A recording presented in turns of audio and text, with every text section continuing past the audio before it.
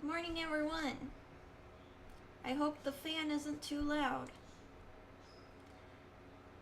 I hope it is not blowing directly in my mic. I have a fan today because I got too hot last time. So, good morning. Good morning, Drilly. Good morning, Alphonse. Good morning, Philly Vibes. Good morning, Bolero Melody. Good morning, Arkham Odyssey. How is everyone this morning? Let me find some tunes to listen to. Hi, Ember. Hello, hello. Oh, hello. I got this. Oh my gosh, my katakana sucks. I got this, I got this, I got this.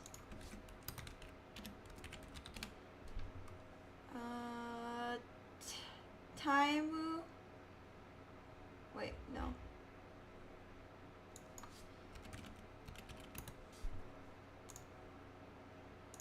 I got this. Se, n, taku, ita. Yes. Sentaku ita. I'm so sorry. Hi, Gwendel. Nice to see you. Oh, hi, Damien's Adventure. Alright, what are we in the mood for today? Animal Crossing music? Animal Crossing music sounds good. Let's go for some Animal Crossing.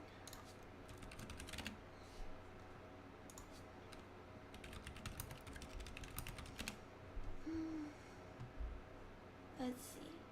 Motivational Animal Crossing OST. That sounds good.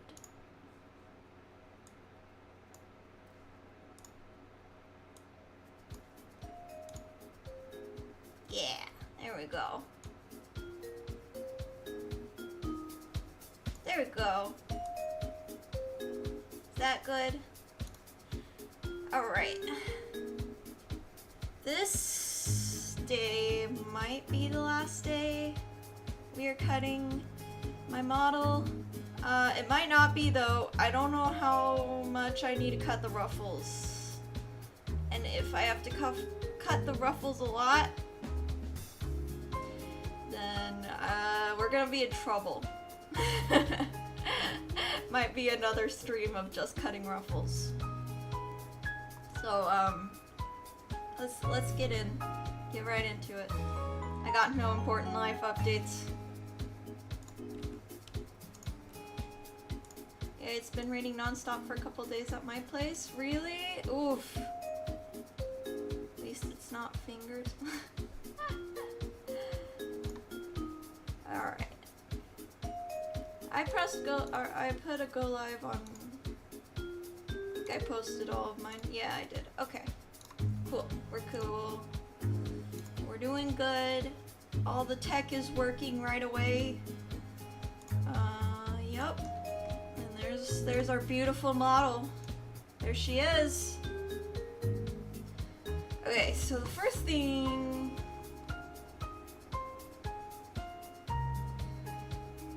do we want to do ruffles last? I want to do ruffles last. We'll procrastinate on the ruffles. Let's go in with the toggles. Okay, the first toggle that needs to be cut is the glasses toggle. We got the glasses charms. We got the glasses frame. We got the nose bridge. We got the chains. Okay. So first things first. Turn on my drawing pad. That's technically the first thing. And then let's...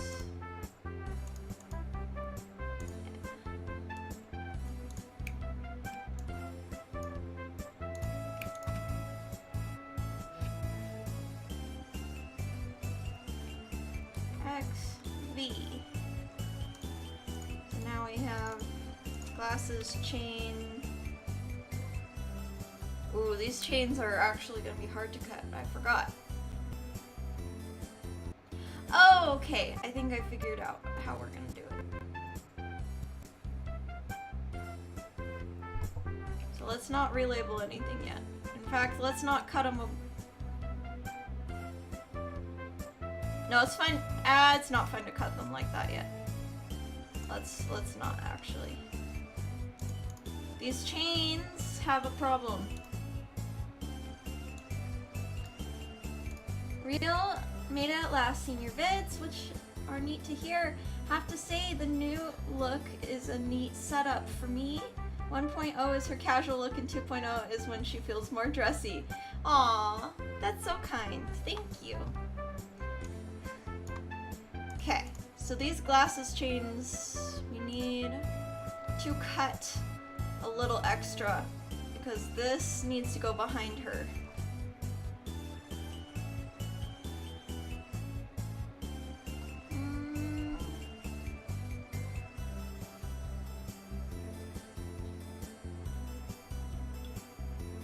I think cutting at the bottom here is the best. So I'm gonna copy these. I'm not going to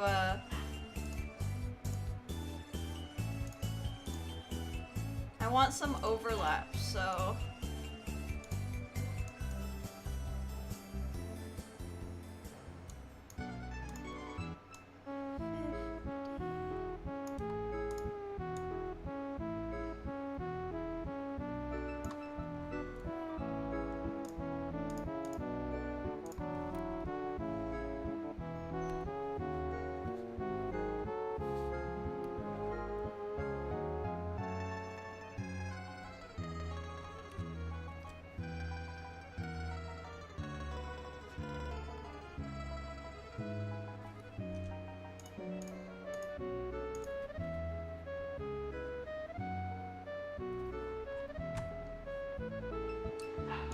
okay, I think that's enough overlap.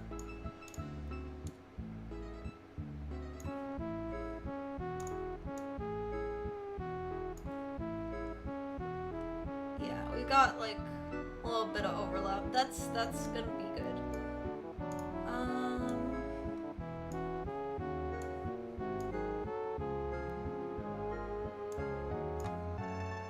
So now like these glasses chains, these need to go behind her face. Yeah. Back of glasses chain. Okay.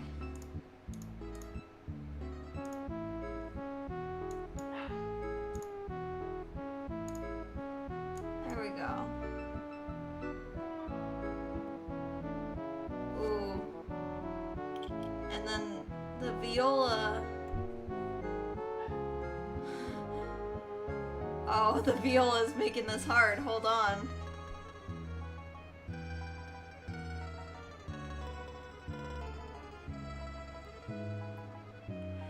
Ooh, bat brain gears are turning already.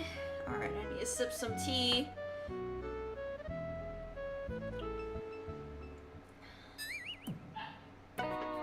What if, like...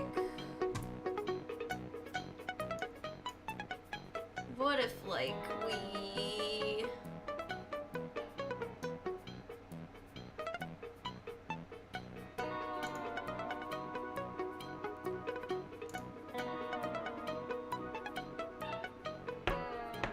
What happens if we just move these? That's probably better, right? Technically, they're the closest to us in the foreground. That might look weird with the head turn, though.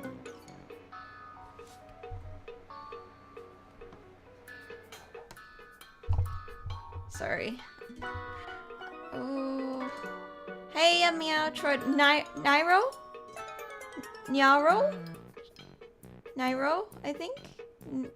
It was like neon and neon. Nyan, I think? Nyan?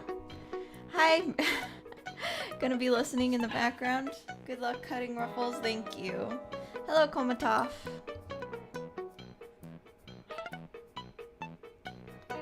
I'm trying to figure out the best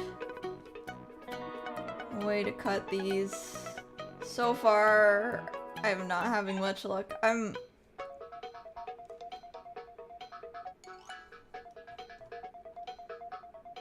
5 more days and Google will let me change it. Let's go!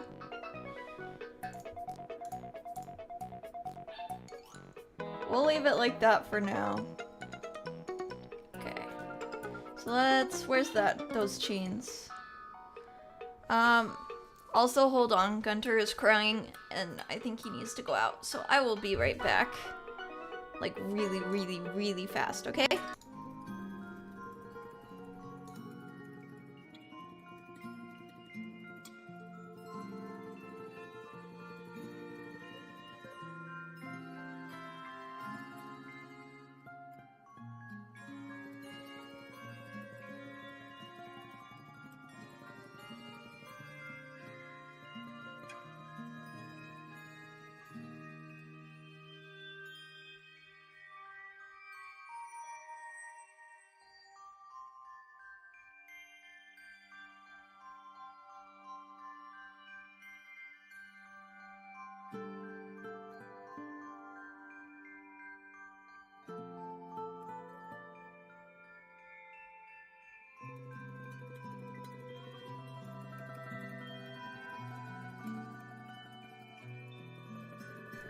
Alright.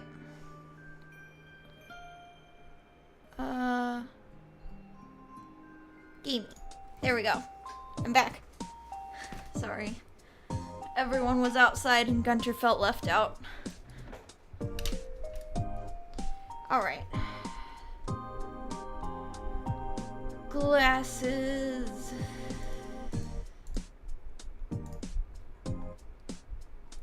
We needed the chain to be separated. Face, back of glasses chain. You know what's funny is I use a tablet glove even for my little Wacom Intuos because I got so used to using a tablet glove at this point, it would be weird not to use it. Even though it does, this drawing pad does not need a glove at all.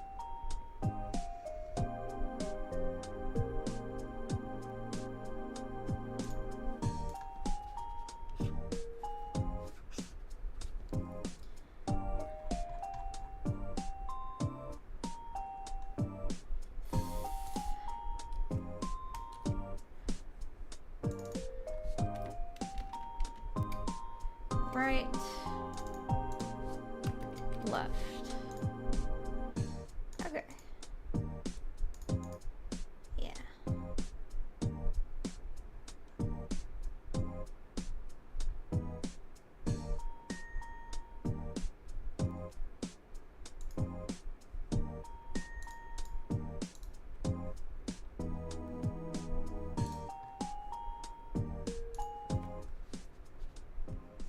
Okay, so just the nose bridge needs to be above the glasses frame. Let's grab that.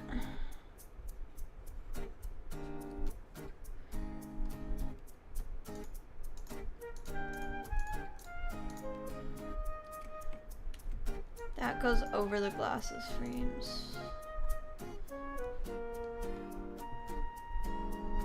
And then in order for my glasses to turn with my head, unlike my current glasses, we are gonna cut these up in a more helpful fashion. Okay. Let's see.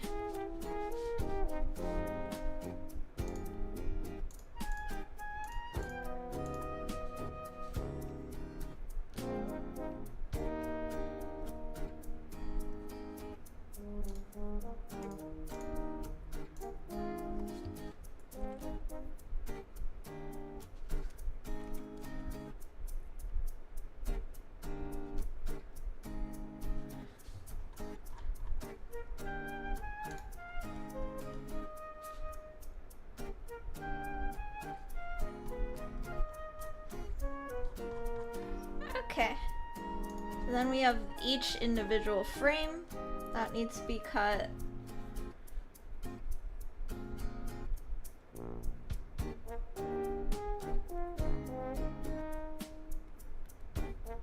Oh, before... No, I can cut it now.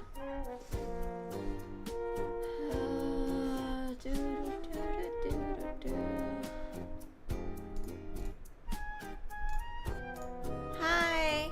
It looks amazing? Thank you! There's a lot of things going on right now. But yeah, this is my next model.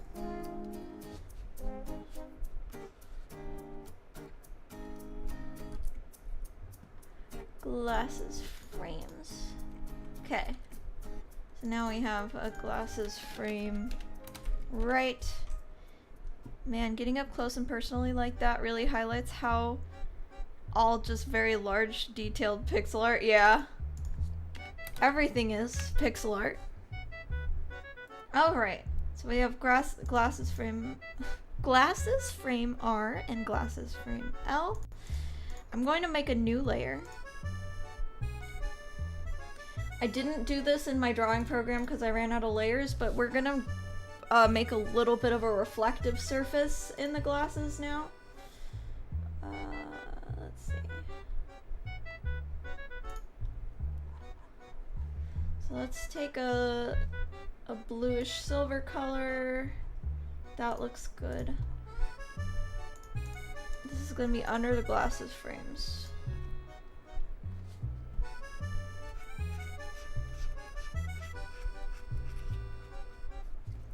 Oh, hold on. I didn't put the symmetry tool back on. File. Edit, redo. Okay.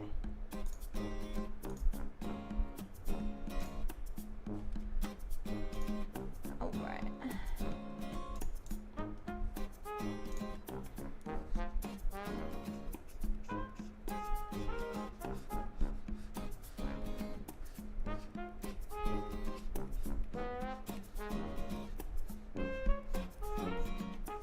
Don't worry, it's not gonna be this thick. It's just so I can see it for now.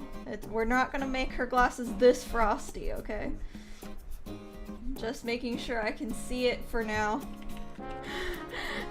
If I can't see it, then it's harder.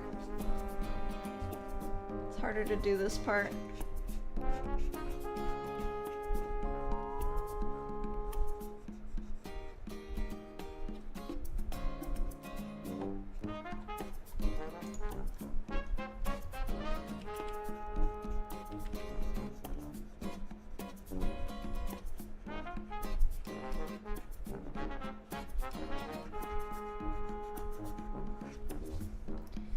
Alright, so then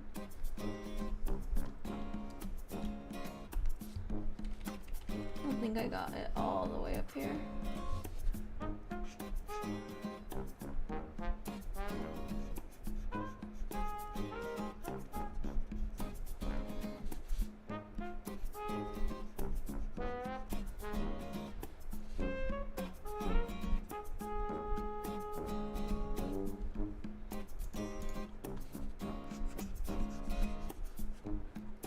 Alright, and then we're gonna take that.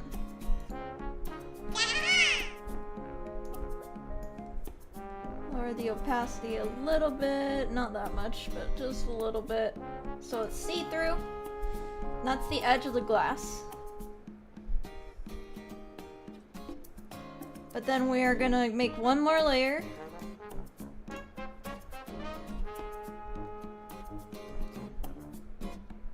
Wait, how do I do this? Maybe it's okay to ask your opinion on color palettes amongst VTuber models. Maybe there's a particular one you like and find under or overused. Your recent community post got me curious. Okay, I really like contrasting color palettes. I like when you have two different colors on the opposite of the color wheel. Which is ironic because I have an analogous color palette. I have colors that are all next to each other on the color wheel. Okay, this is what it is. If you want to look loud and out there and you want to look bold, go with a contrasting color palette. If you use two different colors on the opposite sides of the color wheel, they're going to complement each other and make it so that you stand out. If you're looking to be a more calm looking VTuber, that's kind of what I'm going for. Use an analogous color palette, which is when all the colors are close to each other on the color wheel, and it'll look very harmonious. Yeah? One that I don't see a lot, but I can't tell you how to use is the tri-color palette, where you make a triangle on the color wheel. It looks really good, but I don't know how to use it well. Yeah. Boy, do I have good news about my color palette, yeah.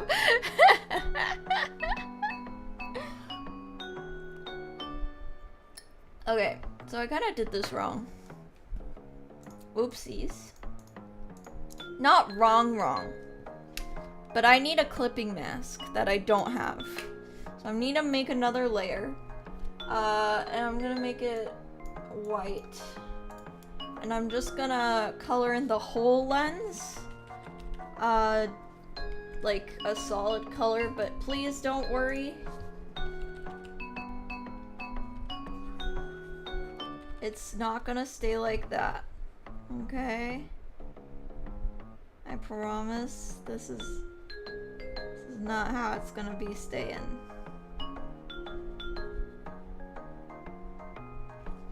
Okay. She looks like one of those self-absorbed geniuses. What color palette do you use most often? I use analogous color palettes more often, simply because they're the easiest to work with. In my opinion, they're the easiest to work with because they're the easiest to balance. Contrasting is what I want to get better at because I think it is it's so cool when done right. Okay, so we're gonna set that opacity really low.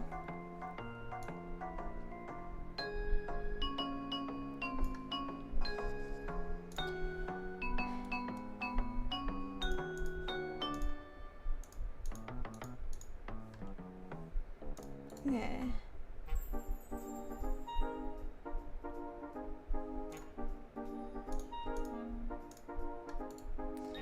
So we're gonna merge with layer below. Okay, so now we've got this frosty rim. Now I'm going to make another layer. We are going to I think this is the layer that I want to do it on. Just double checking nothing's on it. Yep, okay. So this is going to be not with a ruler. We're going to make the little shiny shinies, and then we're gonna clip it to the mask. Nope.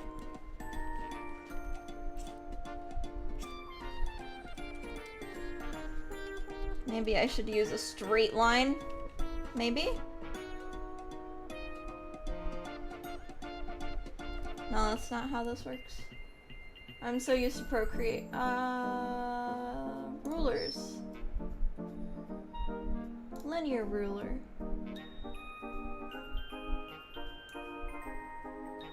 Like that. Now is everything gonna follow that angle or no? No. Okay, I don't know how rulers work. Hi Yam, first time catching a stream of yours. Finally! Is the cutting going well? It's going really well. This might be our last part. What I still need to do is I need to cut all the toggles. I need to cut all the ruffles, and then I need to add some last minute sheens and shadows. Right now we're adding a sheen. Trying not to cover the eyeballs with my sheens though.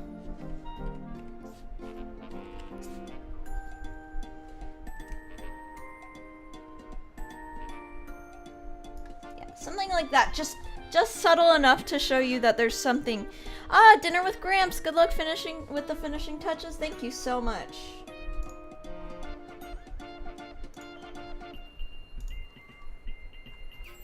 Maybe a little touch of blue.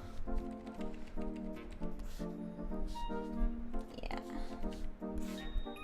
No. It needs to be light, light, light. No, it doesn't really work. That's okay.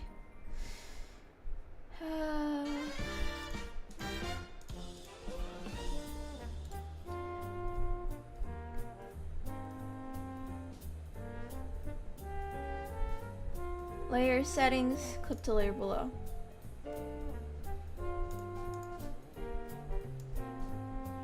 Why doesn't that work anymore?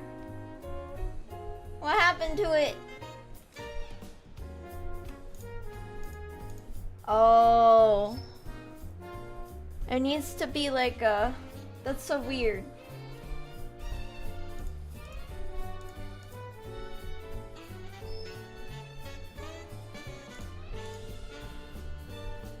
But I made a full circle, so it should work. I don't understand.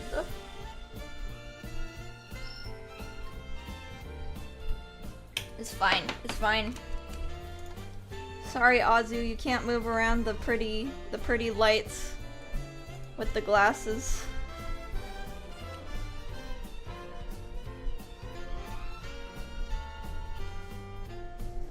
Just out of my meeting? Hello. We just made the pretty sheens in the glasses.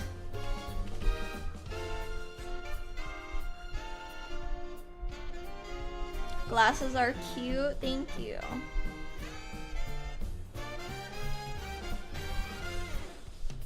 Just making sure we clean it up. There must be some residue. Hold on.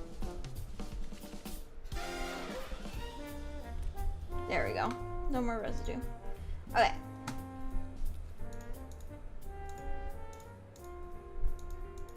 I see some more.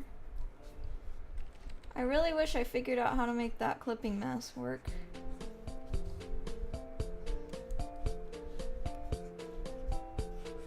It's always a nice subtle detail when you can make the lights move around. But we're gonna have stagnant lights.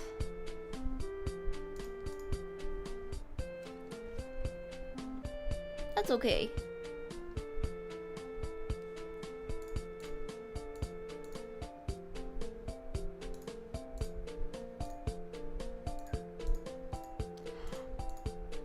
Did it get merged with the... I think I figured it out. I think it got merged somehow. I think I figured it out, guys. Wait. Undo all that. Undo all that. We can... Okay, redo once. Redo. Okay. I was just clipping it to the wrong layer. We're good. We're good. I think I figured it out. Let's just check. This is why you label your layers, kids. Okay. Is layer 1 empty? No. I don't know what layer 1 is.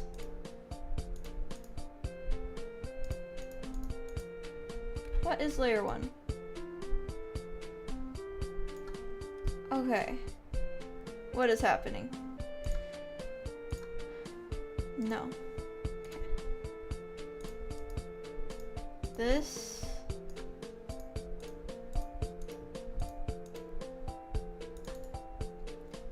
Merge with layer below. Okay.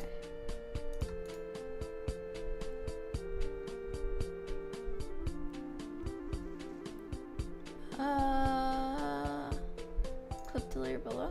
Still didn't work. Why didn't it work?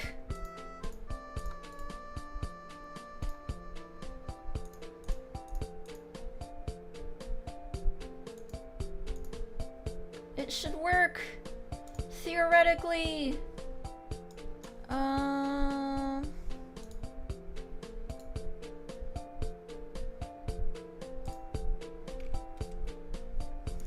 Like...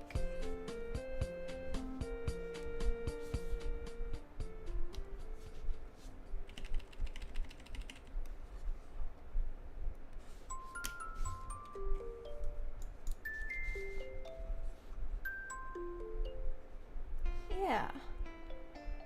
Okay, but then when we turn down the opacity of the other thing goes down? That's not how other drawing programs work! Oh, yeah, there's a fluffy coat. There's a lot of stuff we gotta... How do I make a clipping mask of something that has a higher opacity than the thing it's clipped to?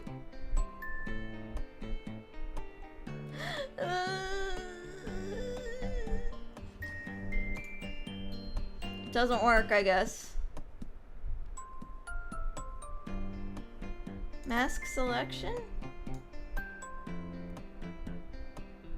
Hi, Kyrie Caitlin.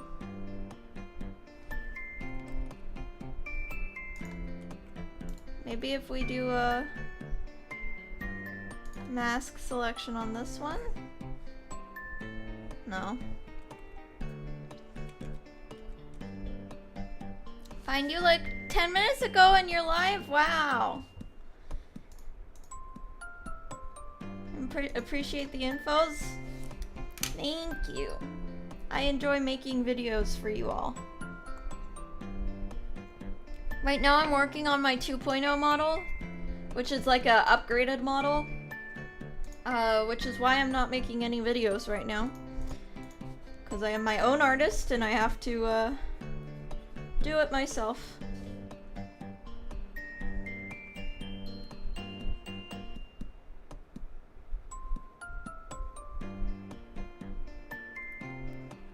Model things, yeah.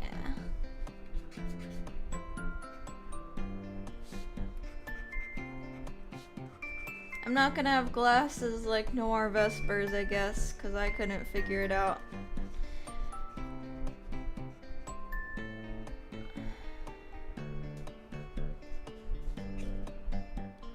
got this. Thank you. Planning on doing the follow along with your VTuber concepts video, which is silly because I already have the concept in mind, but I still want to make sure I didn't miss anything. Yeah. Hi, hope you will finish the cutting today. I hope so too. But if I don't finish today, that's okay. I have another backup stream on Saturday that I can finish on. Alright.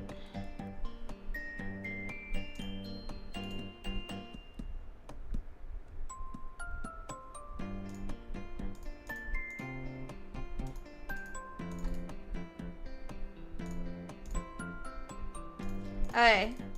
We have just put... I'll show you. We've put the highlights all on one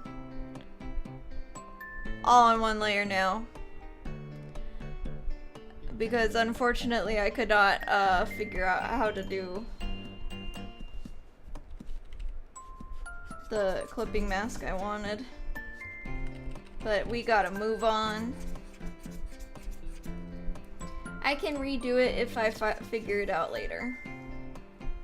Anyways, so this is glasses. Being both a creator and an artist is mighty impressive though. Thank you. At least this time I don't have to rig it myself. My current model is rigged by me. And this time I can hire a professional. Because of my very, very kind community.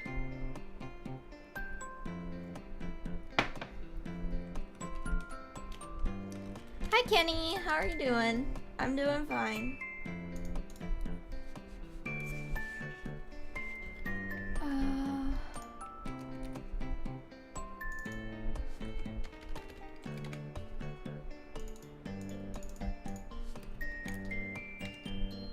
Okay. And we got the nose bridge. Looking good, looking good. I like these new glasses. It's a lot better than what I've currently got going on, because I'm currently just using an asset that's pinned to my face. Okay. So we've got the nose bridge. We've got the glasses. Nose bridge underneath. But we need to separate even this needs to be separated into right and left. So, aw, thank you for the hearts, everyone. Pinned to your face, doesn't that hurt? Luckily, I live in virtual land. There is no pain. Alright. So currently we have those separated, the glass separated, the frames separated. We have the nose bridge. Charms need to be separated.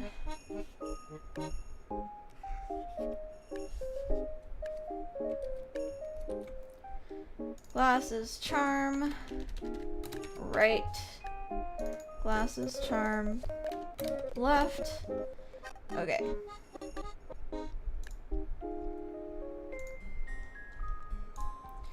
Then we need to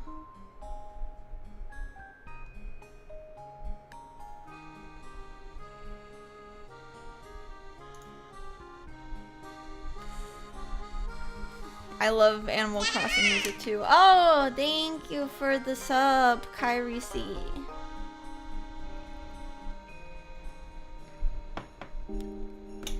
Alright. Let's see. If I don't acknowledge subs, it's because I can't hear them currently. Let me try and fix that really quick. Alerts? Alerts? Alerts? Okay. Blurp. Dark moon. YouTube alerts. Advanced audio properties.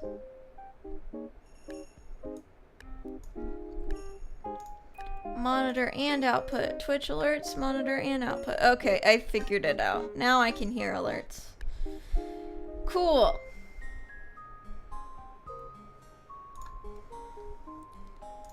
Do you want us to go yahaha when someone subs? No, I figured it out. Thank you. But you can still go yahaha.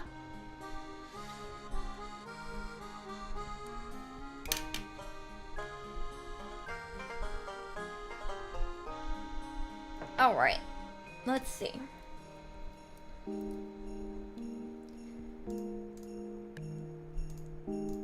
Chains. We need to figure out the chains.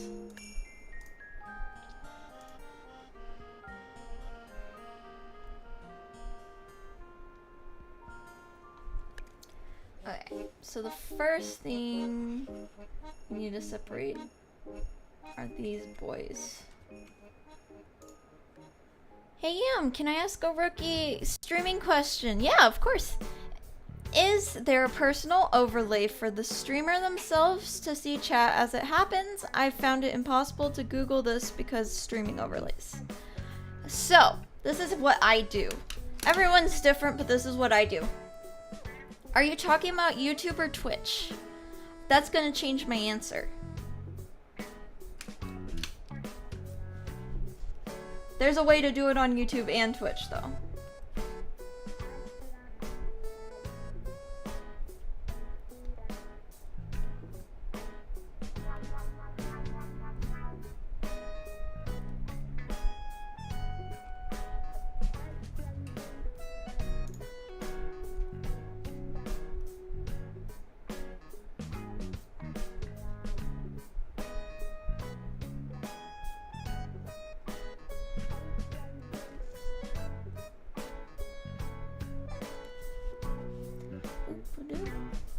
This makes me just want to play Animal Crossing instead of doing my work. No! X, V. Alright.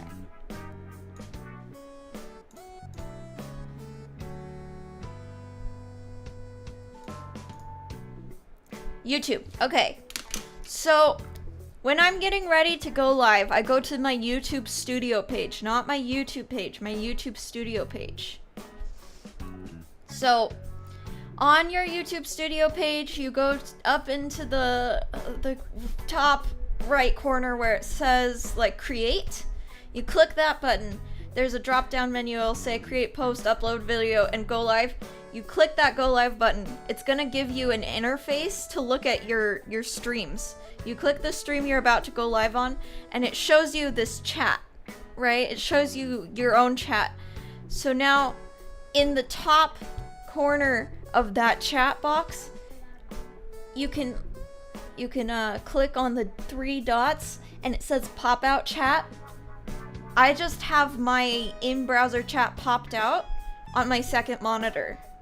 You can also, but it's pretty easy to overlay of whatever you're doing. You can just, tell that window to always stay in front of everything, and you're golden.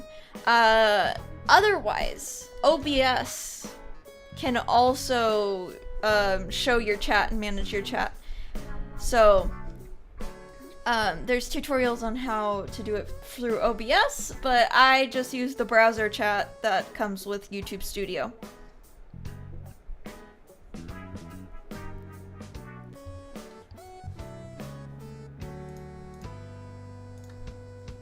Let me know if you have any other questions, though, because if I said this never got boring, I would be lying.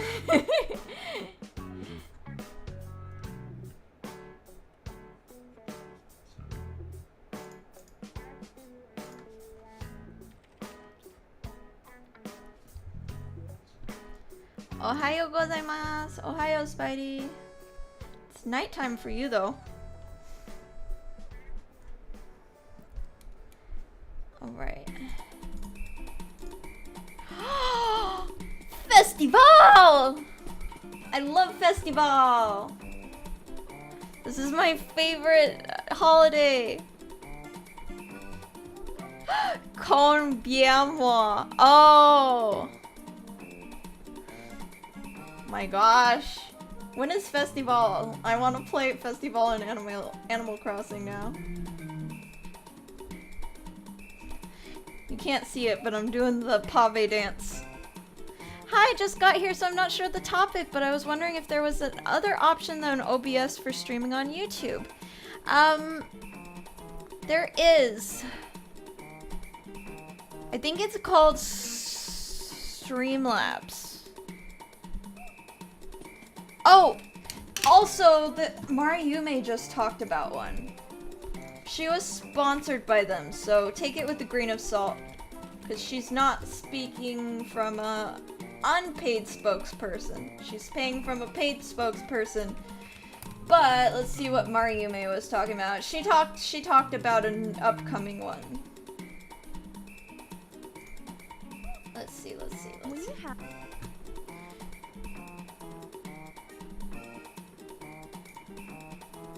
Prism Live Studio by Neighbor Corp. That's what she talked about. It has a VTuber integrated feature, which is interesting. So yeah, Prism Live Studio by Neighbor Corp is what Mariume was recently sponsored by to talk about as an alternative for OBS. You can watch her video on it, but you know, it's not an unbiased opinion. Streamlabs is another one, yeah. Though, I will warn you, if this is the last model cutting stream, the music is very appropriate. I don't know if it's gonna be the last one. We'll see how hard the ruffles are. It really depends on how hard the ruffles are.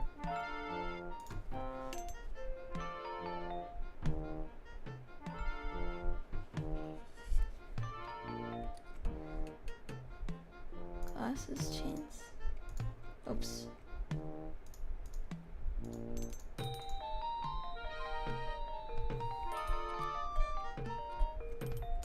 Yeah. I started with Streamlabs. Trying to remember. This was 3 years ago. Oh gosh. I started with Streamlabs. Are these glasses you're working on? Yes, I'm working on some glasses. The full glasses look like this. But I have these dangly chains that are going to move with my head. So they have to be cut appropriately. I hope I'm doing it right. Fun fact, I learned how to use a chain brush just for this. I bought these chain brushes just for this. Oh, it's so fancy. Thank you. I admit, I was inspired by another VTuber to do this, but this is very much my own design. Let me show you the VTuber who I was inspired by. His name is Ike Eveland.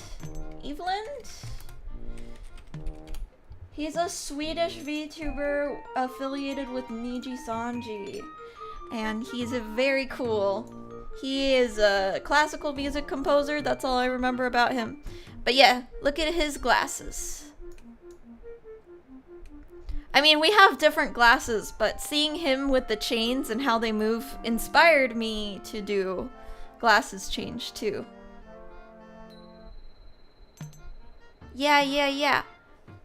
Glasses rock, especially with the chains. Yeah, I really like it. He also incorporates like his earrings. There's a lot of dangly bits framing his face, and I really liked that. So I was subconsciously inspired by him. Let's admit it. I'm not gonna pretend like I wasn't. Also, if you guys see his gloves, I did not notice this at first, but if you see his gloves, and then you look at my gloves, okay, I might have liked Ike's design a lot, but that was not intentional. That was not intentional. But yeah, I don't mind comparison, because you have to get inspiration from somewhere. And obviously Ike and I have different enough designs that little things like that aren't a big deal. Now, if I was wearing a white coat and I had the same emblem on my turtleneck and all of that, it might be a different story. But, you know, little inspirations like that is not a problem. TCB Mama draws really nice designs. His sister from the other corp is like peak design for me. Yes. Me being inspired by Axia. Yeah. Inspiration and copying are very different.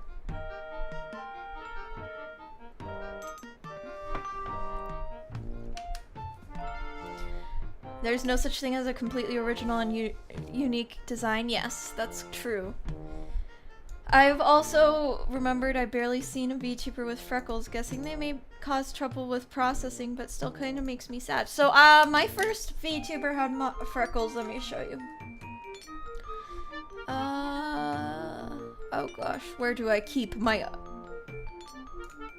old model PNG? It's on my old hard drive. Hold on.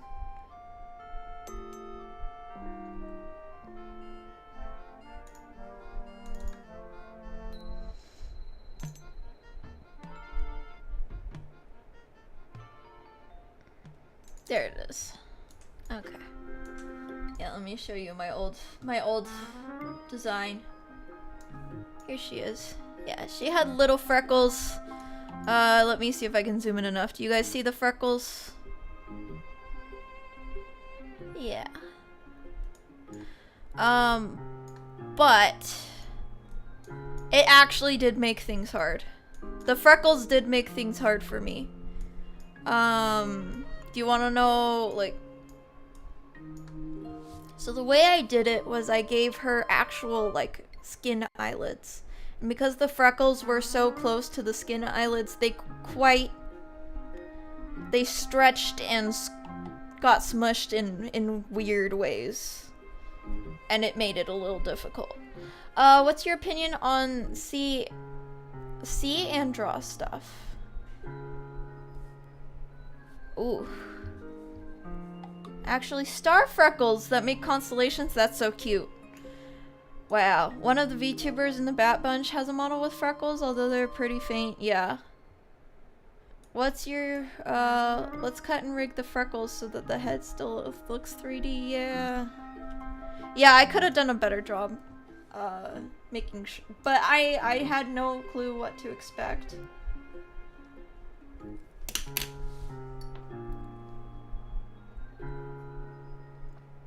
Alright,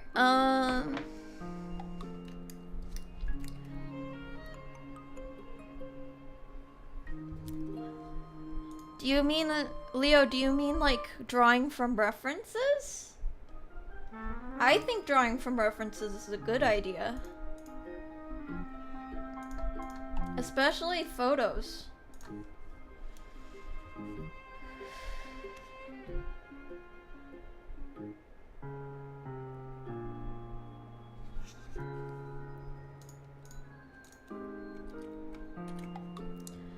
I didn't think about it, but my tiger stripes would probably be tricky to rig too. So the trick that I didn't know at the time was if you put your tiger stripes on their own layer that's separate from the rest of the face skin, it's gonna be fine. You just have to keep them like, here, I'll show you. My mole is close to my eye, so I kept it on a separate layer, and now it won't bend and stretch with the rest of the skin. Does that make sense? So you can keep it intact? I wonder if freckles would have to be a separate layer. Now that I know, I say yes. Yes, if you keep your freckles on a separate layer, they won't bend and stretch in weird ways when the rigger is working with it.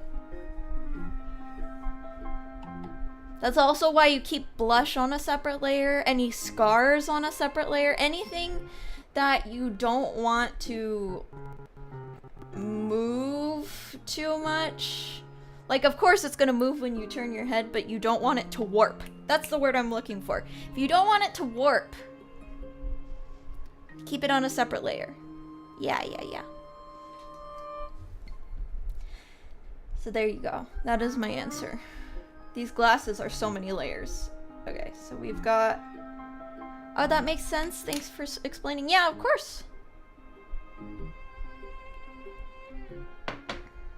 Same with blush? Yeah. Yeah, same with blush. I don't know if it's still a problem on YAM 1.0. Let me see. Let's see. Let's go to chatting really quick. And let's zoom in. I think her blush warps a little bit. I think I fixed it actually. But originally her blush warped quite bad.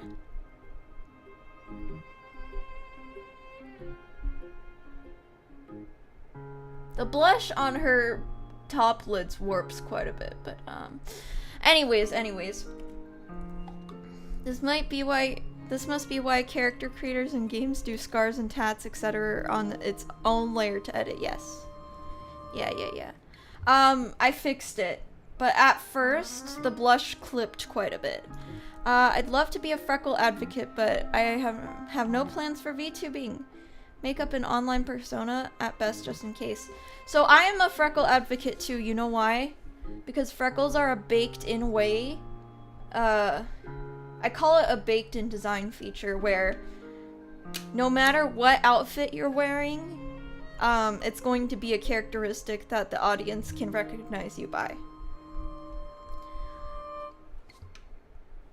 That's why YAM 1.0 has this mole. It's one of the baked-in features. Another baked-in feature is her nose. These ears are never gonna change. Her clover eyes is another baked-in feature. Yeah. Alright. Charm points, yeah. But a lot of people will try and distinguish their designs. Oops, you guys can't see what I'm doing. But a lot of people try to distinguish their designs with clothing. And for VTubers specifically, that's a bad idea. For like an animation protagonist that's never going to change their clothes because they wear the same outfit every day, that's fine. But for VTubers, if you ever want another outfit ever, don't put all your unique characteristics into your clothing. That's something we as VTubers just have to deal with. Yeah.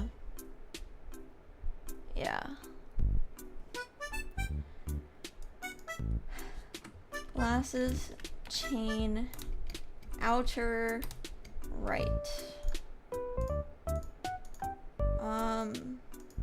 Glasses, chain, outer, left. If anyone's wondering why I'm labeling... Oh, you guys can't see what I'm labeling. I'll try and remember to do it up here. But if anyone wonders why I label them left when it's actually right and right when it's actually left, is because it's in live 2D, it's the model's left, not your left. So the direction Yam is facing, left is right, because we're facing different directions. You always label it as if it's like the patient's left or the patient's right. If that makes sense. Inner right. Glasses, chain, inner left. Okay.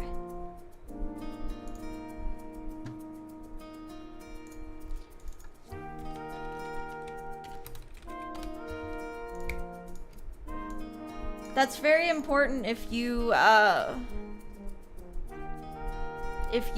send something off to rigging by someone else. Any advice on improving my anatomy drawing? The way I improved anatomy, and I'm not like peak anatomy, I mean, I am not peak anatomy. This hand is atrocious, but the way I improved anatomy was I checked out a lot of books in the library on figures drawings. Mark Brunet is the best YouTuber to teach anatomy. He's so good. He breaks the human body into understandable shapes, and that is the most important. Because especially when you want to stylize your anatomy, you have to break the human body into shapes, and then you have to know which shapes you're exaggerating and which shapes you're simplifying, if that makes sense. I prefer... so I think practicing anatomy, I go back and forth between shapes and like gesture drawings, and then actual like sit down and draw from life. Those three are the three things you can alternate so that nothing gets too stale. And then yeah, for me it was a lot of practice of deconstructing human bodies in my brains. They're like dolls, and some days I'm better at it than others. Yeah. Another thing I really enjoy is watching other artists. If you're stylizing, then the hand you zoomed on is perfectly okay. Yeah, it's definitely stylized. Yeah. But like, what was I gonna say? Personally, what I like to watch is overpaints, where a professional artist will fix someone's anatomy. You know, if they're respectful, of course, and, you know, I don't know, somehow learning by seeing, like, other people's mistakes and seeing how to fix it was the way I really leveled up as an artist.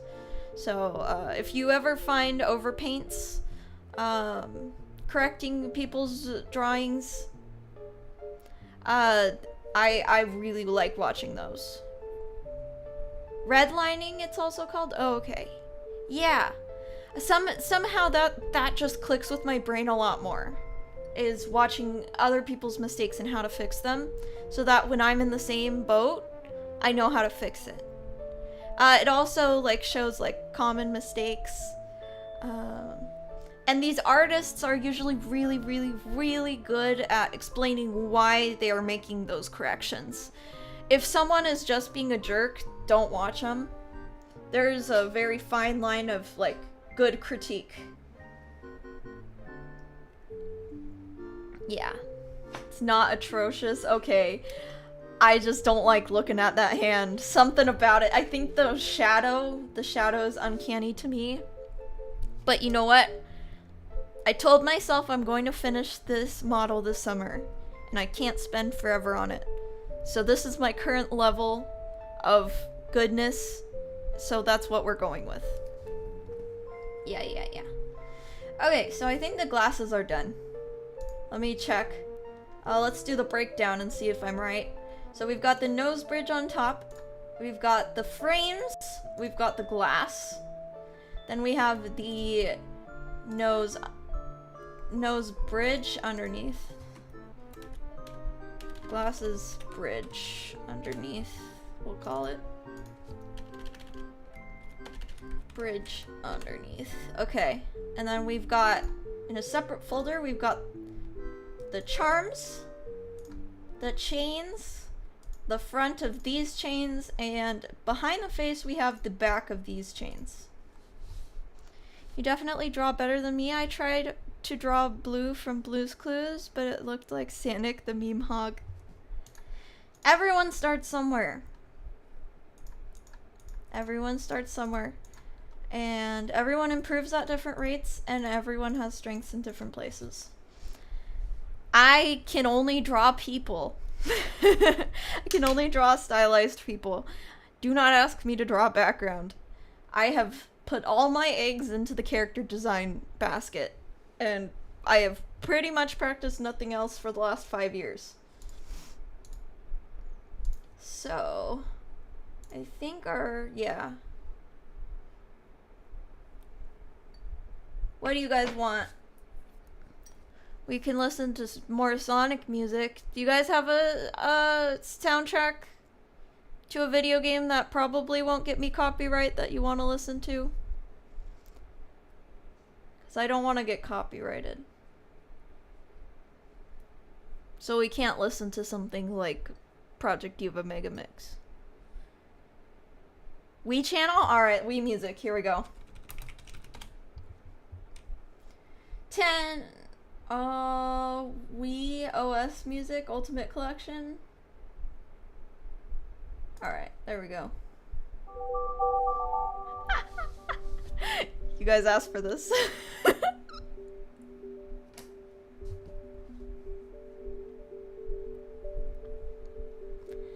Alright. Alright, so the glasses. Let's hide that for now.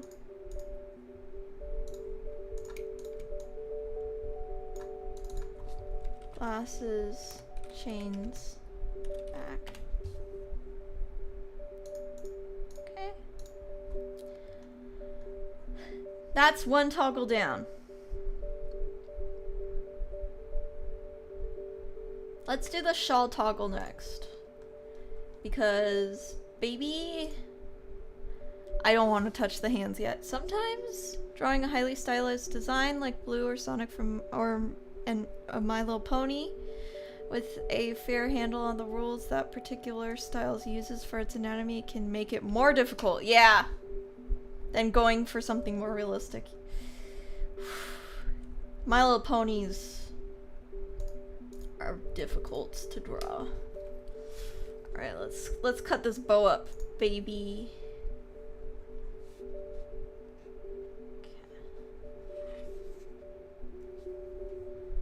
So that's gonna be good for this.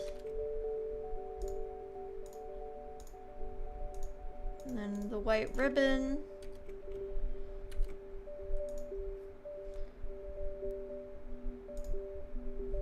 The white ribbon needs to be cut up a little further. I need the ruler. Why do I do this to myself? Why do I do this to Azu? Poor Azu is gonna have to rig this. But look! I had to add physics somewhere. I had to add physics somewhere. It's going to my ears, and my clothing.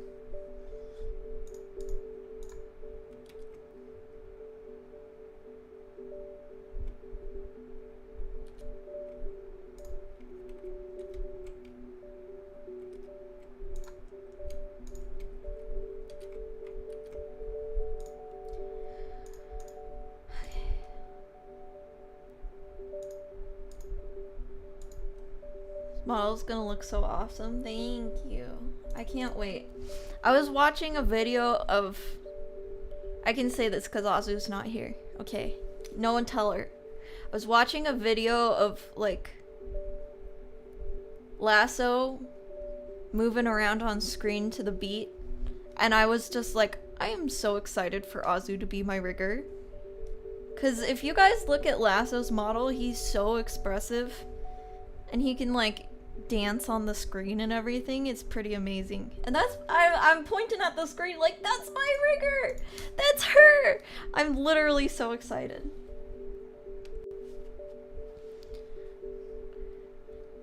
I'm so excited. But don't tell her. Every time I, like, gush about her, she gets scared. Like, I'm putting the pressure on her. So, I try not to, but guys, I'm excited. I can't help it. It's not just a, like, oh, I'm so excited I don't have to do this. It's a, I'm so excited I get to have someone who is that talented at Live 2D handle my model. She did Lasso too? Cool, now I have some idea of how Yam 2.0 will look in motion. Lasso likes a stiffer look than I do though, so I'm gonna be a lot fluffier in motion than Lasso. However, if you look at like his facial expressions and everything, that's what I'm going for. The very expressive, he's incredibly expressive. Despite having a very simple art style, Lasso's face is flat. Yeah. It's his art style. you can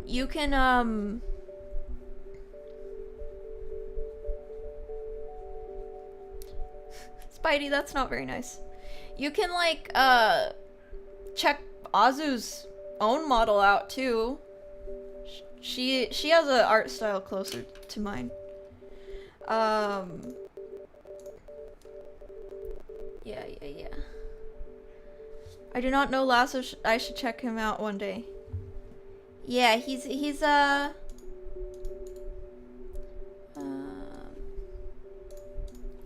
like, how do I even describe Lasso's streams? He's like a programmer who made a game that works through his Twitch chat. And while he's streaming one game, you can be playing another game. And that game also interacts with his model. So, yeah. It's really cool. You could stop at programmer. He doesn't, like, program on stream anymore.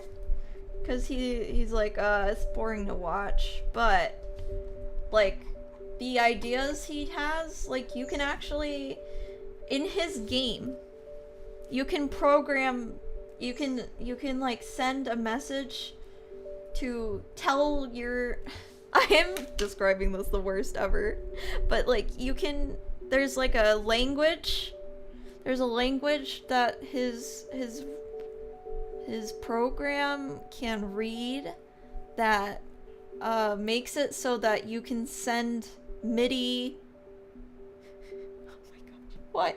Lasso, why aren't you here to advertise yourself? I'm a tech grandma, but like, you can basically get your cat in the game to play any song if you follow his instructions.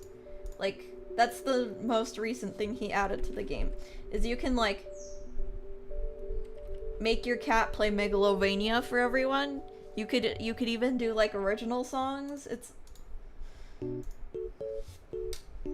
Yeah, you can do Megalovania. And you can even switch the instrument. You can even play viola on his stream. Yeah. It's amazing. I love Lasso's streams.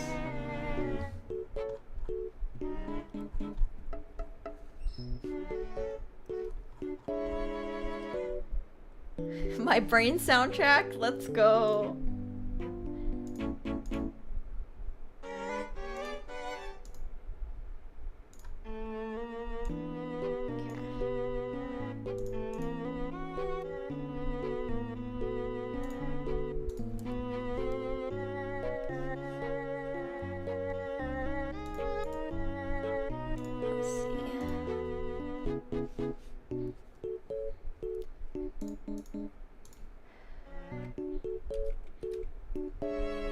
Me channel viola cover when? I have actually arranged this for string quartet before. It is so freaking hard. It doesn't sound like it, but it is. Think of all these dissonant chords. I can't. This is a very hard song, and it doesn't sound like it, but it is. Okay.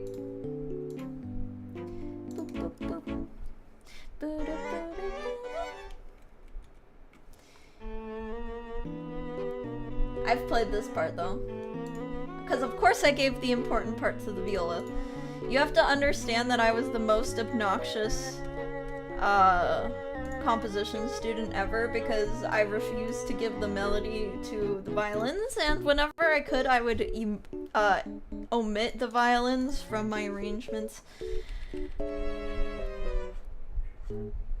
In fact, my magnum opus was called, oh gosh, what was it called? The Absence of Violin. Don't worry, it's not posted online anywhere. But, The Absence of Violin was, the string quintet that I wrote for my final piece. So, it was, the string quintet is 2 violas, 2 cellos, and a bass. It's beautiful. Non-violent aggression. But why? There is a funny joke, especially on the internet, but it was long before the internet, that violists and violinists don't get along. Because violinists think they're better than violists. Yeah. It's just a silly joke. It's not real. The truth, if you guys want to know the truth. Violinists and violas actually are usually the same people. Violas can play violin, and violinists can play violas. It's just a matter of preference, so don't worry, okay? They are quite interchangeable when it comes to who can play what. But then when it comes to the role that they actually play in an orchestra setting is different. It's like playing offense versus defense, if that makes sense. What's the difference between violins and violas? Violins are smaller with shallower bodies to produce a brighter sound, and they have an E string on the top to have a fifth above violas. Their bow is longer and narrower, and in general, violinists can play very swift and light, while sounding very bright.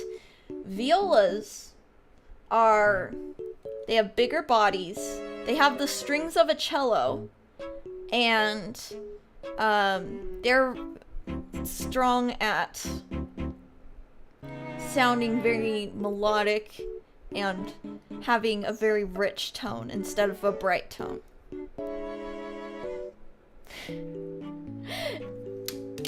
It's just a matter of preference, Whispers, but if you choose violin, you're wrong. The viola people don't like the violin people because the average John thinks a viola is just a violin. That's kind of it. It's mostly just a joke, but the joke is basically violinists think they're better than everyone else because they always get the melody. I take about 30 minutes just to draw one figure. Should I try to speed up my drawing process or take my time? I would alternate between taking your time and speeding up. Yeah. Here, you guys want to know the difference between a viola and violin? Let's go on a little tangent. Please, I hope this doesn't get me bonked. This isn't gonna get me bonked, right? Right? Right? Okay, let's watch a little video. You guys want to watch a video? I want to watch a video. Let's watch a little video together. Okay. The girl is playing viola. The guy is playing violin. This is Passacaglia. I used to be able to play this. And I might do it with a certain violin VTuber at some point. This kind of shows the different strengths of the instruments. They look to be about the same size. These are children. It really depends. Do you hear the difference in tone? Do you hear how low the viola is going compared to the violin? Do you hear how the violin is layered on top of the viola? Oh, it's such a good tone!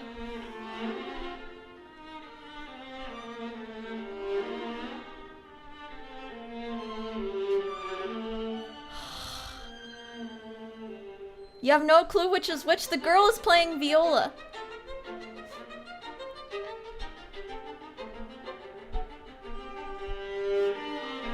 You can't hear the difference? You guys are gaslighting me. It's so different.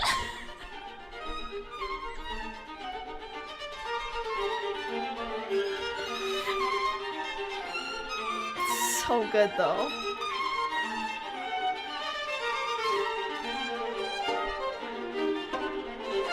It's like hearing a female voice and a male voice duet.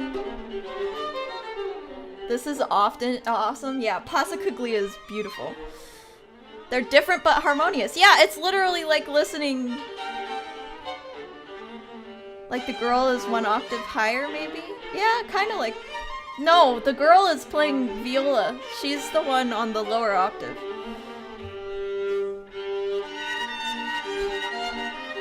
I hear the different, honestly, sounds like tuning differences. It's more than tuning differences, but tuning differences is definitely part of it.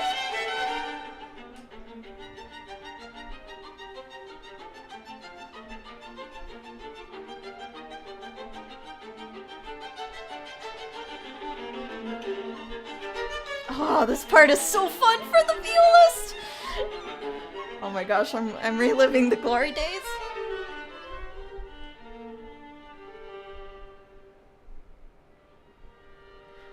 And then this part is really hard because I am not good at chords. It's so hard not to crunch.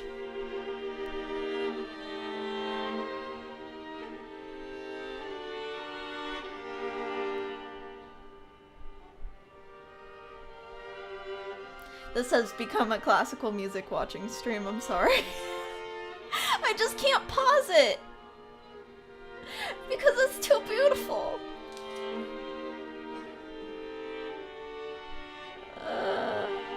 Oh, this part's so good. Violin, viola. Violin, viola.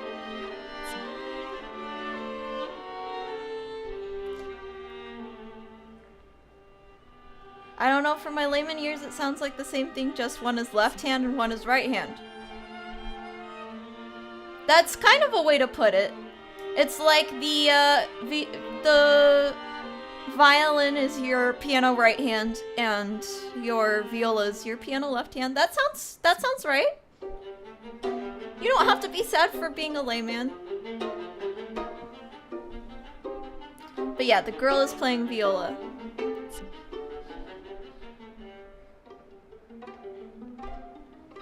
I think this is a good showcase of how different they are. Also, don't mind my Tumblr notifications coming through. Yeah, that's nice how they alternate and lead. Yes! This is a really fun duet if you can do it. If you can't do it, like, I could not do this currently. I would have to practice my butt off. Especially this part. It's called Passacaglia. I'll put it in. There you go. If you want to save this and listen to it later. This part is also quite hard. Because the viola has to go high. Right here. And then it's Ponticello. Which means they're playing on their bridge. By the way, if it wasn't a strike risk, I'd suggest the Final Fantasy 15 OST as background music. Amazing orchestral soundtrack. I've played some Final Fantasy music before. Right hand next to the bowstrings, yeah. That's called ricochet bowing. It's hard.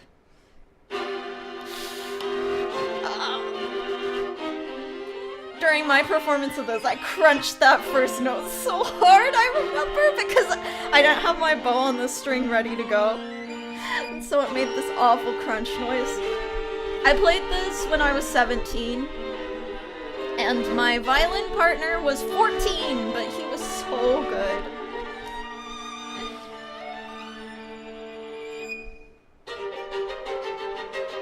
You have to look at each other, because this is going to speed up. And if you guys don't do it exactly together, it becomes a mess. They're looking at each other's hands. Okay, and then the violin takes a big breath in so that they start on the right time.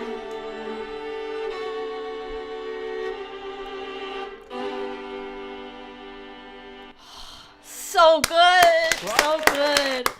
Oh man. I love classical music so much. Whew. So yeah, that's the difference between violin and viola. That's what we were talking about. I'm like, wait, how did we get here? Yeah, that's how we got there. What an intense song. Wow. Yeah, it's kind of sounds like a duel to the death, right? I love it. Fire Emblem music. Let's listen to Fire Emblem music. Let's listen to Fire Emblem Awakening.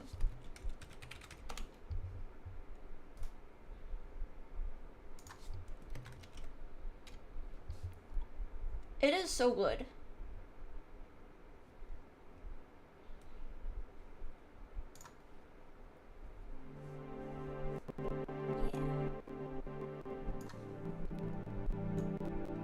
If this gets claimed, I'm gonna cry. I don't think so. Tangent's still going, yeah. Okay, we'll get back to what I was here for. It's just, oh, Pacific. And I might do it with a violin VTuber. However, it's gonna be quite difficult to do that without being able to make eye contact. One of us would have to record before the other, and you'd have to memorize your partner's entrances so that you can line up your entrances. That's how you would do an online duet. It's really difficult. Especially with all the speed up and slow down and sudden stops that Passacaglia has. But that would be really fun. I hope we get to do it sometime. I just don't know if I'm ready. Reminds me, my uncle played violin and found the Catur, a comedic group of 4 players, 1 cello, 1 violin, and 2 viola, mixing melodies and clown acts. That sounds great. The tangent was a good mental break to not exhaust yourself. Yeah, I love listening to people talk about stuff they're passionate about. Yeah, I'm very passionate about music.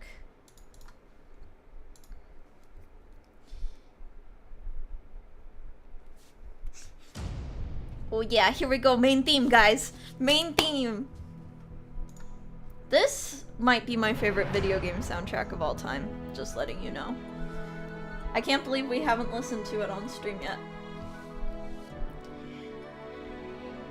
My jaw absolutely dropped when I found out that there was no live recording.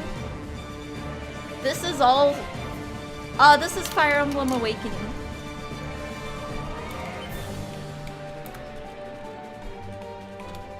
It was the first Fire Emblem game I got to play, but I've played retroactively a lot. Thank you, Nintendo eShop, for the Wii U specifically, having Blazing Blades. That is Lynn's game. Lynn, Ellie Wood, and Roy and Hector. Yeah.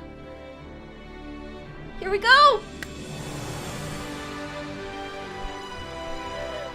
So good!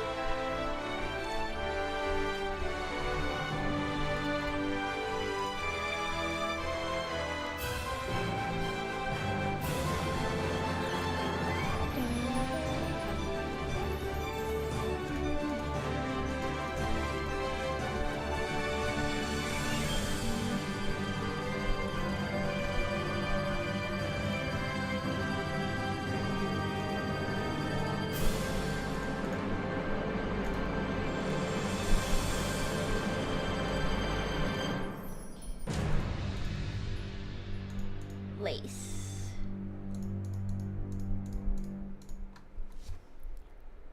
That's a great idea. Triplets holding down the fort. Whee!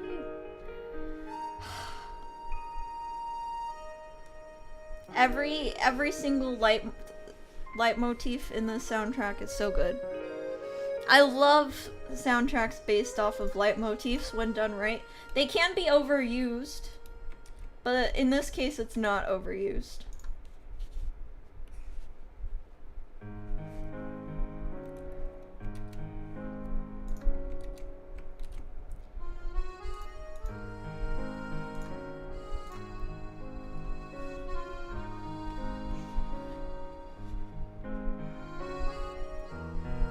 like this theme here is the when you meet your fellow warriors, and then at the very end of the game, this theme will come back as the final battle theme. This is the leitmotif to represent the shepherds.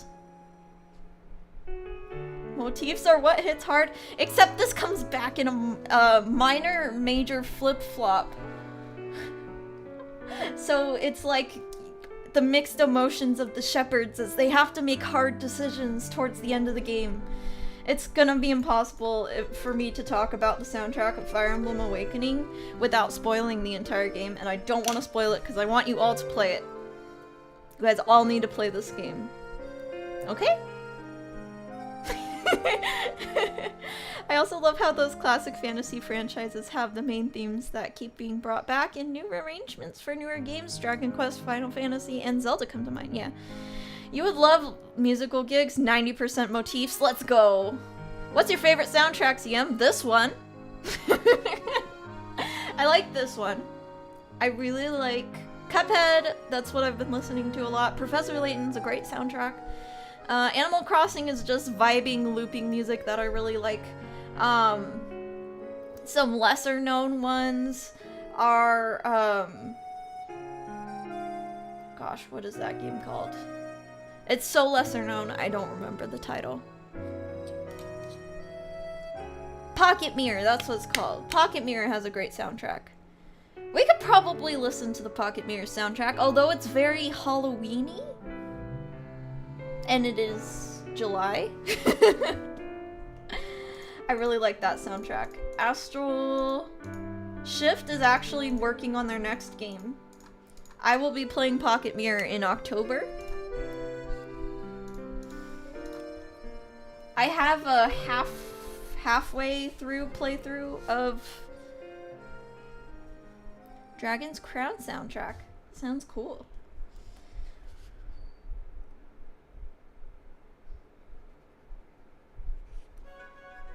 Ooh, ID Purpose. I know every single name of every single soundtrack. I would just bring headphones in the car, and I bring my 3DS, and I would go to the extras menu of Fire Emblem Awakening and just listen to the soundtrack in order every single day. Every single time I got in the car. Because I had already beat the game so many times that I'd just rather listen to the music. This is another theme! 3DS brings back memories. I am still gonna hold true that the 3DS is Nintendo's best console. It is. Same for Professor Layton 2. Yes! Yes! Except you had to unlock the bonus room in Professor Layton. You actually had to, like... Ugh. That was hard. But we did it.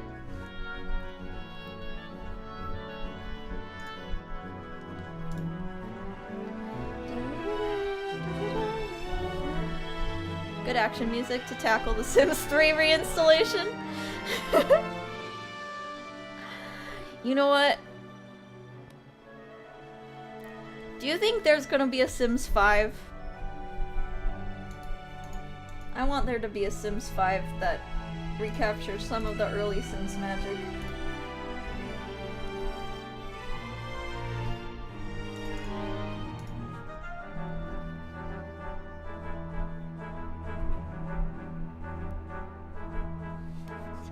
We're having an issue again?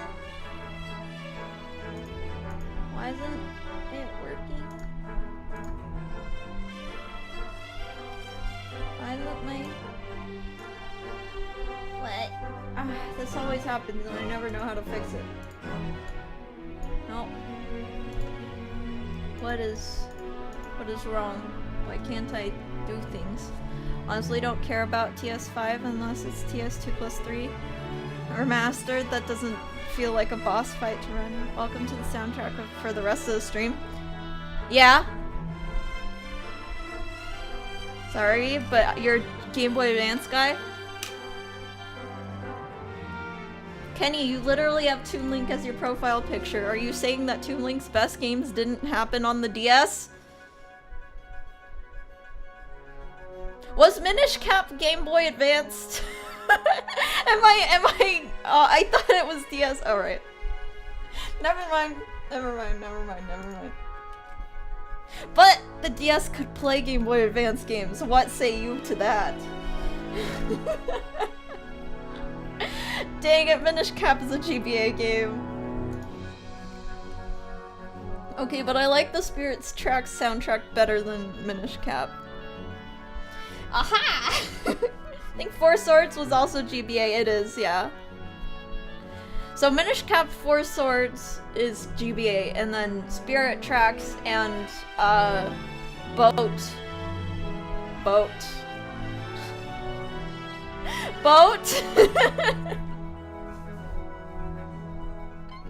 What is it called?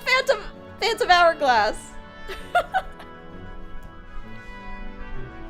I'm really good at remembering Zelda games. I'm really good at it. I don't know why my pen isn't working. By the way, I don't know why my pen isn't working, so I'm gonna restart CSP.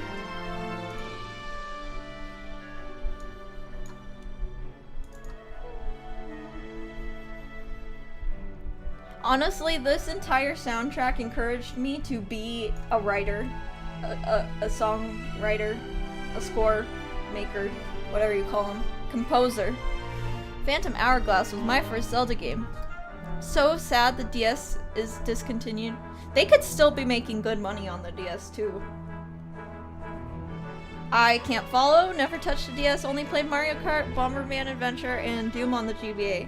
There was a Doom on the GBA? Okay, but what hasn't Doom been ported to, actually? Isn't it a whole meme that people play Doom on calculators?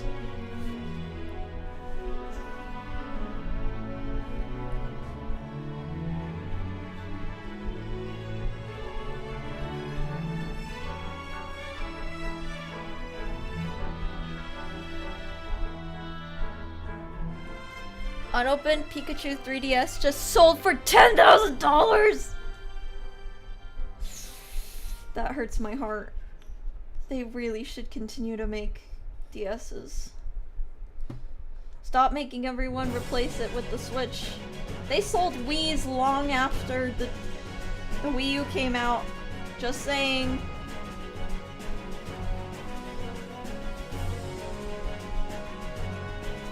Pikachu 3DS? Was it the 2DS XL? Doom could have run on an unplugged toaster if it wanted to. Doom is a whole subsection of like culture that I never got into. But MS Paint Mouse introduced me to Doom mapping, and I actually think it's pretty cool.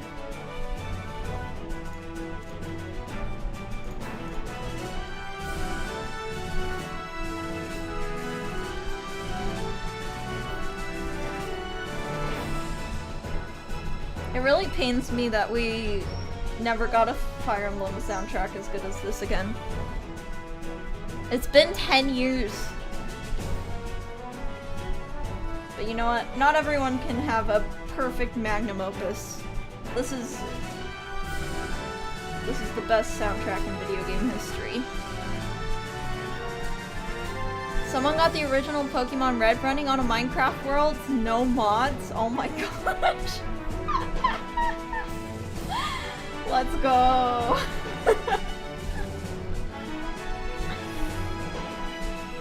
How do you run something in Minecraft without mods though? I don't understand.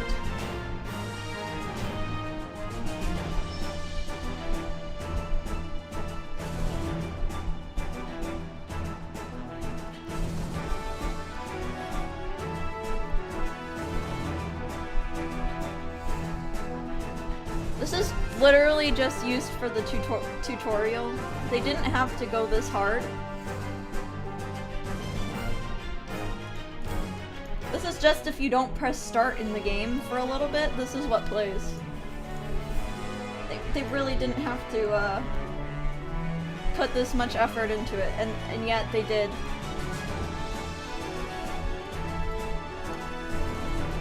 I'm actually gonna merge these so that I can work on them together. Okay.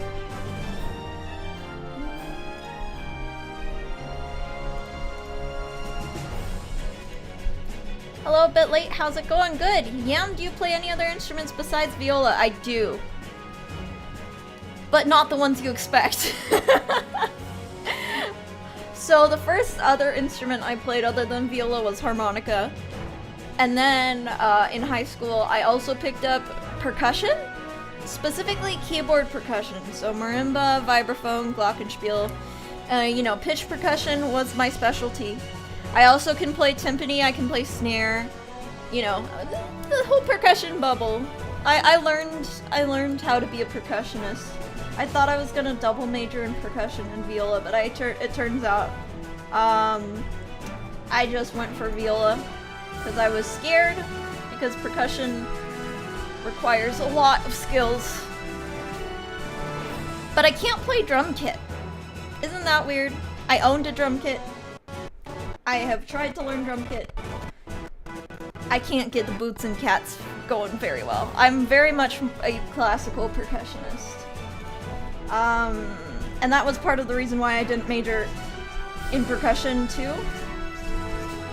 Was because I was honestly afraid that I would be not accepted because I can't get drum kit down very easily.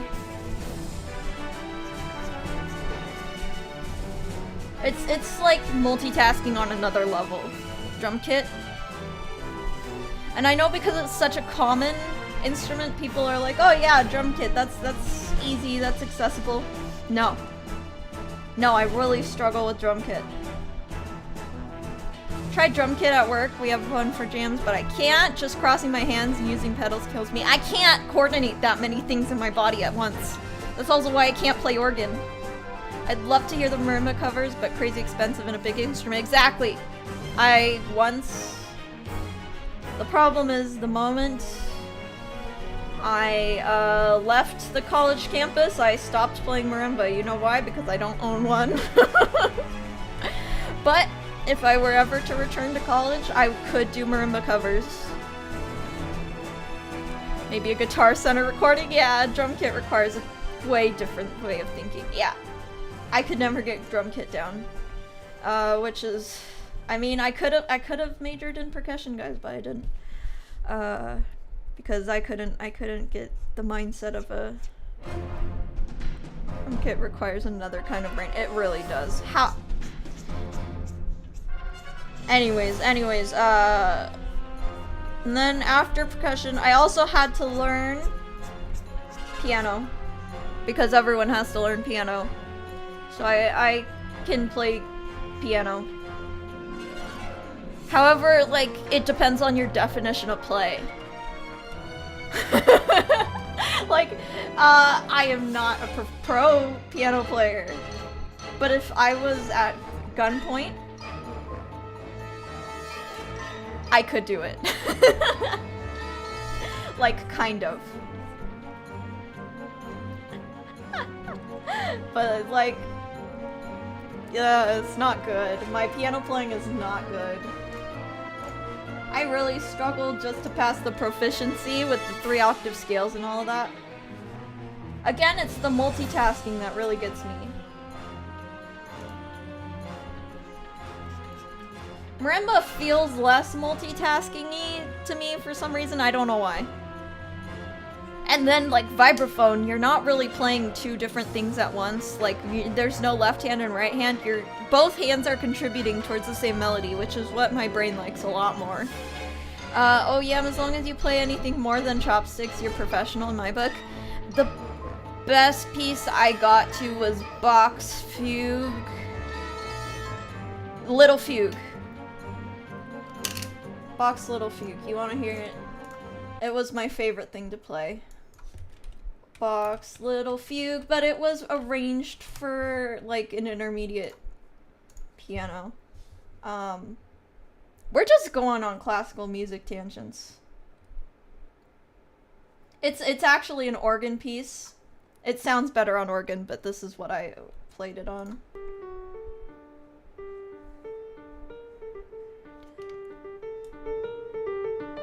So you start with one hand, then the left hand comes in, and you have to continue the melody with your right hand while the left hand does the same thing but at a different time.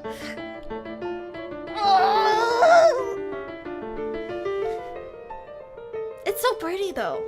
So pretty. And then the third part starts, and you have to balance it. Would you define viola or string instrument playing as multitasking? No. They're contributing to one melody. It's so cool! It's so cool! It's so cool! It's so cool! I could also play El Paradiso? Oh, El Paradiso is good. Let's listen to El Paradiso. I arranged this myself because it's from Alice Mare, a horror game.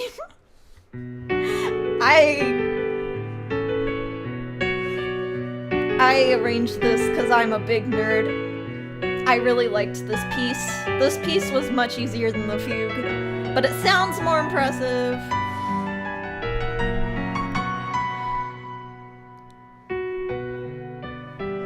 I have a recording of me playing this, actually. My flesh person. I asked my student friend to help me record this. I never posted on the internet though.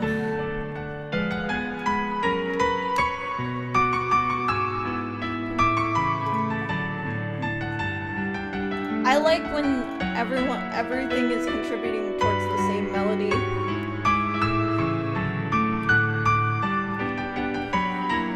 So yeah, this is about the level of piano I stopped at. I can't play like Rachmaninoff or anything like that. So, I wouldn't call myself a pianist, but I got proficient. Because that's what you have to do as a music student. At least I had a good teacher who was very nice and very understanding that I couldn't read treble and bass clef very well. My brain works on alto clef. If I'm writing for other instruments, I write in alto clef first. That is a very weird clef, for those of you who don't know. Only viola uses it, and trombone in certain settings. My younger sister has my Yamaha keyboard, and I've considered asking for it back every now and then, but she's using it for college, and I don't have space in my apartment anyway.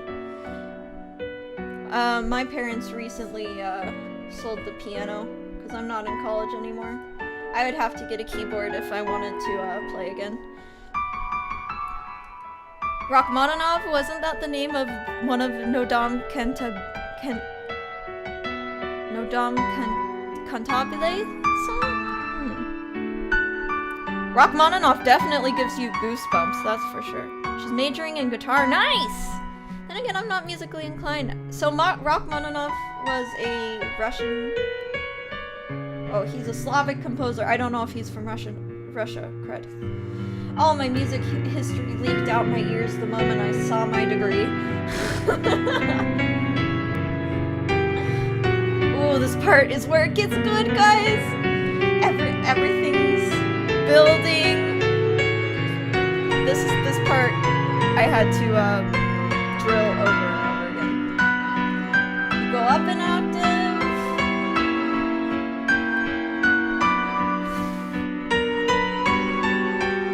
And then your left hand jumps, jump, jump, jump, jump. There we go. Oh, this is bringing back such good memories. Oh, and then here's the rubato section. This is kind of like your cadenza. Your left and right hand are having a conversation. And the B theme starts.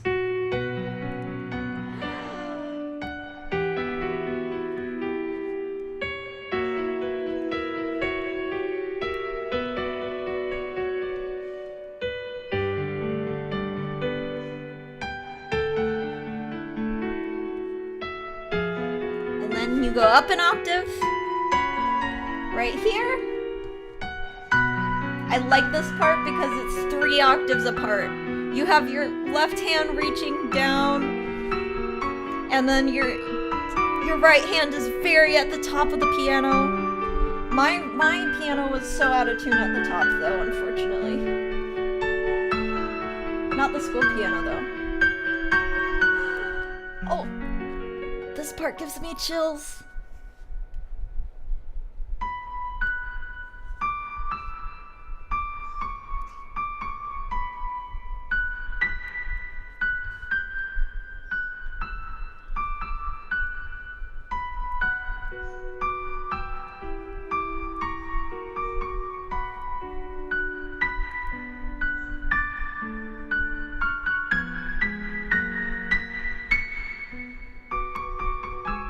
Then you start speeding up.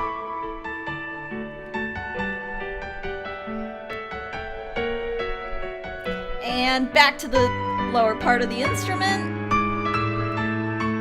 At this point, your hands are quite far apart. And then they meet at the very end for the very beginning of the piece. It is a cyclical piece.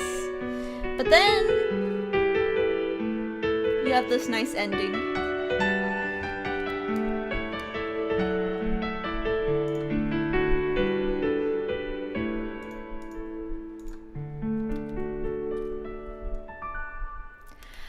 Yeah, I love that piece so much. It's so good. It's so good. I could rewrite it as a viola duet. Yeah, I could.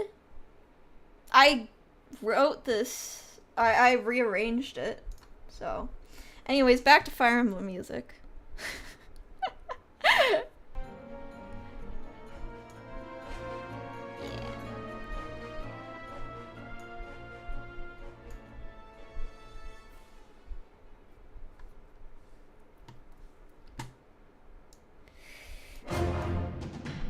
Ooh, scary stuff's happening, everyone.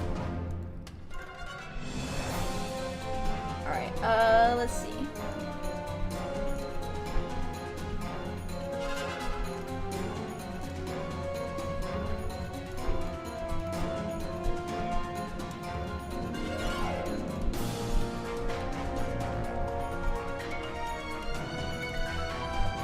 Very scary, yes.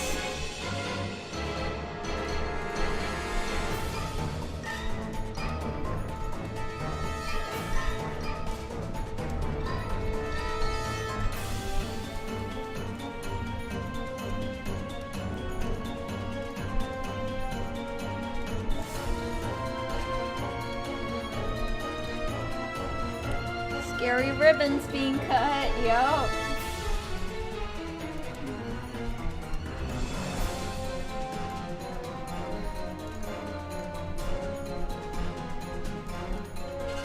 The brass here in those intervals kind of reminds me of Star Wars.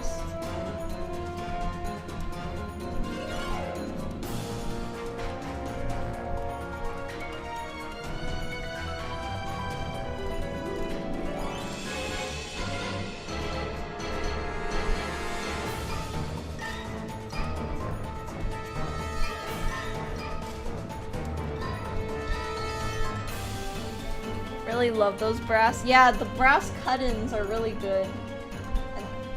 I don't know if they're called cut-ins. I think they're called hits. I don't remember. I'm not a good student. Taking a step back, I'm loving your community so far. So many like-minded people being so supportive. Oh, thank you. We have a community Discord if you're over 16 too. It's linked in my description.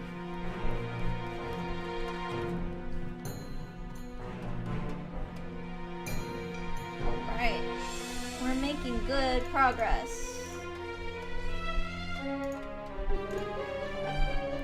You know, it's so much more obvious to me that this is a synth orchestra now. But when I was 13 and I picked this up, this game up, I was like, how did they fit a full orchestra recording in the 3DS? They didn't. This is synths, by the way. But At the time, this was the most convincing synth orchestra I'd ever heard. Now it's very obviously a synth to me, but I legit thought that this was like a live orchestra. They couldn't fit live orchestra music in portable console until the Switch. That's the first time we had live orchestra. With home console games, they could do live orchestra though. If the game had the budget. Like, Skyward Sword has a live orchestra. And then, of course, Breath of the Wild has a live orchestra. I think Metroid also has a live orchestra, but, you know, of course, with a lot of sci-fi synths. Then, you know, Fire Emblem would go on to have live orchestra music later. But I want this particular soundtrack redone live. So thankful for live orchestra. Yeah, that's one of the best things that our tech advances has given us is live orchestra video game soundtracks. Really like Dragon Quest music, and hearing it live was awesome. Ooh, you got to see it live? What a treat. Haven't been able to visually watch what's been going with you. You drew a lot of things in one layer and now you're just cutting them up into separate layers, right? Exactly. Exactly what's happening. So what I'm currently doing is this bow was all drawn in one layer, but because I want the parts above it to move, I have to cut them off the original layer and then I have to draw what was underneath those layers so that when those parts move, there's no gaps. So that's what's going on currently. Like this bow base layer actually needs to go a little further so that when these bow tie parts move,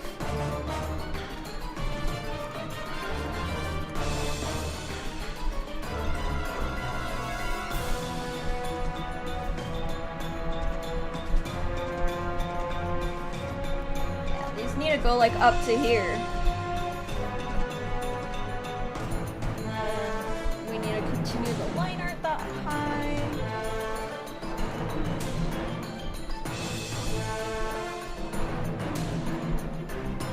Alright. Same with the line art on this side.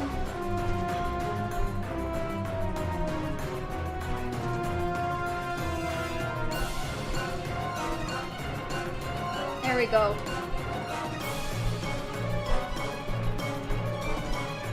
Alright. So now we make sure each... Ah, I see. We need to cut this and put it on the other layer, because I cut them prematurely. Yum! Other than playing in one, have you attended live orchestras? I have. I am lucky to be in Southern California when it comes to orchestras because we have the Pacific Symphony a driving distance away from me. So I've been able to see the Pacific Symphony before. Unfortunately, all of my dream orchestra performances happen in Japan though. A little hard to hear you. Ah, sorry. Let me turn down the game music. You're gonna have to turn me up. Hi, Calum. Calum is a good VTuber illustrator. We were just really appreciating music earlier, which is why the music was so high up. All right.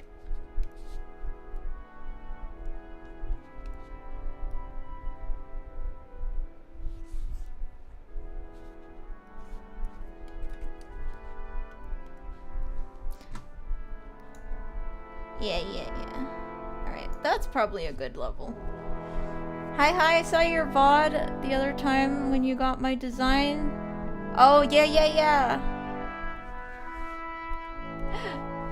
I'm sorry my chat was being dogs to you. That's all I'll say. I hope you don't mind. I'm gonna adjust the rules a little bit. You're fine, okay.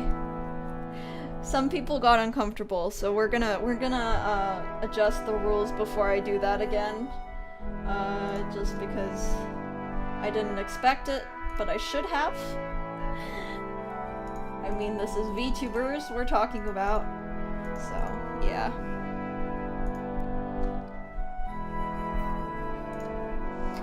Yeah, understandable. Yeah, when we're talking about other people's virtual bodies, I would prefer everyone to be a little more respectful. That's all. This goes to the top.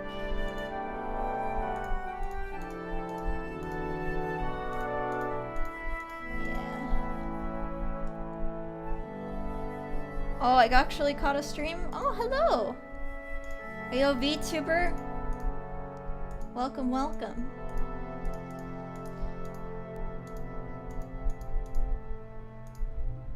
Yeah.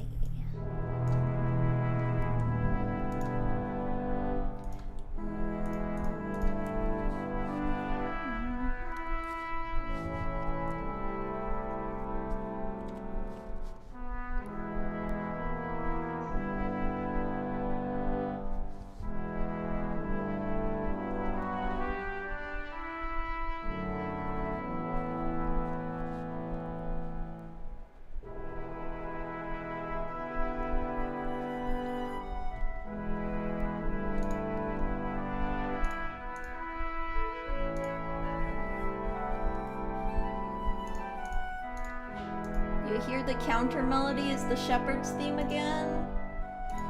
Yeah, that's because the Shepherds are planning war stuff. It's always so cool to see them weave in leitmotifs into counter melodies.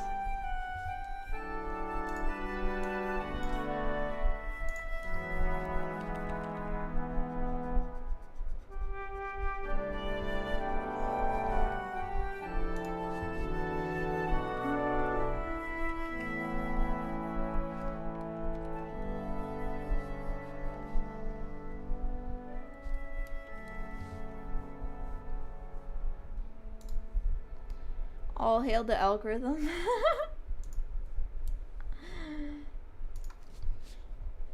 Oh, I like this one. This is when they go into town. Or any silly shenanigans happen. Alright,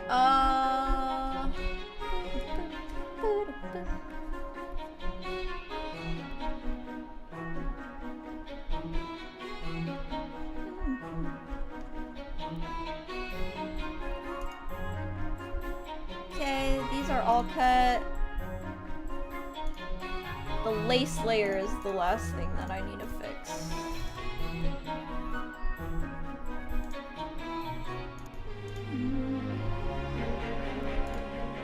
Why did I think I could cut lace? I don't know. You love shenanigans?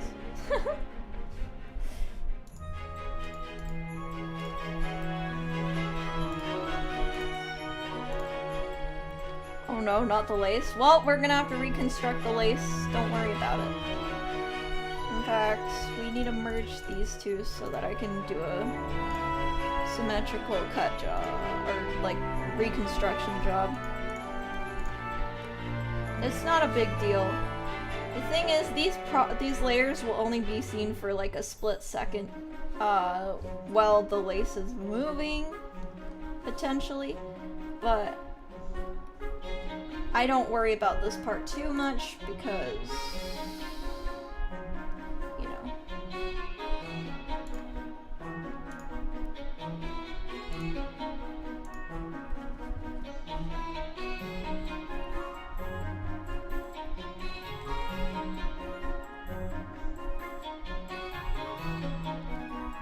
Alright. We need this needs to be a little thicker. We need the outside portion.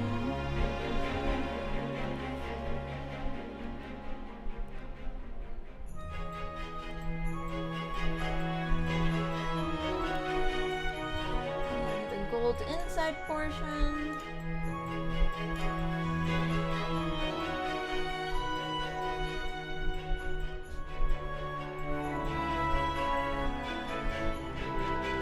And then underneath we're gonna do a half opacity white layer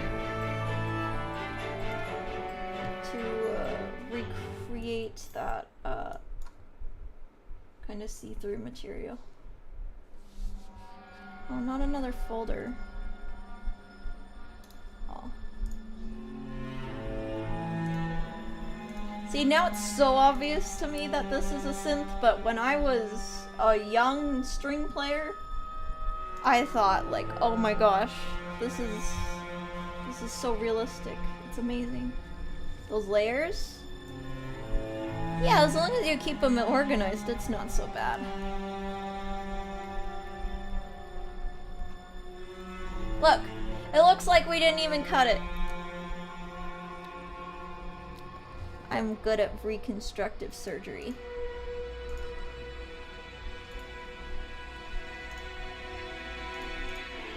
There we go. Alright. Now we do the same with these things. We gotta continue these. They did surgery on a bow, yeah. So we're gonna merge these down. Not merge visible layers, oh my gosh. That's so bad. Please undo. There we go. Merge with layer below. Dang, that's good. The drawing or the music? Because if you're talking about the music, I agree. I love the music so much. If I get copyright claimed for Fire Emblem Awakening music, I can live with it.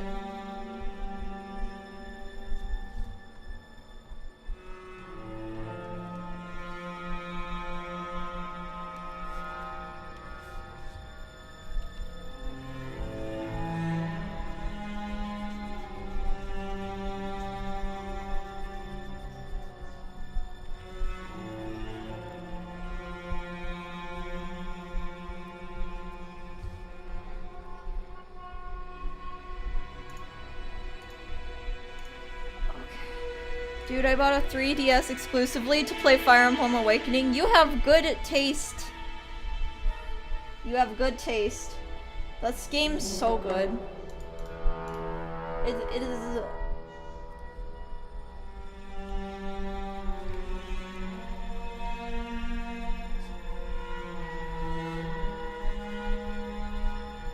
I still can't believe that those cutscenes fit on the 3DS. Can you?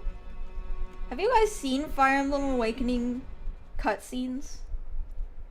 They're so beautiful, which is what got me to play or buy the game.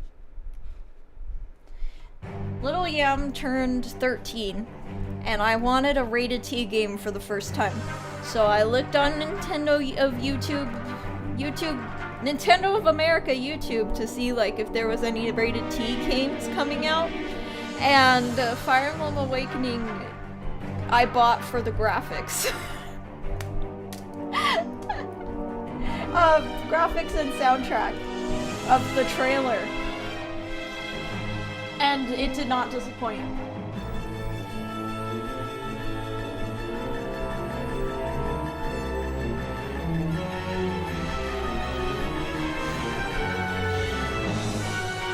Real question is how... music got loud again. The real question is how they fit the Chain of Memories cutscenes on the GBA. Trailer did a good job selling its game to Teen Yam. Yes.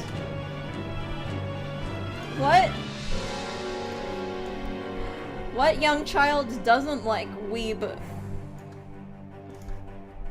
war? That's beautiful. Beautiful graphics.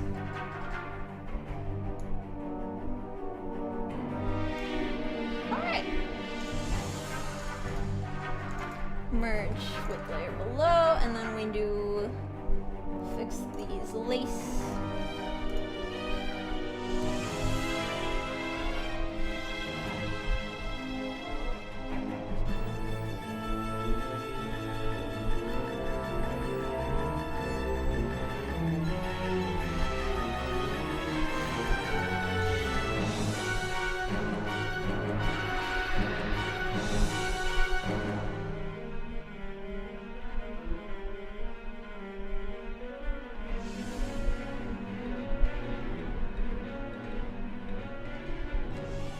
Why didn't this get an orchestra performance? Huh? Honestly, Nintendo needs to treat Fire Emblem better.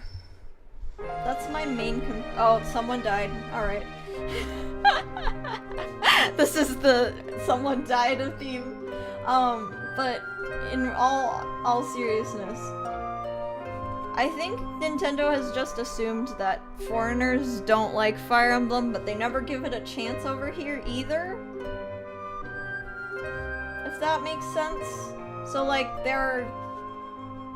it's a self-fulfilling prophecy, that's what I mean.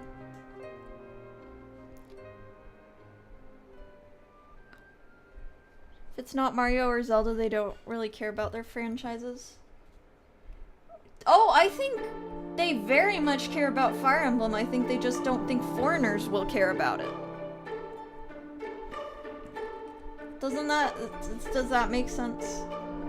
Fire Emblem gets a good budget. It has good graphics, it has good music, has good writing, has good gameplay. Each installment does something different, which I really like.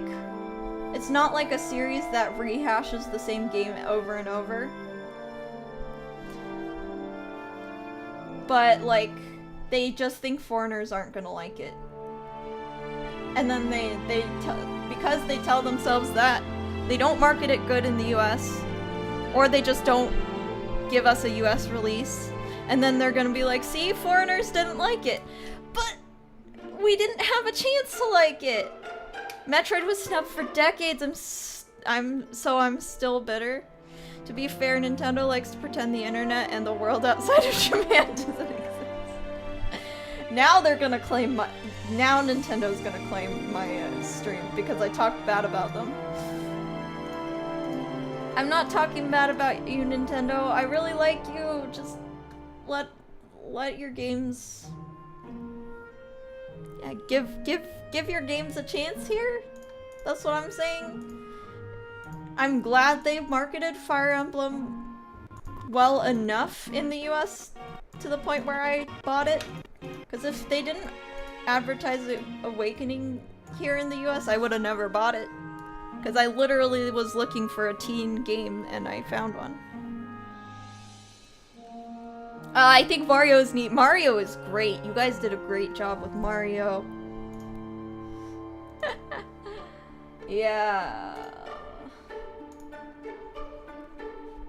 I just think, you know, sometimes some of their series deserve more love than they give them.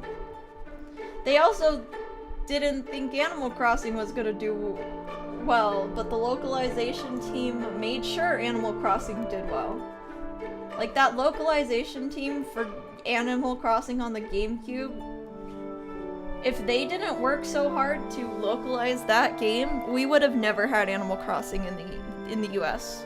If you think about it that way, you know, it also has to do with, you know, the passion project of many translators and even programmers who programmed new things into the game just for the US audience. And the US version of the game had so much extra content in it that they re-released it in Japan called Dobutsu no Mori E+. Yeah, the original GameCube Animal Crossing is... Oh no! My tablet battery is low! We need to plug it in! That's okay. The localization was so good they changed the base game to match it. Exactly! The original GameCube Animal Crossing had some voodoo. It's only 64 MB. What the heck? Yeah. And yet, there's like so many extra little things with Animal Crossing game. The original Animal Crossing game. Like, they thought of all the little mundane things to do that they could think of at the time. Wasn't the OG Animal Crossing an N64 game that was ported to the GameCube? Correct. Correct. It was kind of on the cusp. It was kind of like Breath of the Wild. Breath of the Wild is a Wii U game, but it was ported because during development the Switch came out. So they're like, well, might as well make a port. Yeah, it was like that. We didn't get the e-reader games when they ported over the GameCube from Japan. I wanted to play some of the NES games, or yeah. Alright, that bow. We did bow surgery and now the bow is good. We just need to label all of these. Bow, gold decoration, or gold ball. We'll just call it a gold ball. Bow. Bat wing. That's her left. Bow, bat wing. Right. Did the lace on the bow need to be separated from the green? No, I actually knew that that would be too hard, so I did draw the lace on one of the face layers because I knew that it could be cut away from the face, because the face is all the way up here. So I drew the lace on the face layers so that it could be automatically already separated. Curious what it'll look like in movement. I'm hoping that all of these things will bounce a little bit up and down. It'll be fun.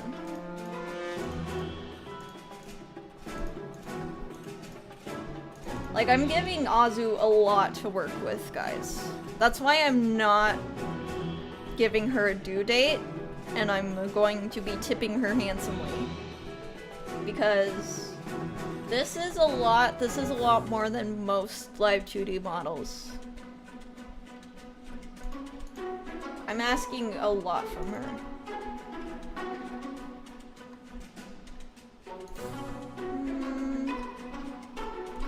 I'm having second guesses. I'm thinking these will be fine, but I'm wondering if the white bow needs more in the middle.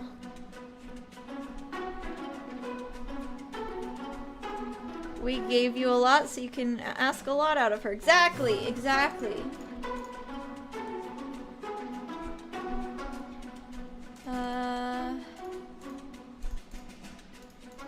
But, you know, I'm not going to ask her for, like, to get this done quickly. I don't want her to rush this. But white, upper, left.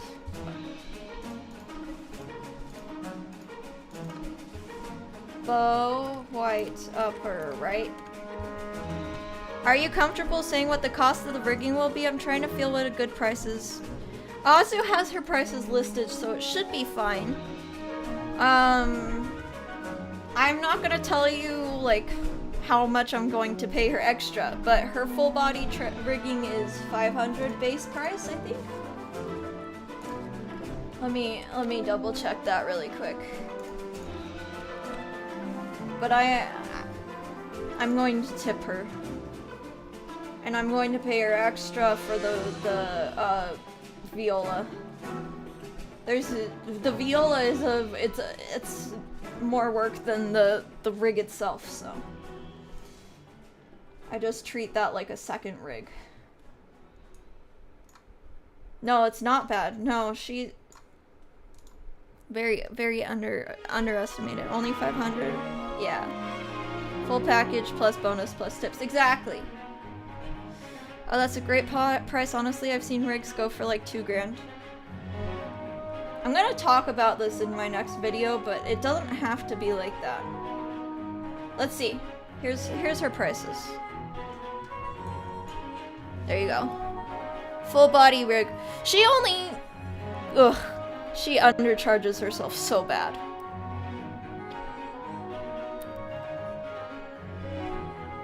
Yeah. So her full body rigs are only 300, but I am gonna pay her a lot more.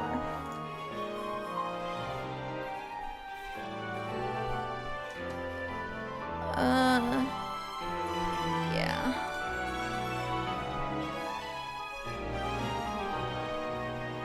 Let's see. This might be scrolling for too long, but maybe I can show you guys like her own rig is really, really impressive. She drew and rig her own model. And then she's done most of my friend group. She's either taught us how to rig or she has rigged us. So there's no question of like who I'd go with. She's just a very technically minded person. She's very detail oriented.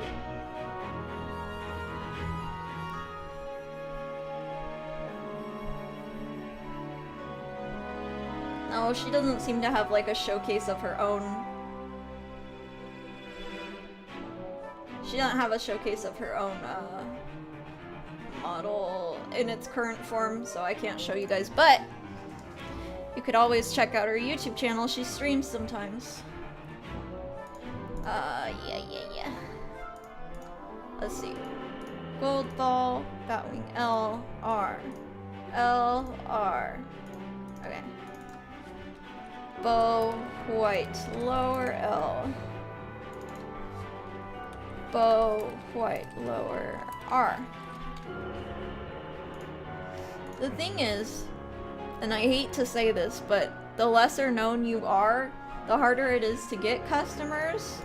So sometimes artists end up undercharging themselves just to get any customers, and that's a big shame. Bow, lace, upper R.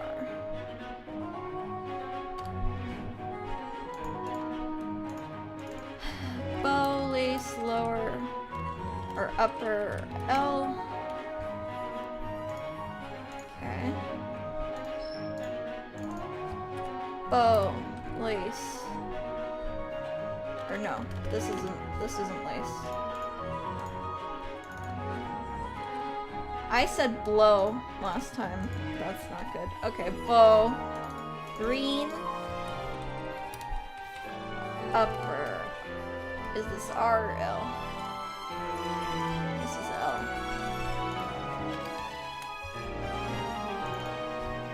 Bow, green, upper, R.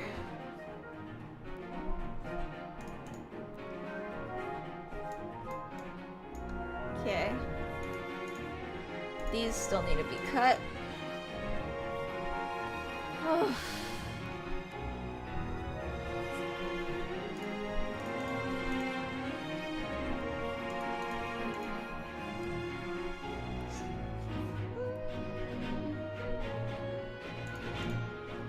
Why isn't it taking a selection? Shrink selection, no, lasso. Okay, there we go. Yeah.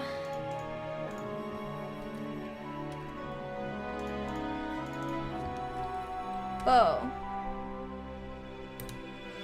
Lower. Or bow, lace, lower, L. Bow, lace, lower R.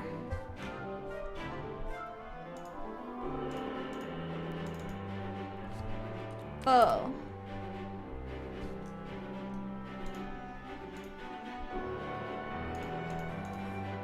That is green. And that is lower R. Yeah, I had a younger friend, and while she's an amateur, she's quite loyal following that supports her creative endeavors. Yeah. Lower L. And quite honestly, guys, if I'm honest with you, if I hired, like, let's see, who's a famous rigger? We can just say Kevin or Brian. They would do the same thing, asking like $4,000. The amount of toggles I have, the amount of hard work the viola is going to be. Professional riggers would look at this and ask for thousands.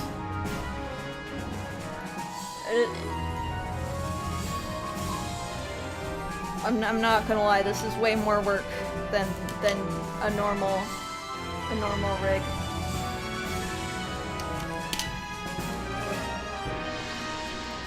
It's nice VTubers are in a way of walking billboards for their artists and riggers. I've seen many cases where I've found more customers and fame after kids popped off.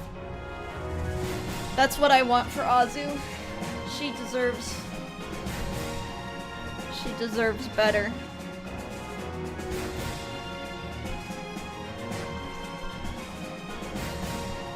She works really hard. And she understands Live 2D at a technical level that I really don't understand.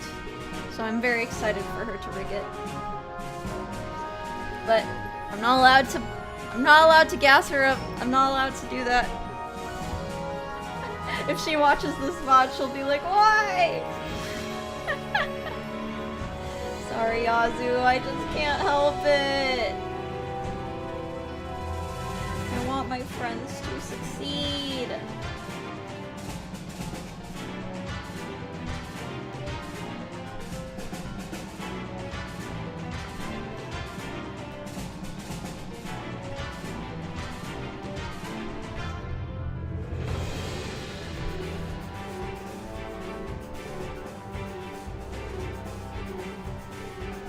You know, that's why Lasso hired me as a designer, right? Because he wants his friends to succeed. It's not because I'm the best designer, but he definitely gave me a confidence boost. At the time I designed Lasso, I was very new to even designing other VTubers. And my art style, let's just say the ref sheet I gave him, I'm very embarrassed of now.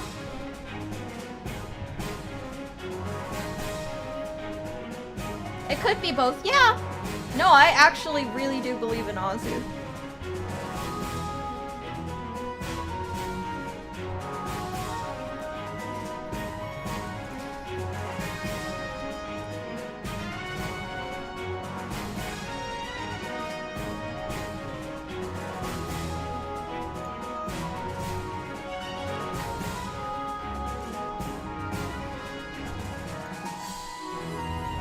Like, I feel better commissioning a friend who I want to succeed than a pro who, you know, has 15 other models to do that month that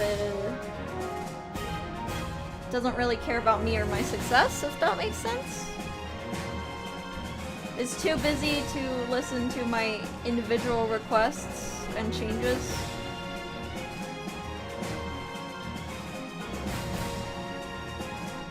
So you designed Lasso? Did you make his second outfit too? I have made 3 outfits for Lasso. Not all of them have been done. But Pillow, his illustrator, has made the black leather jacket cowboy outfit.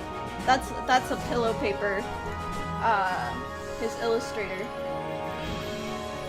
I don't think any of my designs have been shown off publicly. I don't think so. Unless he did it without me knowing. Which is very possible, because I'm sorry, I haven't paid good attention. But yeah, I did. Yeah, like two good outfits and a joke outfit.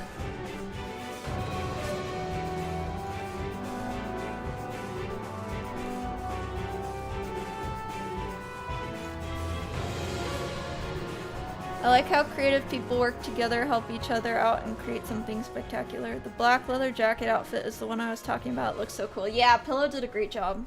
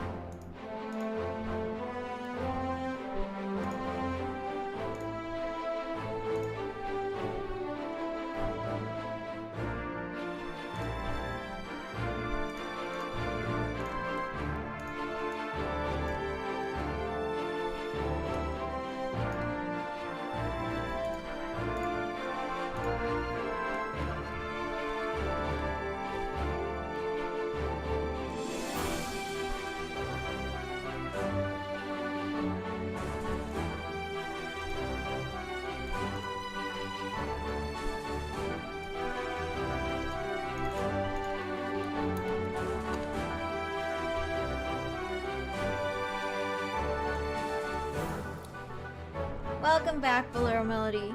Ghost you? Yeah, we're ghost right now. We're doing the back of the shawl. I just realized I cut this really uneven. Wait, why did I do it like that? Wait.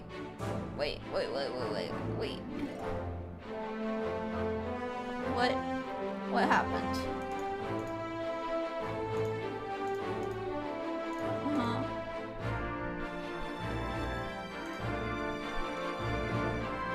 Oh, it's not too bad. I just have to build this side up more. It'll be fine. It'll be fine. We'll be fine.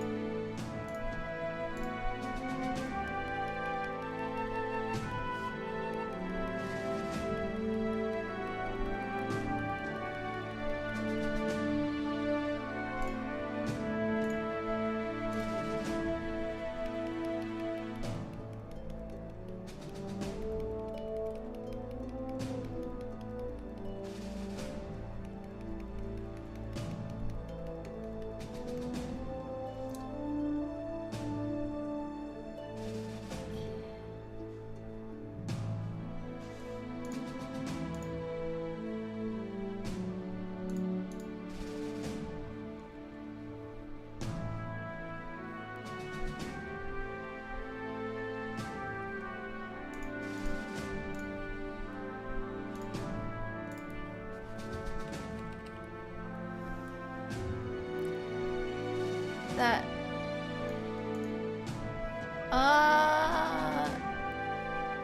No, I think it was flugelhorn. It's a synth, so it's technically not an instrument, but I think it's a flugelhorn. It could be a French horn. I don't think there's tuba. Yeah, that's supposed to be like a French horn, I think.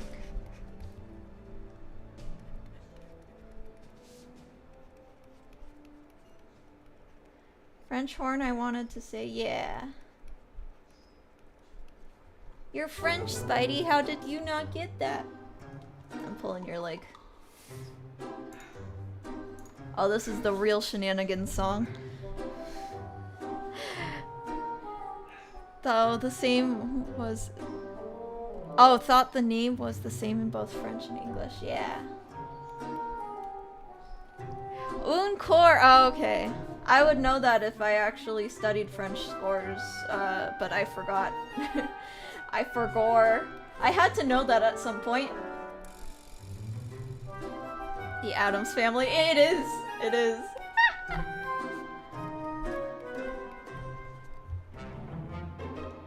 It really is Addams Family. Right here.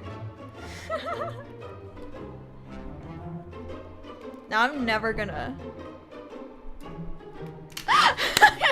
Oh no, Kenny didn't know Bolero and Madiel are the same person. Rube.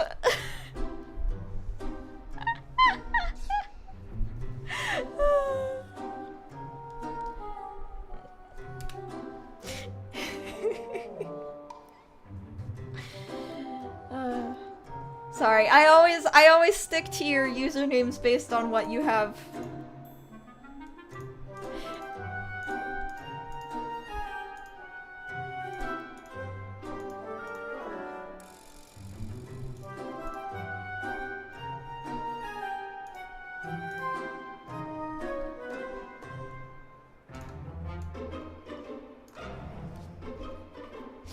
Sorry, I didn't know if you wanted me to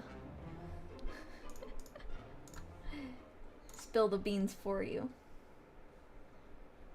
Alright, let's see.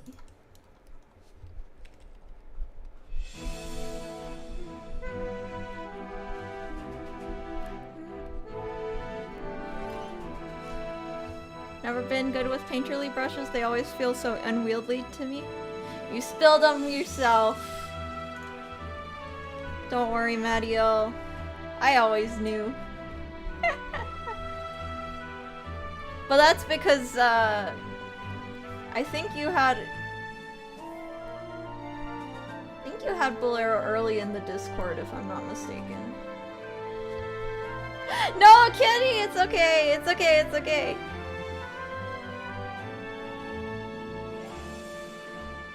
Don't feel bad. It's hard to keep up with VTubers and their alternate accounts. Yeah, I did have a different name at the start. Yeah. I try and keep track of these things. I took tomorrow off tonight. I'm eating well. Nice! Ooh, Nutella sundae. Salmon is also very good.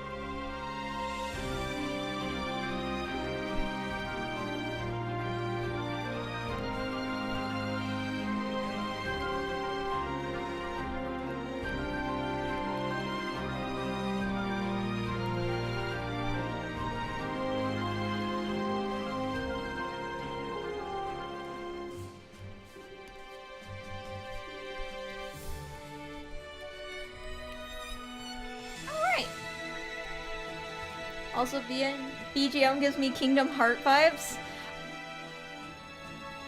The same people who worked on Fire Emblem might have worked on some Kingdom Hearts. I used to know all these people's names. Fire Emblem has a lot of composers. They have a lot of composers. And a lot of them have worked for Square before. So if Kingdom Hearts is Square, then yeah. They share some composers.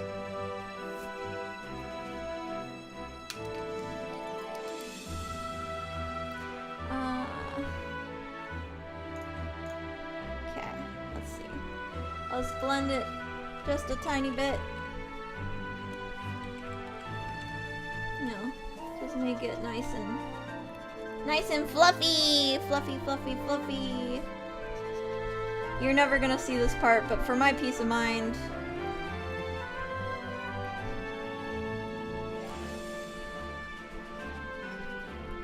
There we go. Alright. Fluffy, fluffy. Okay. Let's save it here.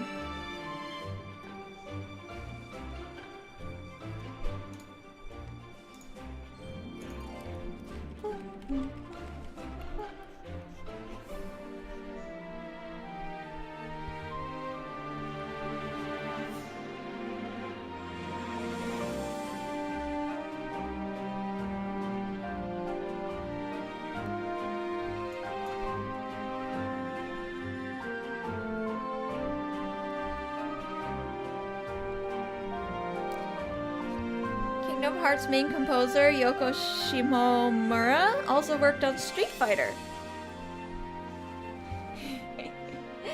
She's got some amazing music, yeah.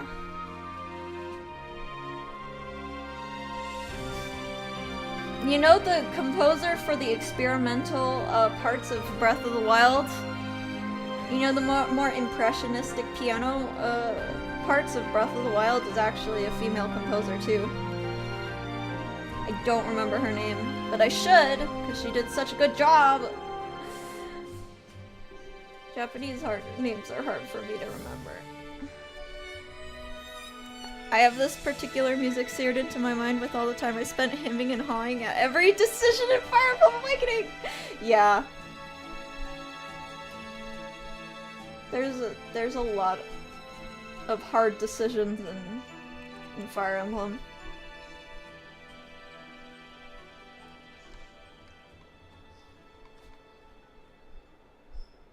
Alright. Then we blend these in again. Oh, this is the galvanized version of the same thing.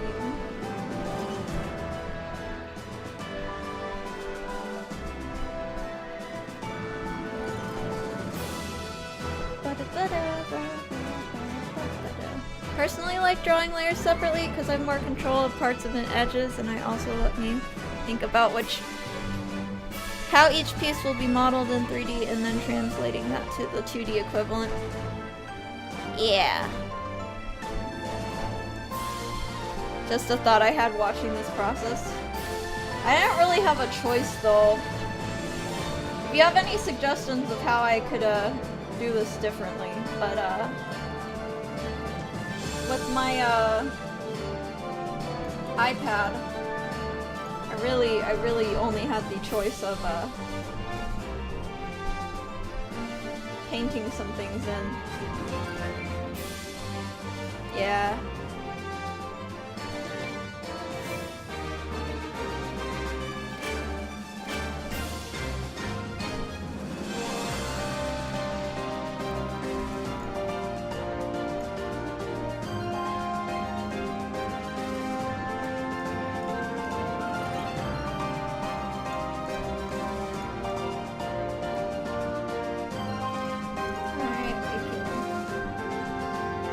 Structure really quick.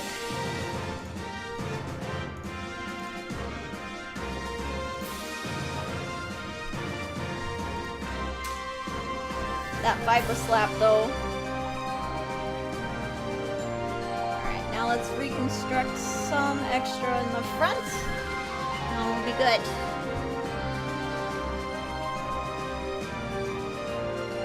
Also think Shimura worked on Nier Automata. Oh, did I forget the nose? Oops. There you go.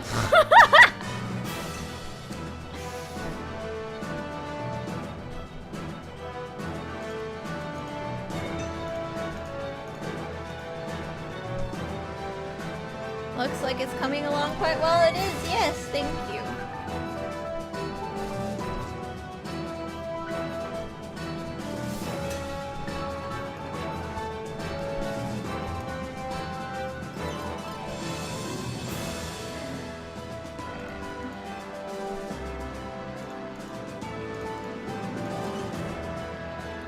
Grandiose soundtrack fits fantasy drama. Yeah, Fire Emblem music is great. It's definitely keeping me pumped and awake.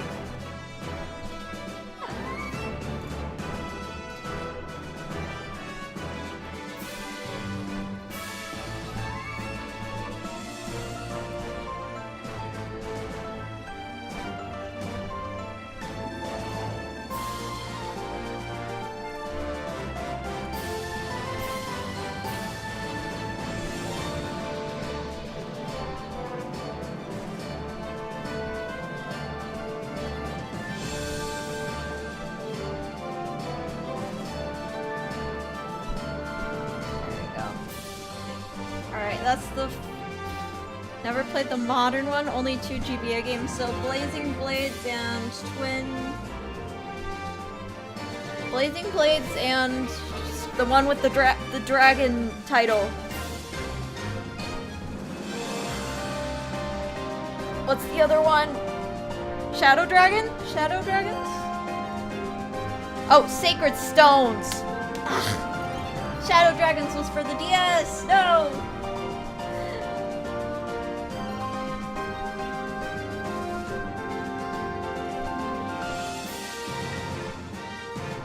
The GBA Fire Emblem games are good. They're just a little hard. I vibed to rap when I was drawing my model. We all got our unique productivity resonance music. Yeah, feels like I'm going to war with these layers. Sorry, I'll turn it down a little bit because it might be a little hard to hear me otherwise, but I don't know. I'm blasting it in my own ears.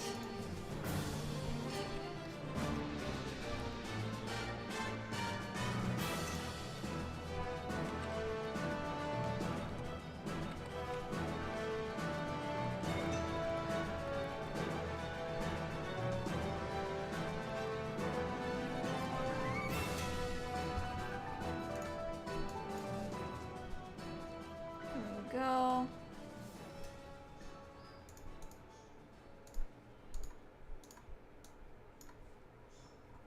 There we go. Now it's pretty seamless. Now we need to work on this one.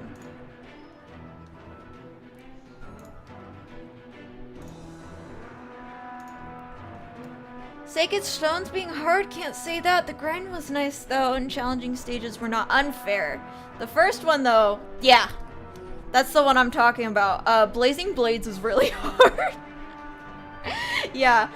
Sacred Stones, I had to watch a playthrough of though. Yama's gonna soon claim victory against all those layers. Yeah.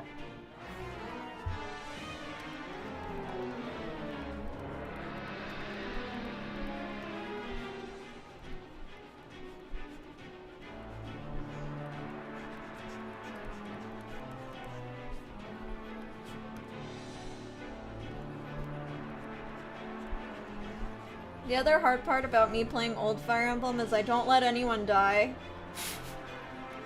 Ever. My problem, I know. I just can't handle it. What if I just named the model 3.0 when I export it so people keep searching for 2.0 and never find it? Oh my gosh. Azu chose violence. Someone dies, I just restart the stage. Yup, that's exactly what I do. Even if I don't even care for them.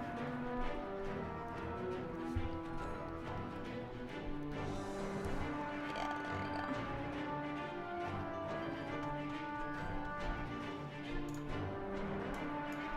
there we go.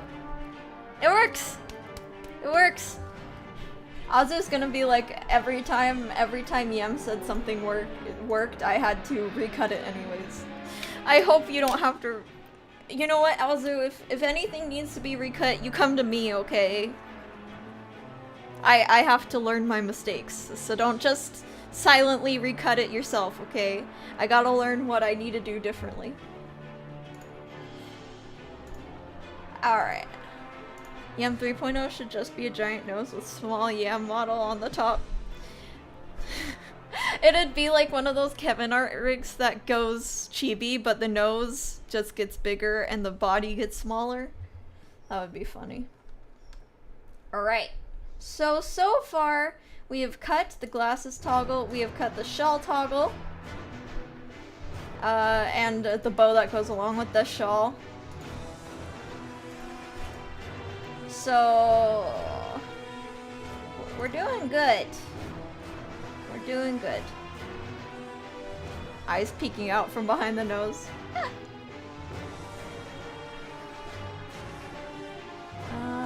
Face, glasses, chains back. Alright. There we go. That is a good time for me to take my first break of the day. I'm gonna get some lunch. And I will, return. We are definitely gonna need another episode. I can already tell you. I have spent too much time gushing about classical music today. I was not the most productive bat. Next up, we are going to cut buttons. We are gonna cut the wings. Episode 5, let's go. Yeah, episode 5 will be on Saturday. Fingy's gonna be the most complex. Yeah, it's gonna be complex. Whew. Anyways, let's stop this Fire Emblem music for a little bit, and let's go to the BRB. Have a good meal. You're doing great. Yeah, and you know, to all those in the EU, no pressure of staying. I'm gonna be gone for at least 20 or 30 minutes, so please get some sleep. I know it's late over there, so I will see you EU audience later. Please don't stay up for me. Yeah. That's important to me.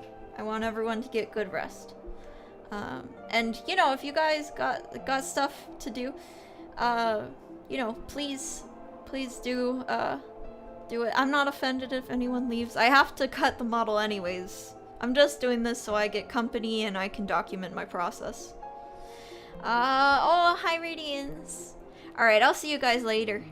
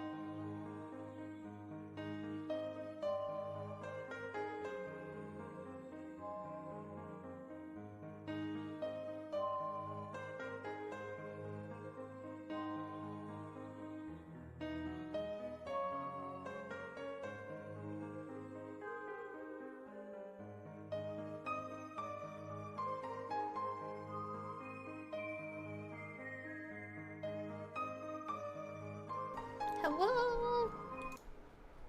Oh no. Oh noes.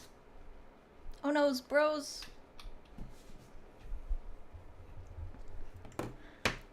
Hello, everyone. I'm back.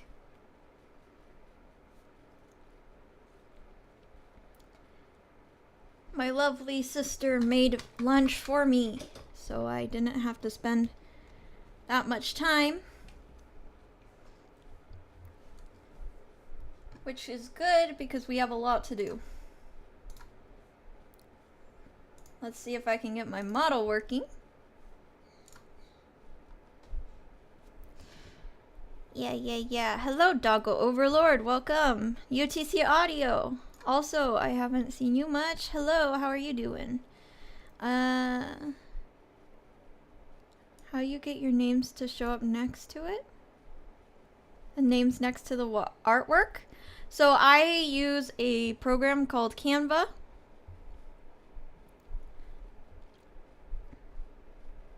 Okay. I use a in-browser editing software called Canva, and I just put the usernames next to the artworks. And then I save it as one big PNG, the username and artwork, and then I put it in a folder on my computer, and that folder on my computer is set to have a slideshow at random whenever I am on my starting screen, my ending screen, or my BRB screen. Yeah. I want to try using Canva. Looks useful for making graphics. Yes, that's what I do. I should stop paying for Canva. I should, but Canva Pro is just too useful. I should stop paying for it. I should. And yet, it's hard not to. It's hard not to. Okay. We are back. Let's go. What was I saying? Buttons is next.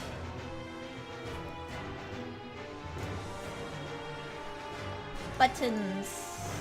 Okay. Buttons has eye highlights.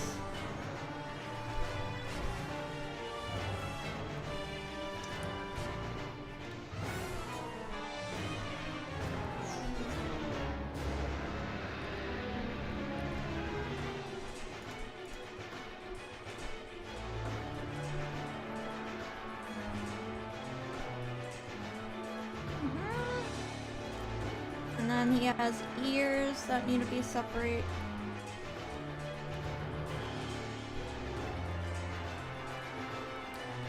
Best Bat Boy Buttons, yes. For those of you who aren't longtime viewers, did you know Buttons used to be a frog? He was originally a frog.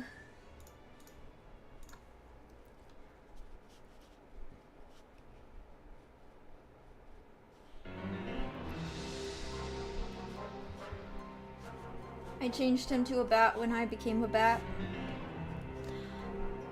Found that out last night, funnily enough. Yeah. Things have changed around.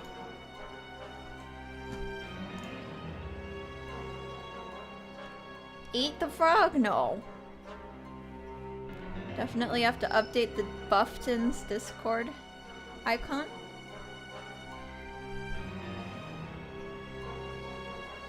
Yeah? Alright, let's see.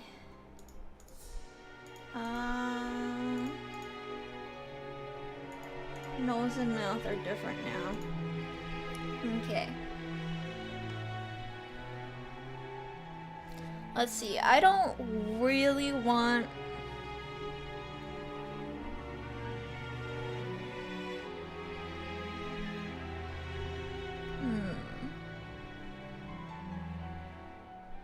Honestly, I just want Buttons to be able to blink.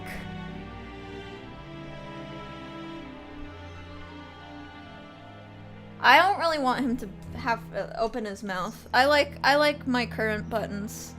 I'd probably ask Azu to put his blinking on a breathing timer instead, though, so that he doesn't blink with me, but it blinks at a different rate as me.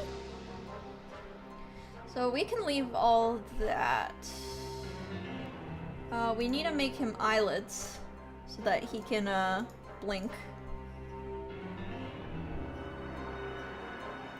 Trying to think of how to make eyelids for this boy. Currently how buttons works, and it's really scuff. Zoom in on buttons.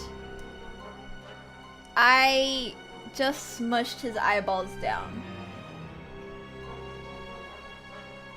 I wonder if that's gonna work, but like, if Azu does it, will it look better than how I did it? I think that can still work, right? I don't know if he needs eyelids per se.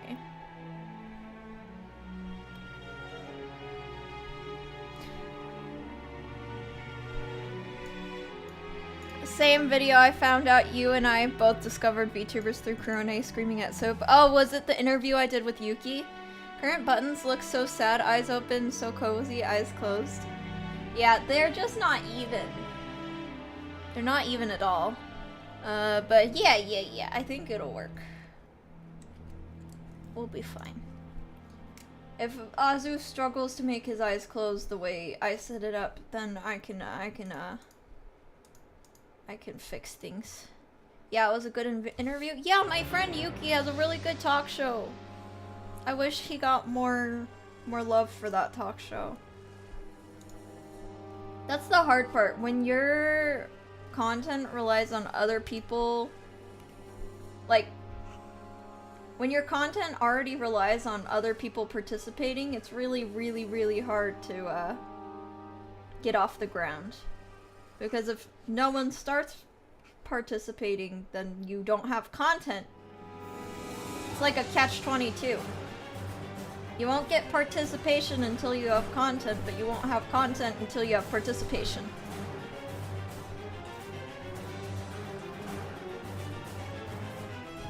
Donathon for Buttons? Why?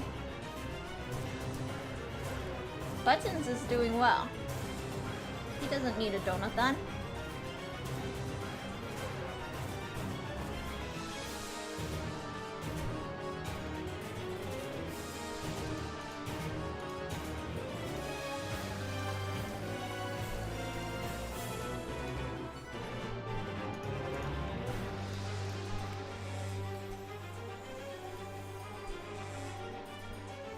Since he doesn't have eyelashes to go over the eyelid, I don't think adding them would work. It just looked like the eyes are disappearing. Yeah, I think she does need to fully rig buttons. More sliders than Yam. I'm good though.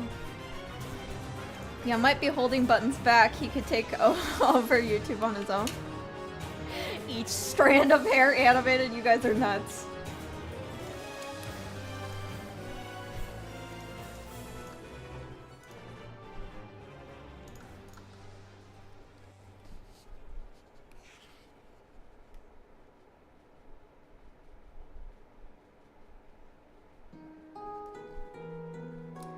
Oh, Emmer and Steve, no, don't do this to me.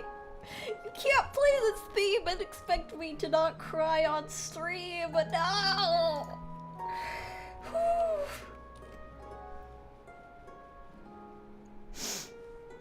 No. Look, I have an older sister. I can't handle the storyline of Fire Emblem Awakening without crying a little bit.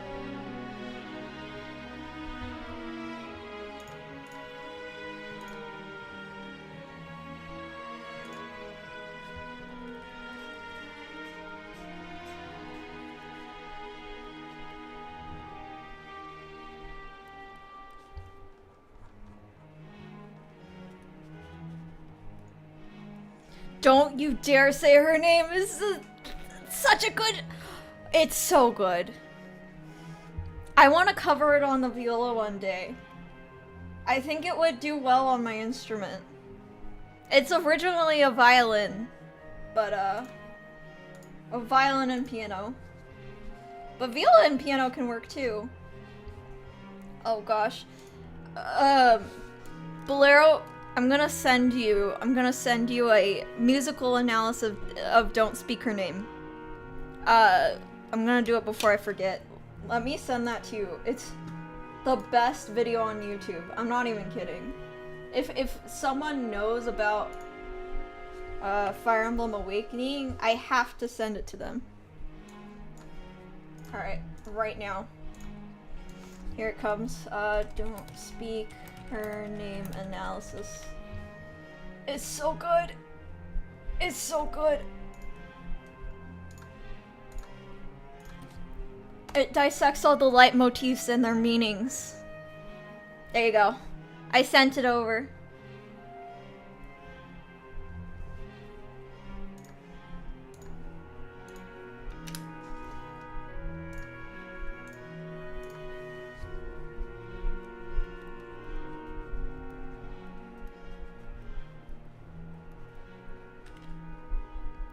Yeah. Oh, that's why it's not working. Okay. I love being on the wrong layer, said no one ever.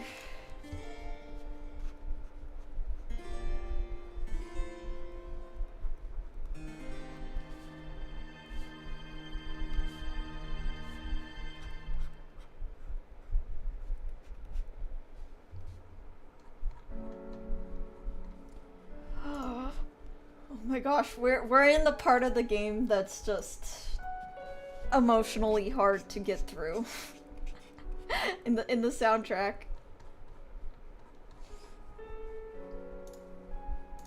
Whew. Little 13-year-old EM was not ready for the storyline. She was not ready for a PG-13 game. Blew my mind.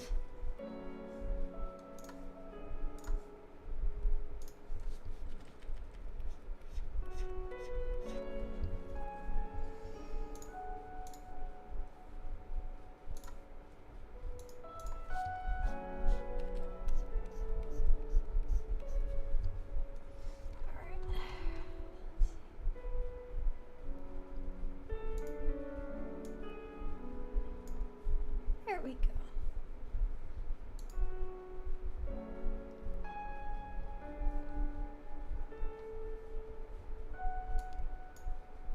Yam plays Fire Emblem Awakening. I don't think I want to be 13 anymore. Yeah, it was tough, but I love this game. I've played it like 5 times. I even played it on lunatic mode. I don't recommend, but I did it. I did play it on lunatic mode, and I did beat it. That was like the hardest challenge. It was just RNG. That's the problem. Lunatic mode was just RNG. Let's be real.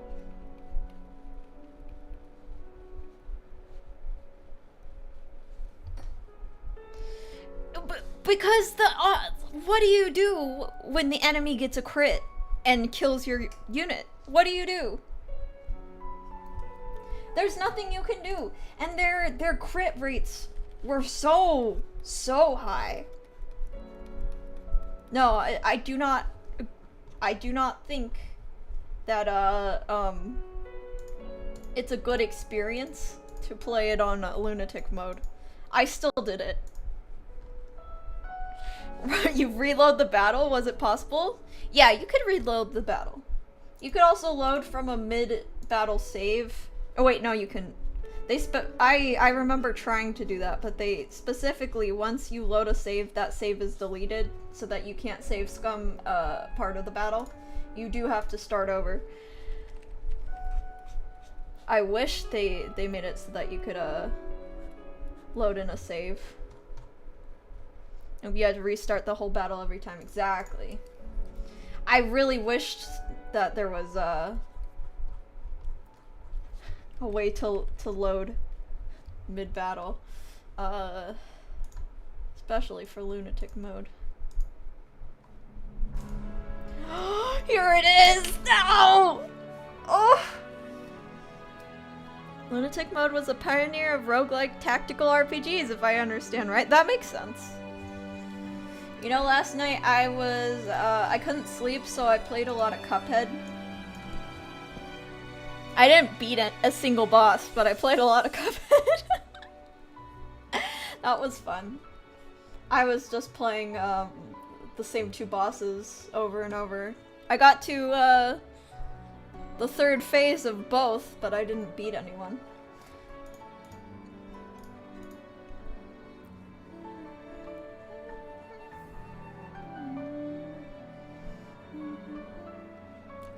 Alright, so his bow is cut. Playing for fun, not for win, good mindset. That's how I play pretty much everything. Body above wings. Alright.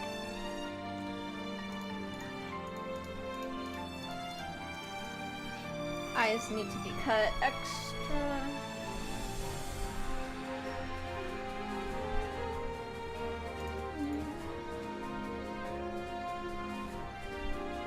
You know what I could do to give buttons a lot of emotion?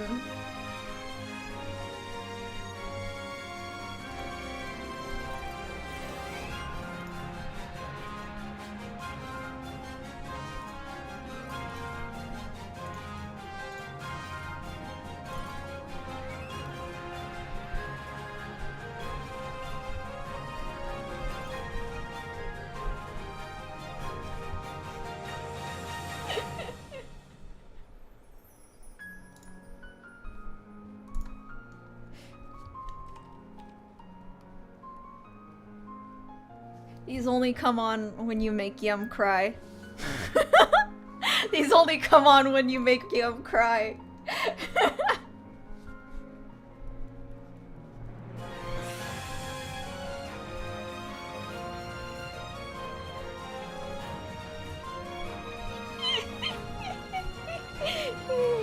Alright, that's worth it.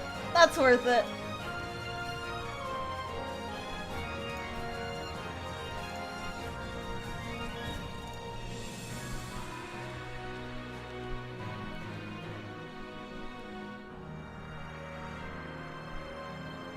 People who didn't watch the stream of me cutting the model are gonna have no idea that this is a toggle that I have.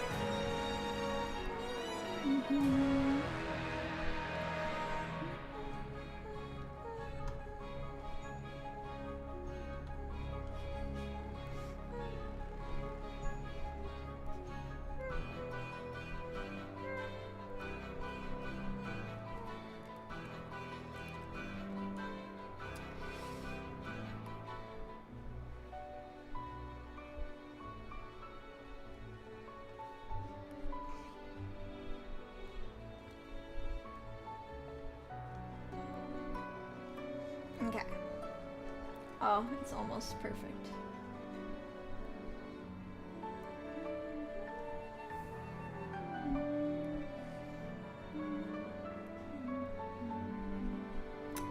Alright. So close.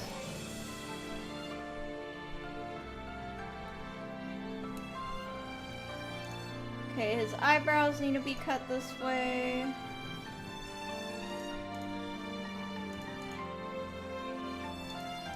Ears done.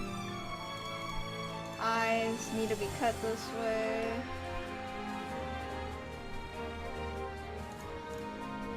Mouth doesn't need to be cut this way. Nose.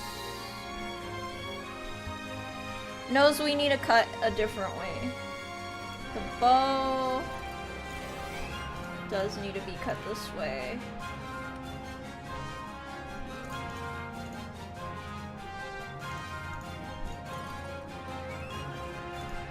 Body doesn't, but the wings do. Okay. So now let's cut the nose the same way we cut Yam's nose. Buttons is filled with determination. He's really cute this way.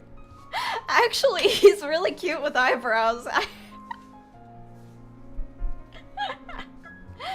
Though I do think I should change his eyebrow color to match Yam's. How does the bow on him even work? Is it just resting in the fluff? It's a little clip. He's got a lot of fluff, so you can just clip it in. Honestly, this whole time I've been waiting for Ballad of the Goddess to start playing. It is very close, yeah.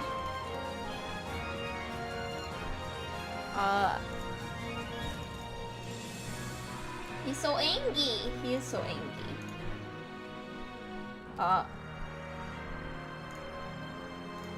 Is this color? No, I actually like him brown. Even though they won't match Yam, he doesn't have any gray on him besides outlines, whereas Yam has more gray, so we're gonna keep him brown. Alright. Let's see. Angie highlights, ears are cut. We need to cut the nose, that's what it was.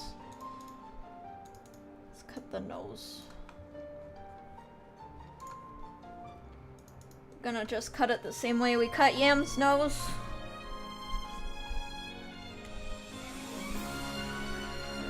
So we're gonna take this top portion.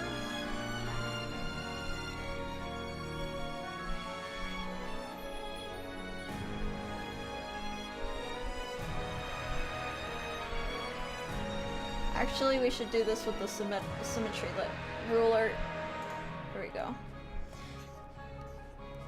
I was like, how did I get it so symmetrical before?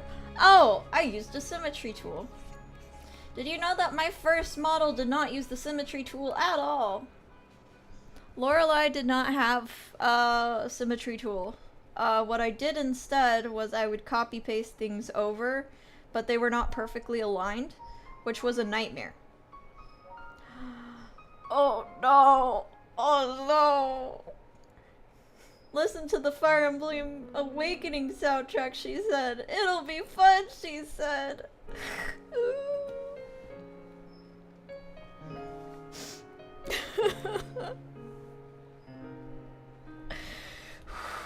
I can do it. I can refrain from crying. I can.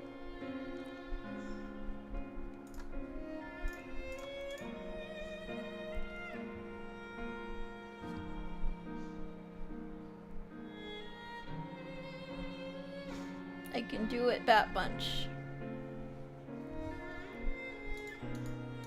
This is just so pretty. Why did they have to make the music go this hard? They didn't have to. This game wasn't even projected to sell that well.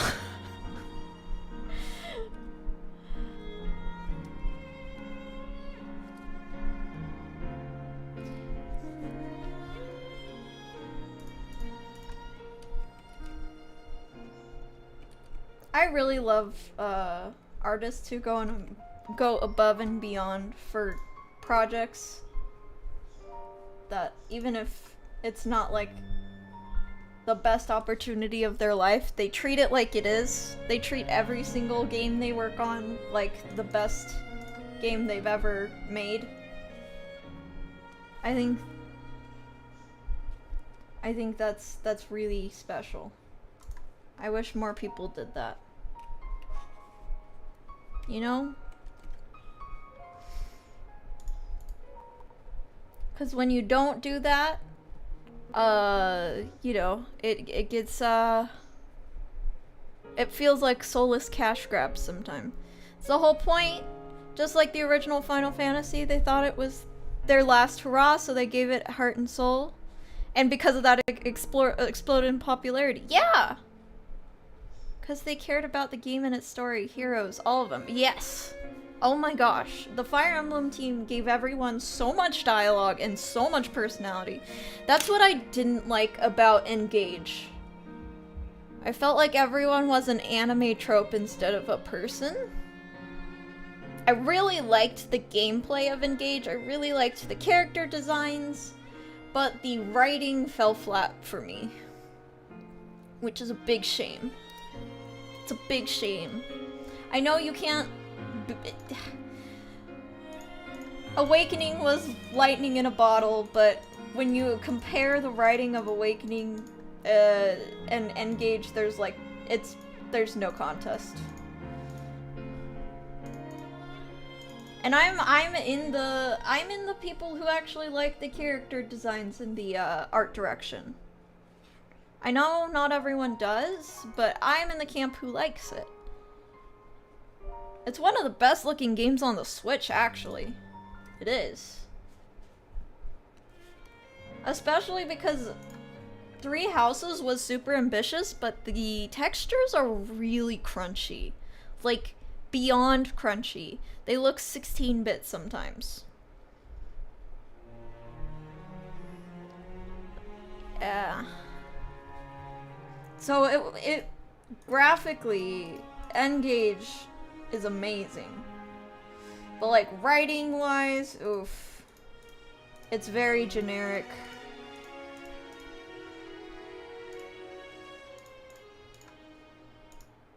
Okay. So we need to not show the ruler anymore. We need to go to the upper. And then we need to...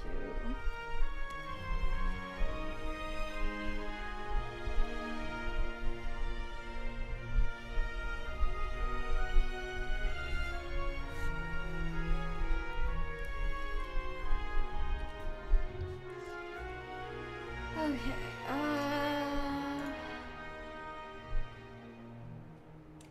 game dev in a nutshell? Yeah.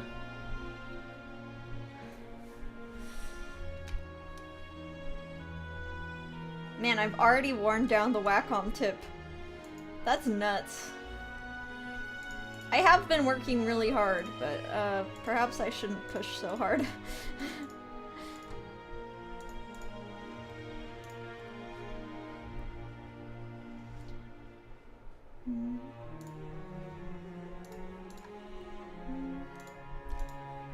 This was the first theme, the first battle theme, but it's in a minor key now, guys.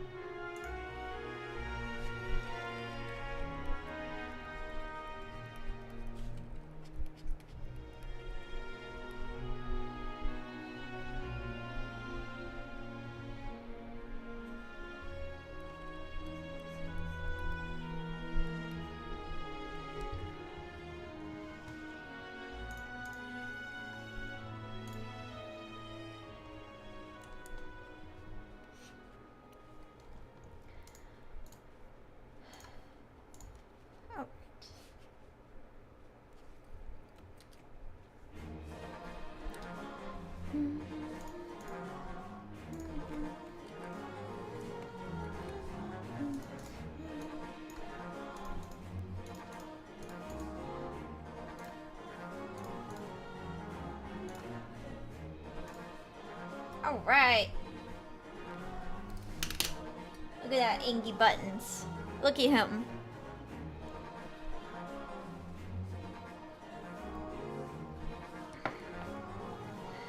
Alright, so we've got buttons, eyebrow, L. Buttons, eyebrow, R.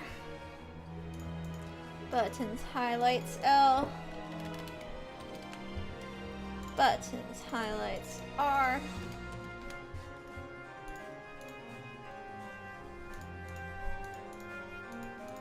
Button, ear,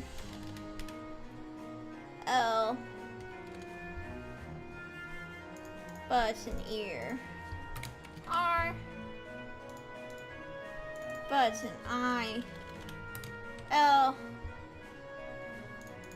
Button, eye, R. Button, nose, tip.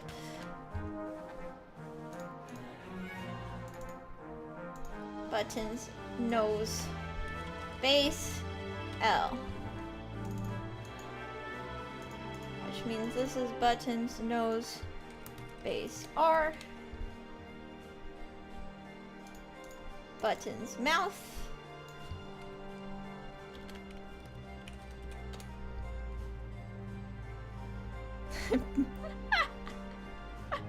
You guys. Alright, buttons. Gold, circle, sphere.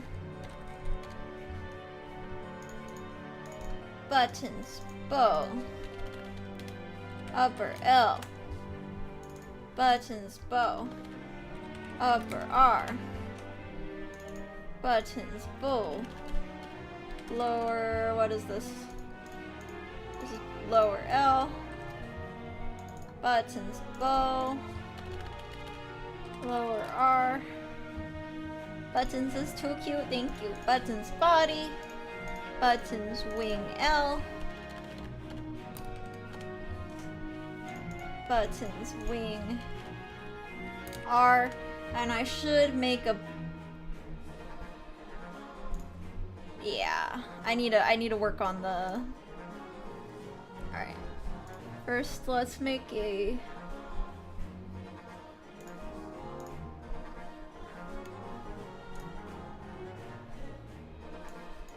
Buttons face. Folder.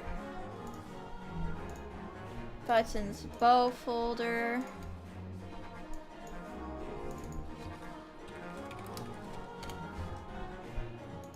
And then let's put the body at low opacity.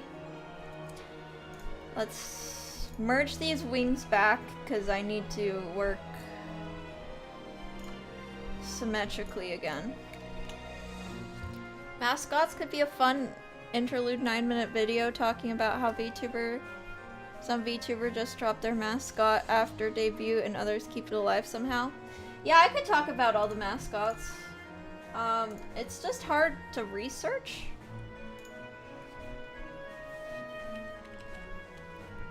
I can more easily talk about why you should have a mascot than, like, existing VTuber mascots.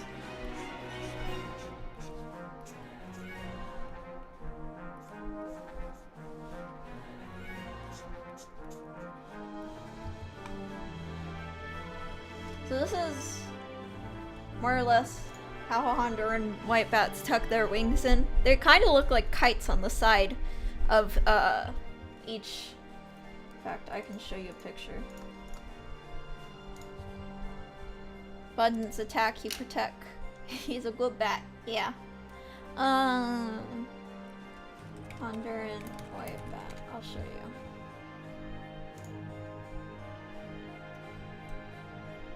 They don't wrap themselves up like a lot of bats. They actually keep them as little triangles on the side of their... Oh gosh, that's really big. That's really big. But yeah, you see, they keep them to the side, and they are little triangles. That's what I'm currently drawing. Yeah, more like a bird, honestly. There you go. You can see my ref.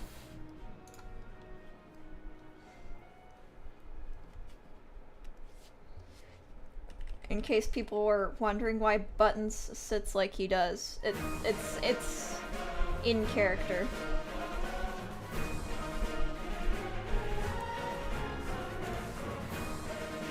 I think it would be really fun to be in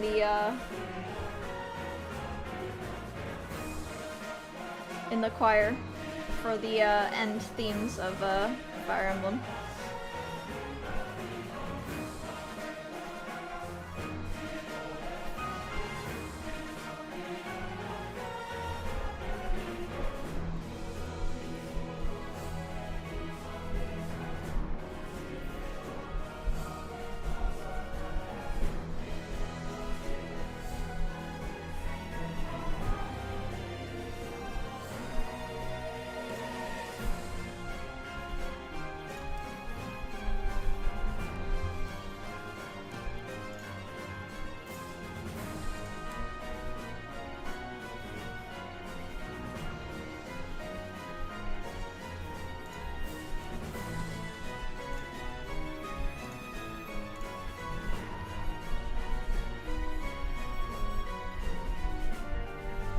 Didn't realize this was your BGM and I was clicking around all the chat. I'm sorry. Is it loud? I have it really loud for myself because I want to stay pumped.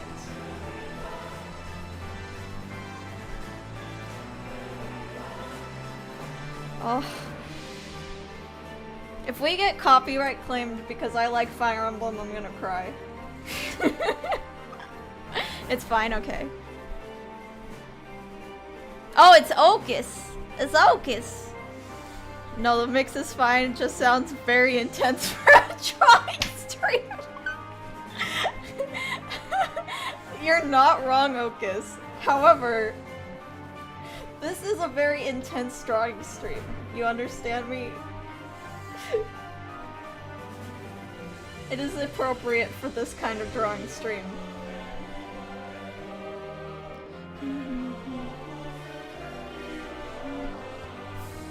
Yeah, but no, we're chatting just because my your main is still shadow banned. You're a mod on my... You're a mod here. On your other one.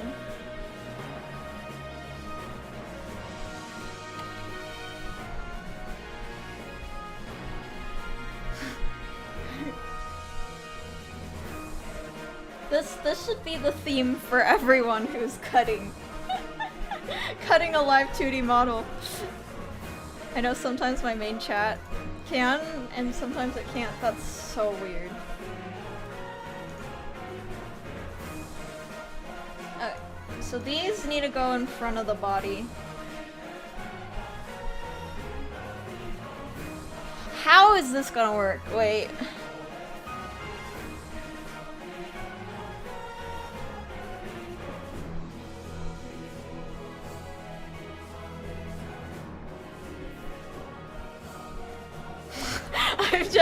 This is... Oh, it's bat brain hours. Alright, I think I figured it out, what I need to do.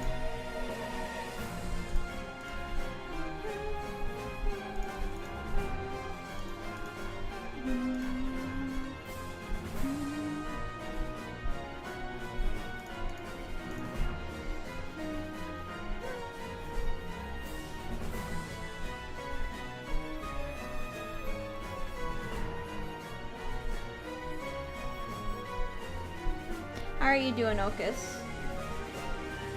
Are you ready for my model to be done so we can finally get back to Sonic Adventure? For you guys who don't know, Ocus is currently trying to beat all of the Chow races in SA2.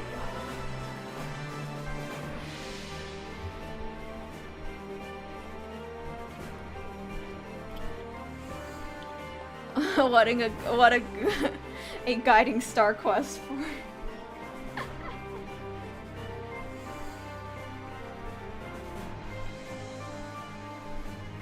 Alright, let's see. Let's go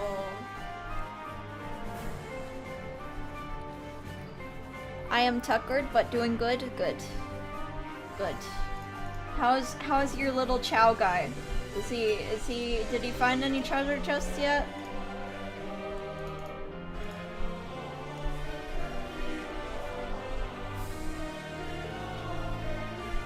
Big chilling.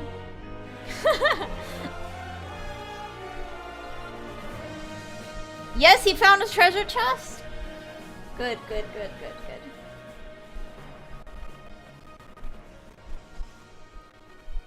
Guess what? Every single one of them has been a 10 though! No! Okay, so...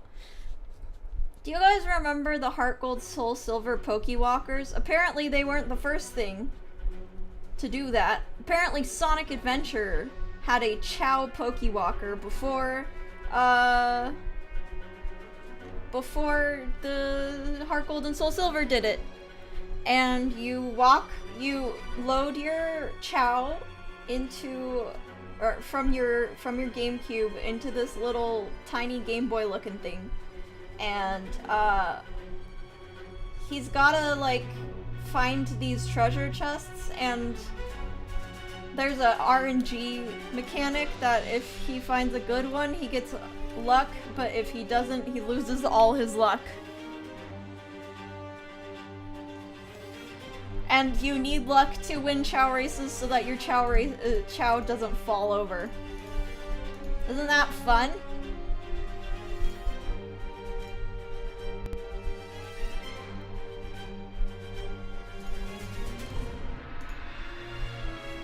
Oof, sounds rough. It's ambitious. It is ambitious. I mean, isn't that what we say for most Sonic games, though? It's ambitious. RNG stacked on top of RNG, yeah.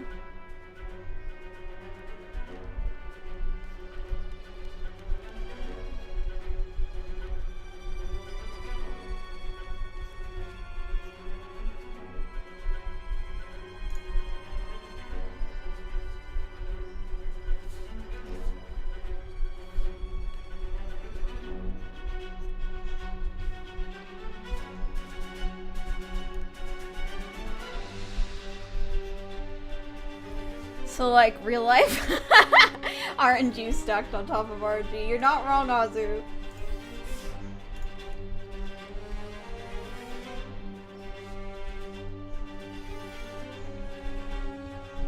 Alright. Same with over here. We need a little extra. Actually not here.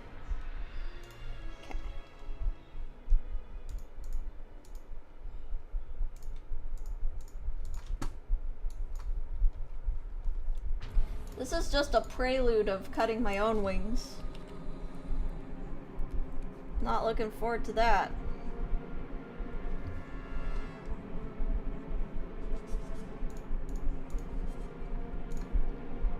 Okay.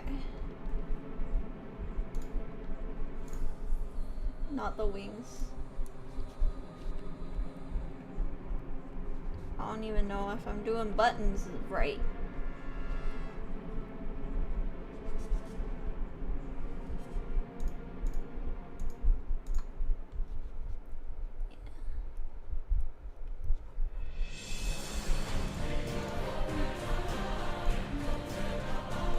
We are nearing the end of the game, soundtrack-wise. If you couldn't tell. You are on your way to kill a very important person. No one spoiled the game, because, that game is worth playing, if you haven't. I know it's 10 years old, but it's still worth picking it up if you can.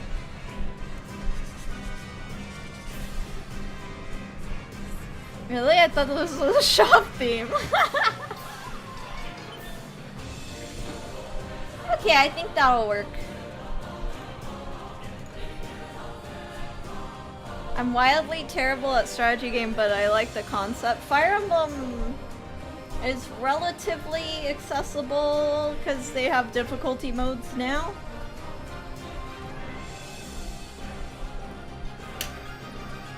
Let's save it. Alright. So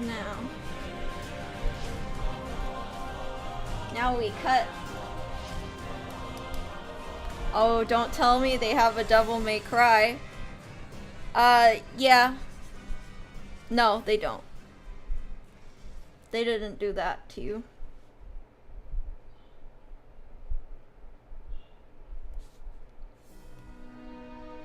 Oh yeah, victory music! Let's go! I love how even the victory music is conflicted though. Get ready for the second set of chords. Did you hear that crunch? It's like bittersweet music. I love bittersweet music.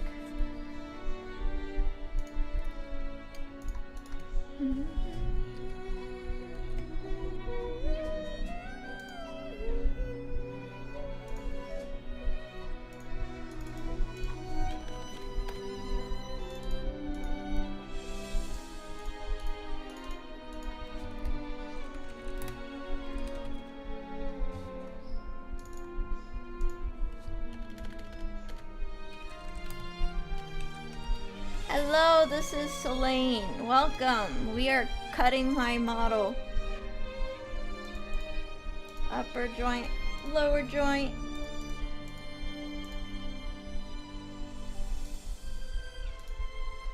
And then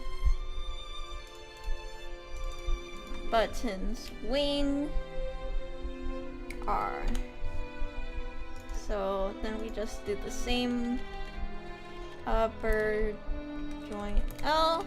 How's it going so far? Pretty good. We're just kind of slow. I was hoping I could finish today and it's not gonna happen.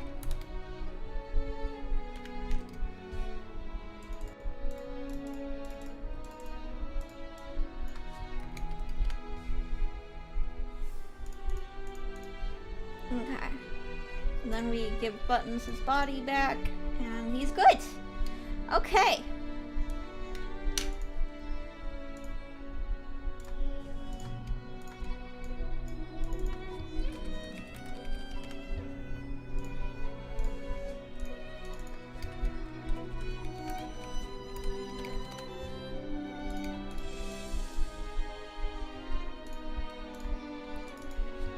Buttons, wing, L. Oh, that means this needs to be wing base. And that needs to be wing base.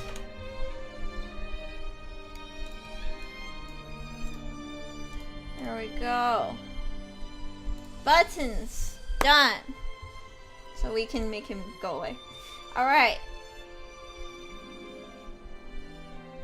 What other toggles do we want to do today? We did the shawl.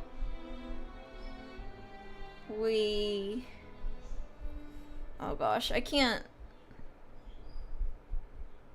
Should I do the ruffles or the viola? That's... Oh, I can do the wings. Let's do the wings. I don't want to do the ruffles or the viola. Yeah, we yeeted Buttons out of existence, sorry. I can put him back. If we're doing the wings, he doesn't need to go away. Alright. Let's do the bat wrap first.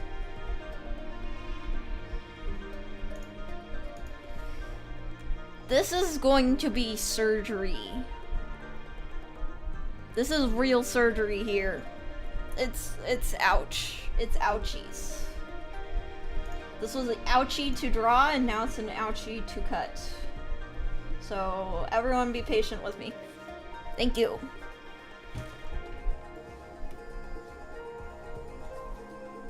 Going full Mori Calliope?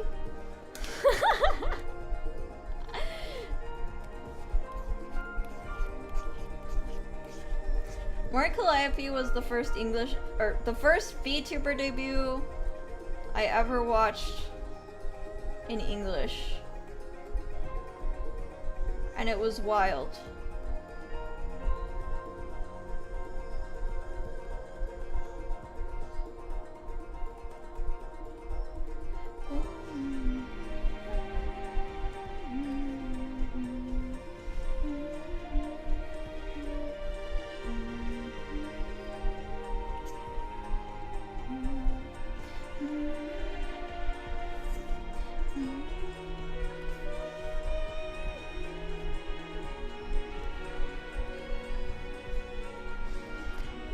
Surgery on buttons is technically, it's not technically tailoring. Nope. No, it's not.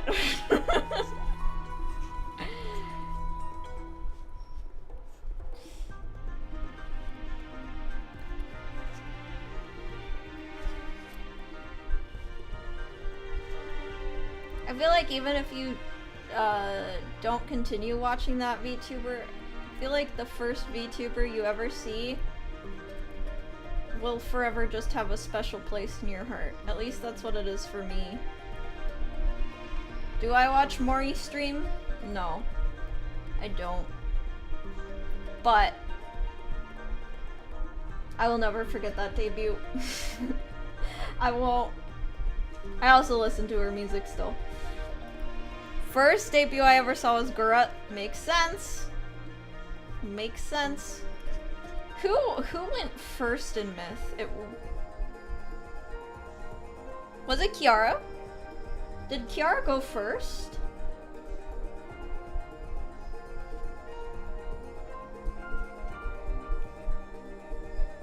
Was it Kiara, Mori, then Kizuna Ai? Yeah. For some reason, it didn't click to me that what I wanted to do was VTubing until Myth debuted. I don't know if that makes any sense. My first VTuber video was Mr. Ria's cooking chicken and cola! You know, that's a good way to start. There's no better way to start, I'm not gonna lie.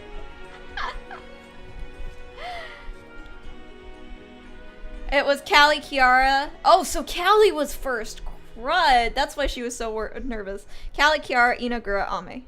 Makes sense. Makes sense. Honestly, I don't regret that.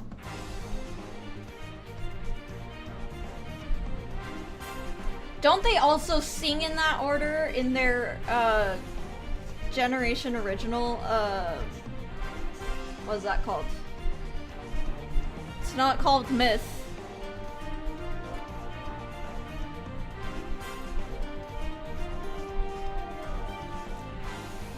Was Too Many Snacks animation that turned me to Hololive? Good. My first VTuber clips were Okakoro clips. I had a first Corona clip. Non-fiction! Thank you! Thank you, Bolero Melody. Ugh.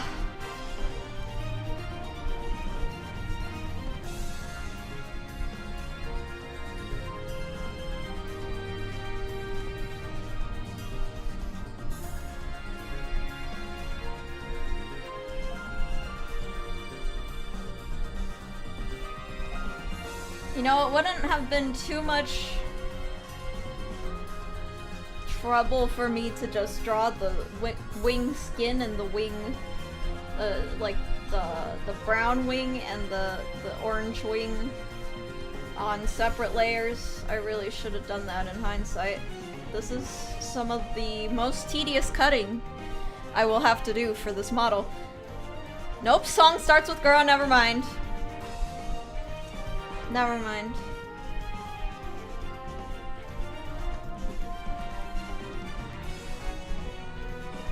Would have been cool if they did it in debut order, but you know what? I like that song so much, I don't want them to change it.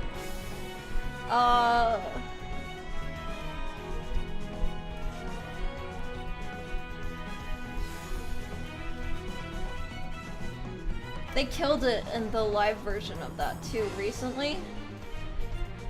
What are you trying to do? Make the wing semi-transparent? No, I'm cutting the wing skin away from the wing joint so the wing joint can move. Wait, that's not... It doesn't sound right, but... It'll make sense, okay? The finger... Okay, so these are like webbed fingers, right? To be honest, cooking meat marinated in soda is actually good barbecue. Yeah! Chinese people make Coca-Cola chicken. I don't like it, but they do it. But I don't like Coca-Cola.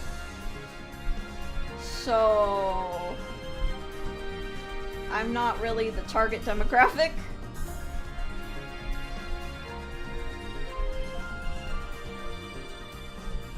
You can't make the webbing squash and stretch? I can, but it needs to be cut to do that. So like, if you move your fingers, right? You're moving your fingers. Each finger has to move independently. Now imagine there was a skin flap in between those. It's good to have the finger, the skin flap, and the next finger all separate so that you can squash the skin in between. Does that make sense? Yeah?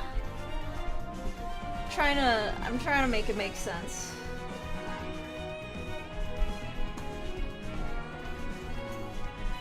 Hello, Bruh Corruption. How are you doing today? Dr. Pepper beef stew exists and is great.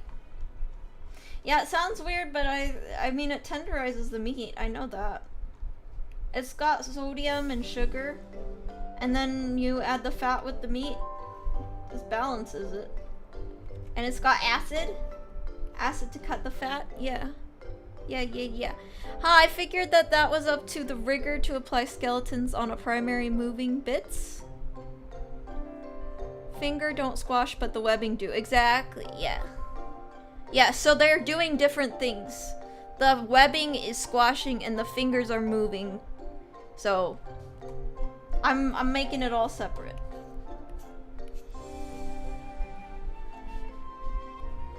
Because if you kept the finger and the webbing on the same layer, then it's gonna have the finger itself is gonna be squashed. And that's not what we're going for, because bones don't squish like skin does. You know?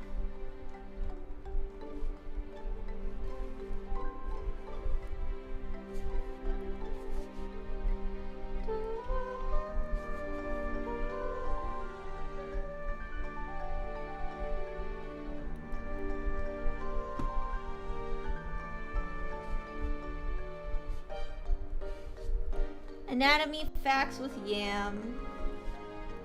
Have you guys ever seen bats in real life? Like, they're weird. And they stink. They're stinky boys. They're also surprisingly mean and loud. Not where I live. Aww. They could fit in my palm. So cute. Yeah.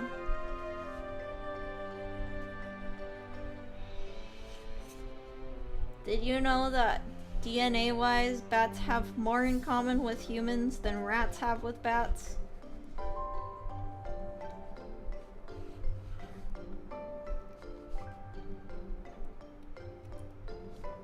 In other words, we could all become bats. Let's go.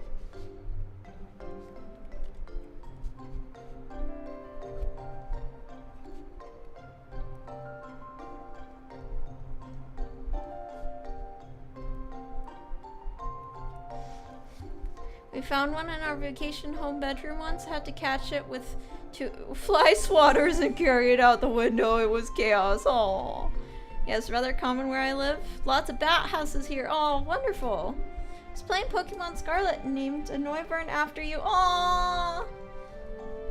That's such an honor. Thank you. I hope your Noivern is a good addition to your... I don't know if you're using him on your team, but I love Noivern and Noibat. Honestly, living with my living haps, becoming a bat seems a real prospect. Yeah, prospect. Where I used to live in the woods, I'd watch them catch mosquitoes after the sun went in summer. It was really cool. Yeah. My church gets invasive bats rather frequently. No! I love Noivern. Yeah. Your Noivern won't listen to you? Is it too high level?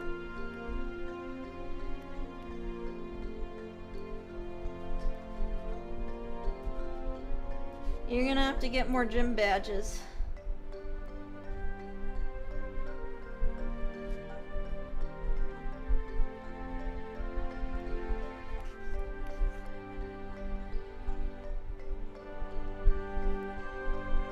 With the noise they make, bats must be great to catch mosquitoes. Yeah. I like bat noises. Bat noises are pretty cool. I'm biased, but, you know.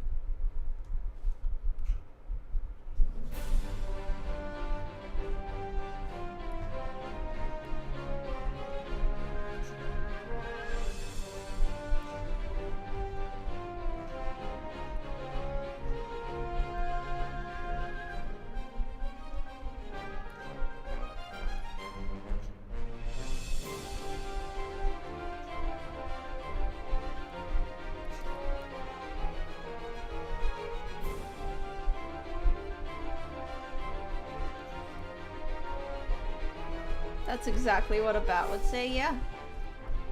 It's true.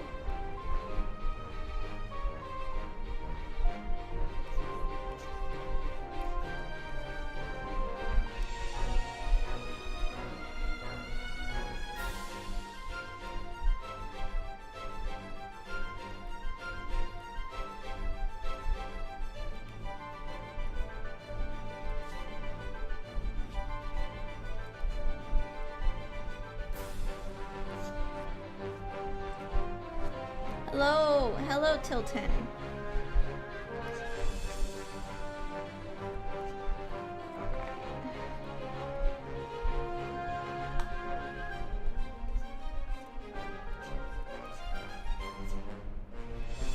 I am considering cutting the rest of the wings off stream.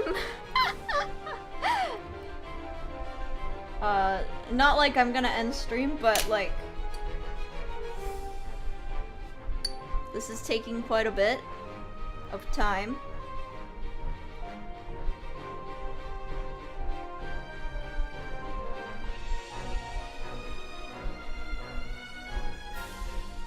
I think I finally came up with a goofy full symbolism name for a persona, and it only took 3 days. Nice! Care to share it?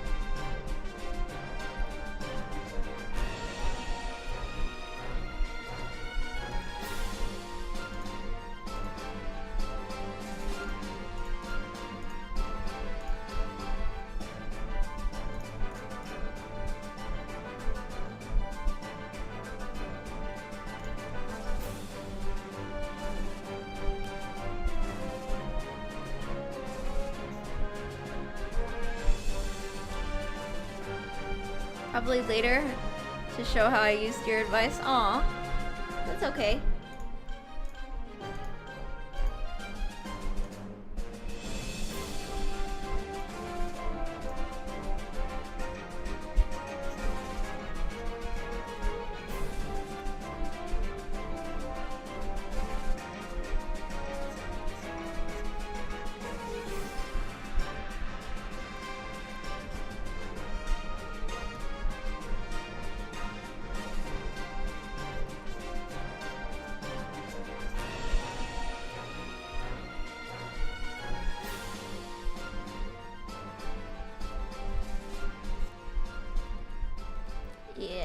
in hindsight, if I were to do this process again, I would have kept the skin and the joints on separate layers.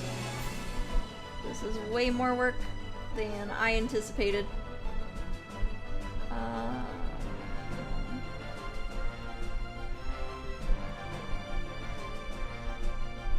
But there's nothing I can do about that now, except for cut it.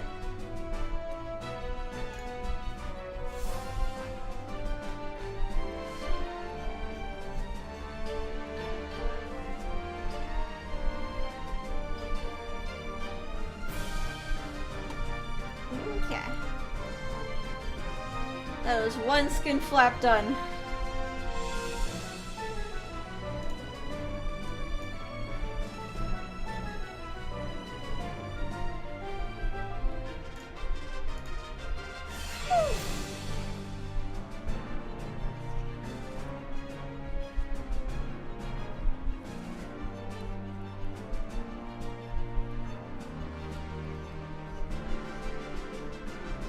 Also redraw the wings entirely? No thanks. This is still less work than that.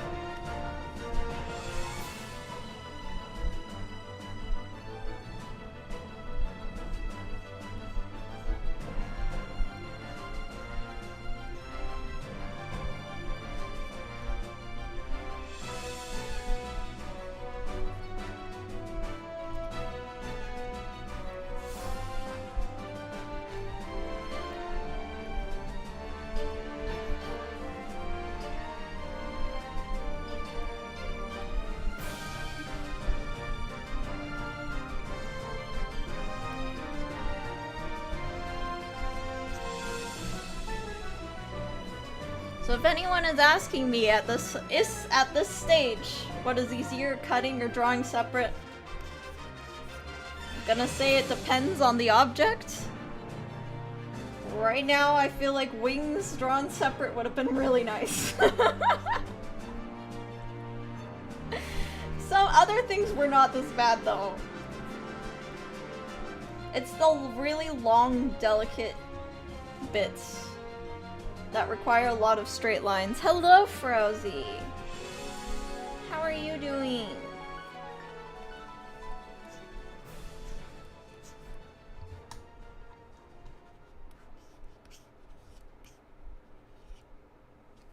Didn't know you could cut up a model like that. I thought artists just draw parts individually.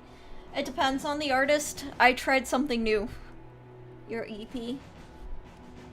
Understandable. I will be very EP after this stream.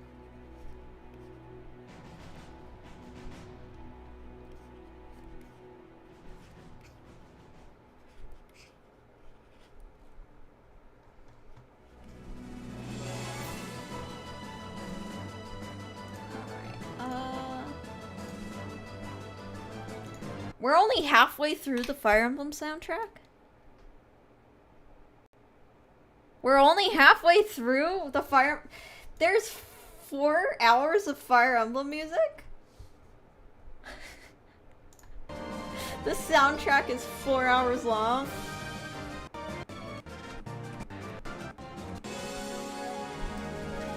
That's pretty nuts.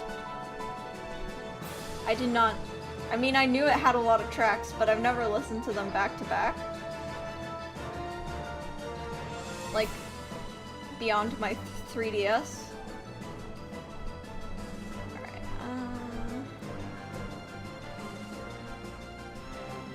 so cool to see, though. Oh, I'm glad.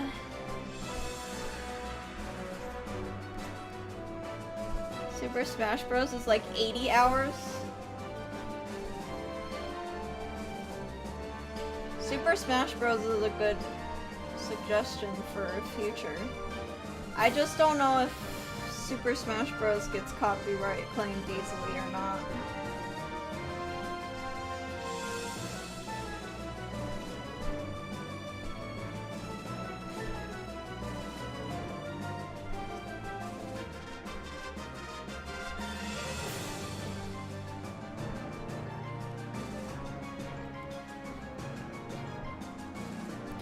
Probably better not to. I'm taking a risk right now. I took a risk earlier with Passacaglia on stream.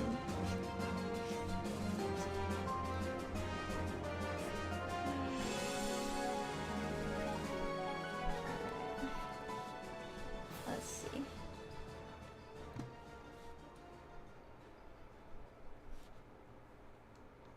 Trying really hard not to be a perfectionist. I'm trying. Trying, guys. This would have been so much easier if I just drew about separate layers. Everything else was pretty easy to cut. It's gonna be this and the viola. It's gonna be this and the viola, I'm telling you. Those are the two things that are gonna get me. And the ruffles.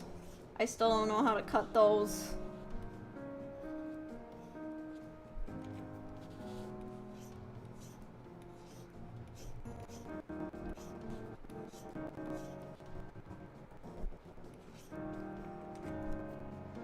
Individual fingers for viola? Yes. Individual finger joints.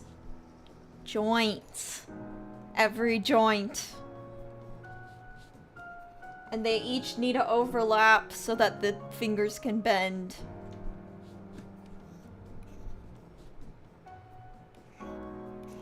Yeah. Yeah. Yep.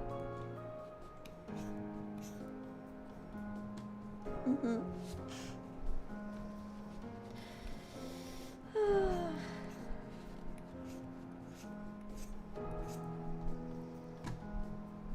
So close. Eric models, I know the assignment.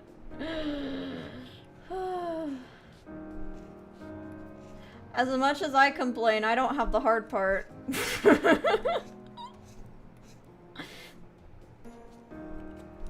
Okay, I have the hard part when it comes to this. But, the viola... It's gonna be Azu's hard part.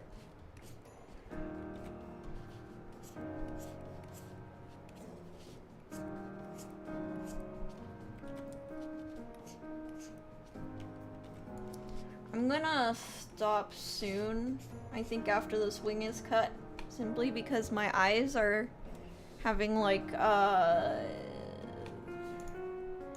what's that thing when you can see like little eye ghosties? Like, kinda like screen burn, but for your eyeballs. Yeah, that's what I'm experiencing.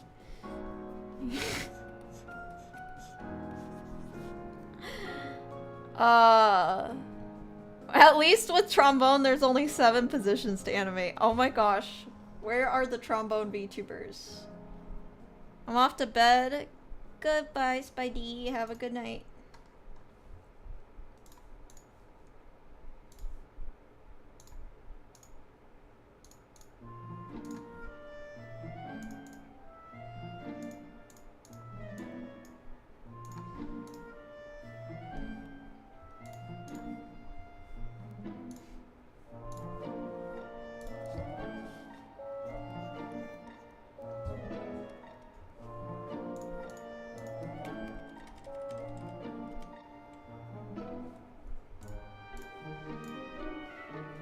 Silly time activate. Let's go. Yep. I think this one is called One Got in My Mouth, Platooey. I'm pretty sure that's what this song is known as in the soundtrack. I have an issue with my eyes for years. I only recently found out it was partially incomplete seizures only affecting my eyes. I thought it was normal. Oh no. Wow, that is some serious, I hope it gets better. I don't know if it'll get better.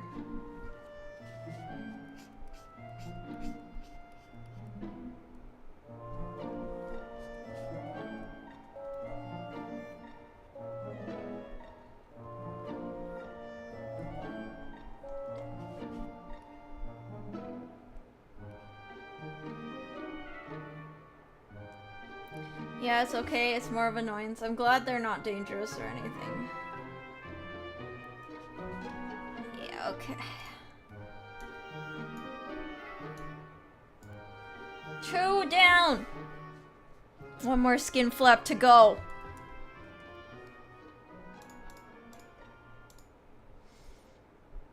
Doesn't hurt, it's just I can see can see how it would be for sure.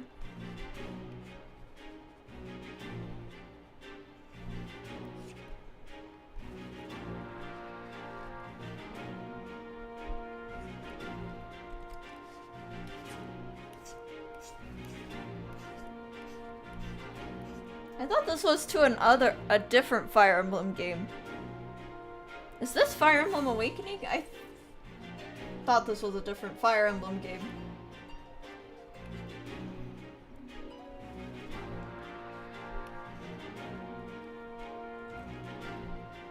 I thought for sure this was Blazing Blades, actually. I'm pretty sure this is a remix of a Blazing Blades. It's definitely Awakening, and that never happens in Blazing Blades. Oh my gosh, my mind is jumbled. I thought that was... Sounds like a pre-battle theme. It is a pre-battle theme, but I thought it was the Blazing Blades pre-battle theme. Marimba, let's go! Never played it? Alright. I'm gonna look it up. Blazing Blades pre-battle theme.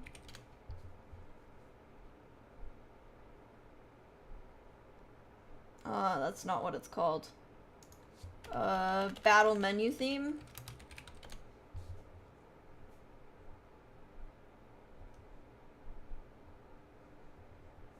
TLDR, I have often temporary visual impairment and it's stinky. Oof. Stinky indeed. Okay. Let's see. Road trials, destined by fear, precious things, companions, distant travels, inescapable fate. Oh gosh, I won't know which one this is. I'll listen to the entire Blazing Blades soundtrack and see if it's also in Blazing Blades. Because they do have some overlap. Like, the Divine Dragon theme is the same in every game.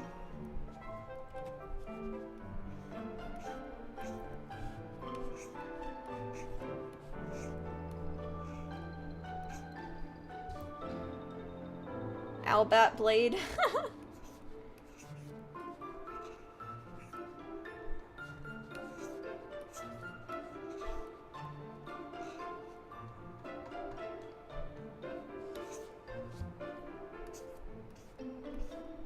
Path of Albat. I have not played Path of Radiance. And I'm angry about that. I'm angry that I didn't get to play Path of Radiance. Why is it $100? Well, it was $100 on release. Why is it like $500 now? You can't get a decent price for a Path of Radiance copy no more. I have a Wii U. I could play it.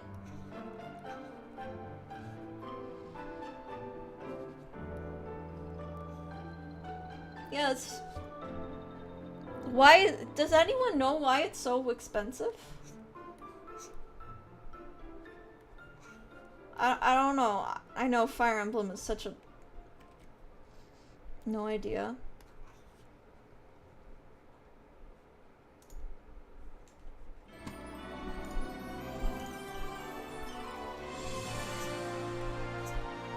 Because I'd love to know who Ike is. And why I won't be getting any sympathy from him.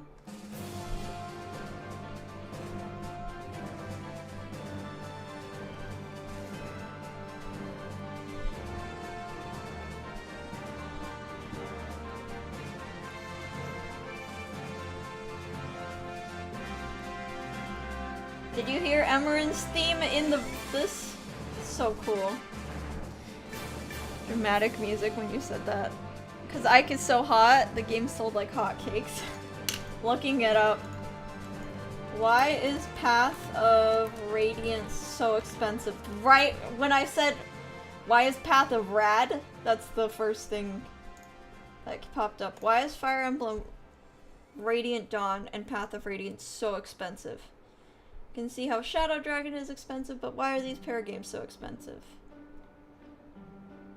Oh, it's because of limited copies. Low supplies and high demand.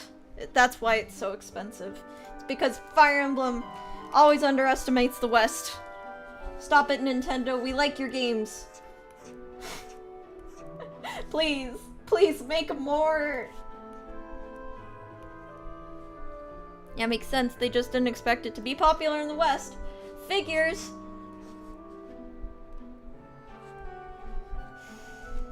Can they port them to the Switch? Like, just a port. You don't even need to, like, up the graphics. I don't care. Wii graphics are fine. But can you port it? It's so hard to be a fan of Fire Emblem games, because you don't get to play them.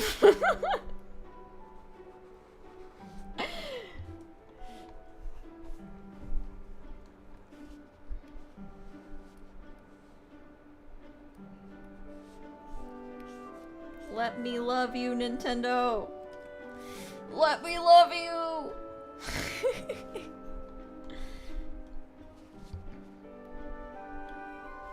Got a package with body wash and fragrance stuff. Let's go. What are your guys' opinion on bath bombs? Do you like bath bombs?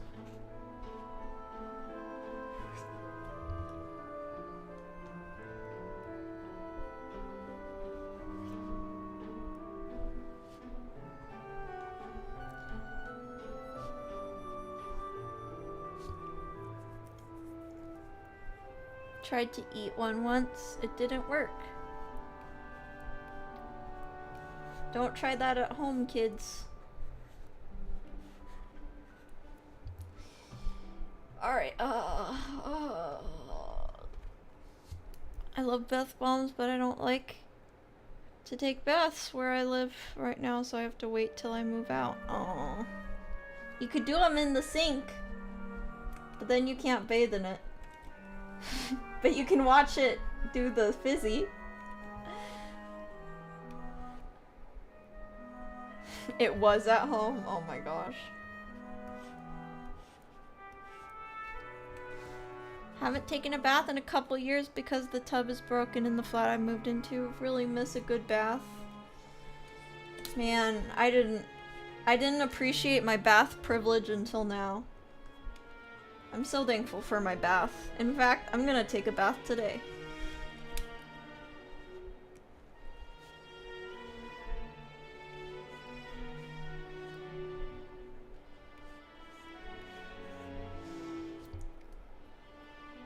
Love the videos though, they're relaxing. Oh, I'm glad. I'd love to make more videos. Trying. I'm trying, but this needs to get done first, guys.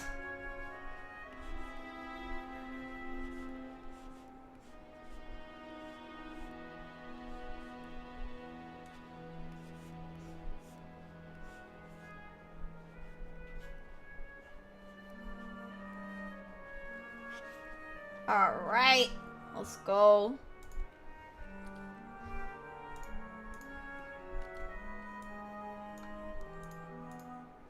Alright, so...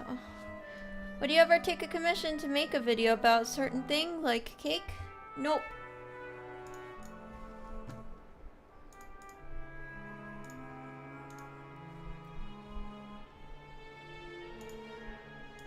I am making... Because of a donathon, I am going to make a video on Rin Penrose. Because that is what my audience has decided I should make a video on. But that was for a donathon, not a commission. How am I? I'm kind of losing my mind over these wings right now, but other than that, I'm doing good.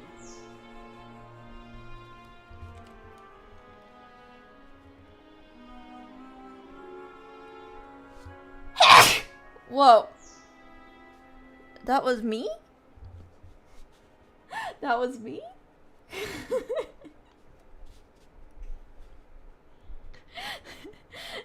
Where did that grandpa sneeze come from? Thank you, thank you.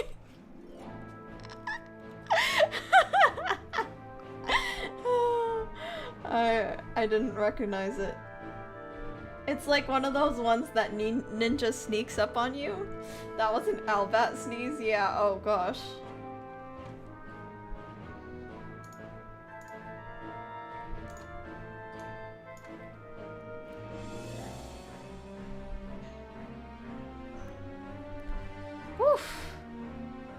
Alright. We're doing pretty good. We got these separated. We need to do the top ones, and then we can separate the hands. I feel like I know this song. This is Fire Emblem Awakening.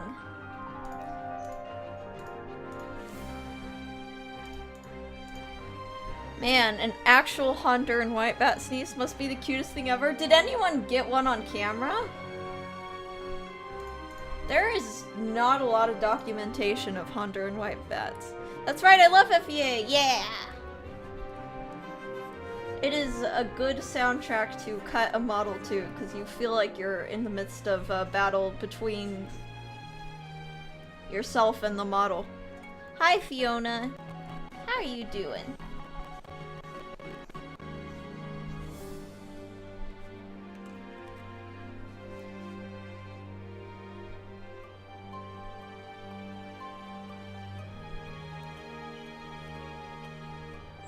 Playing some GBA games. Nice. What GBA game are you playing?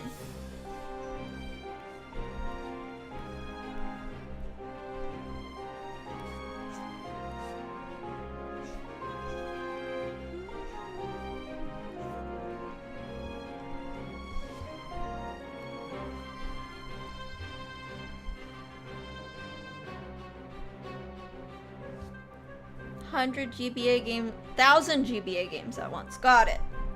So WarioWare. Can't wait to watch that. I love watching your videos. I get so many good insight. Oh, I'm so glad. For Rin, we're specifically talking about her design. And I love her design. I always have before she blew up. I watched her debut and I was like, oh my gosh, I wanted to be a princely VTuber. Like, that was the archetype I chose for my Hololive audition was a princely type. So that was fun. Red has an elegant design. Yeah, I love her. Who am I? Fiona, you can read my name. I'm Yam. Let's see.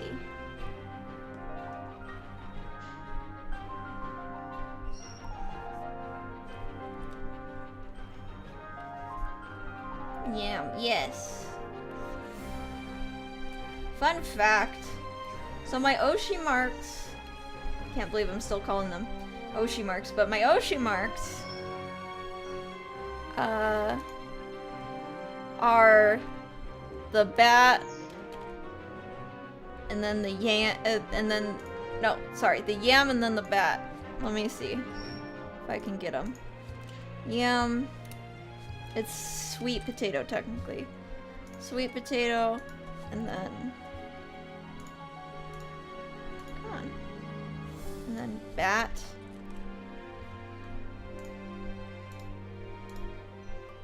Yeah, there you go. I put it in chat. Those have always been my Oshi marks. And I was worried, like, when I switched my name, would I have to also switch my Oshi marks? And no. Because Yam Komori and Yam Albat basically have the same meaning. Yam Komori is, like, this original Japanese sub name, and then, Yam Albat is the Western localization.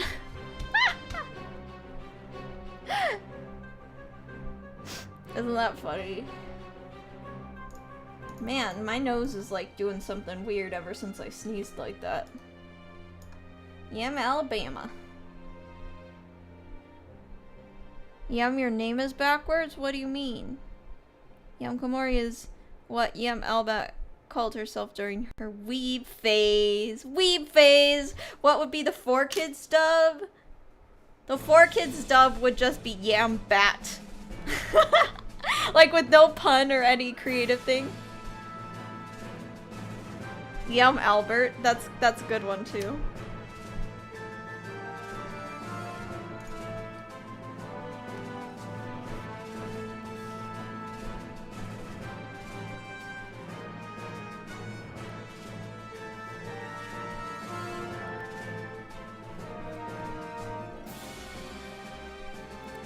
Four Kids' name would be Sweet Potato Alabama. Sounds good. I'd accept it. If I was getting a 4Kids dub.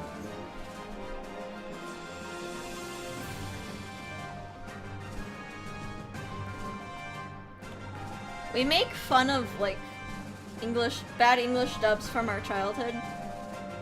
But something I have learned to appreciate are all the lengths that localization teams and dub artists go to repackage something in a way that a whole nother language and culture will understand.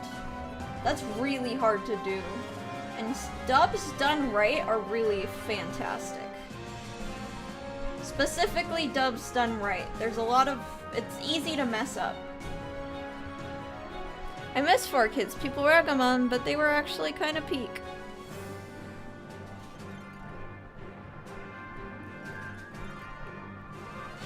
My favorite bad dub is the Pokemon Jelly Donuts. Yeah, the onigiri. Pokemon dub was pretty good other than assuming that we wouldn't know Japanese stuff. I mean, I'm torn because it's true. When anime was less known in the West, most kids wouldn't know what an onigiri is. They could have just said rice ball, though. 4Kids One Piece rap kind of slaps, though. So does the Pokemon rap. Yeah.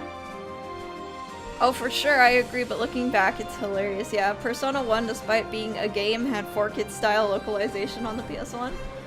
Definitely, I study linguistics. For some reason, makes people my main job to... think my main job is to translate stuff when I can never. Yeah, localization is hard. Especially with cultures as different as Japanese and American. Those are very different cultures. I learned the hard way when I was learning Japanese how different the cultures are just from language culture. French anime dubs from the 80s are a whole other bag of bones too. That sounds like fun.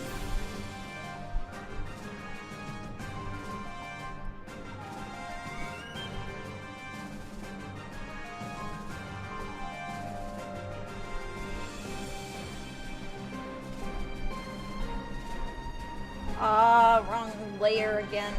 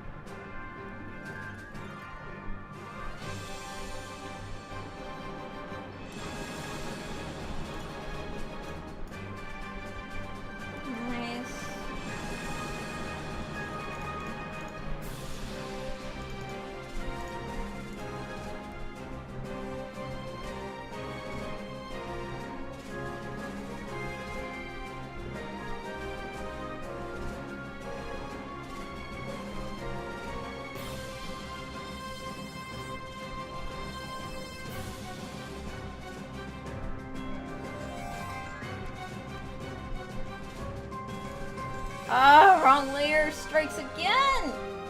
I'm obviously getting really tired. But I want to finish this. I will feel better if I finish it. Okay. You know what, you can just do it this way.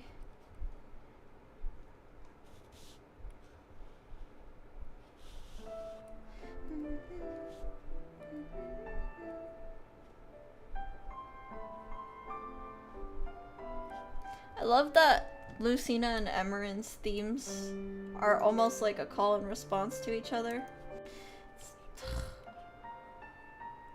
And then there's the shepherd's theme. Alright. So we have all the skins separate now. So next we need to separate these here joints.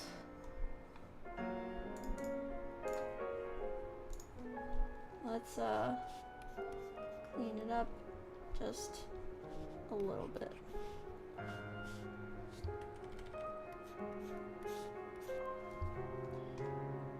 Okay. So, they literally work like human fingers. As in, there's 3 joints. 1.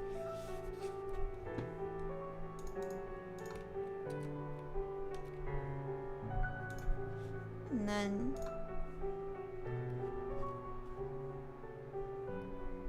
2.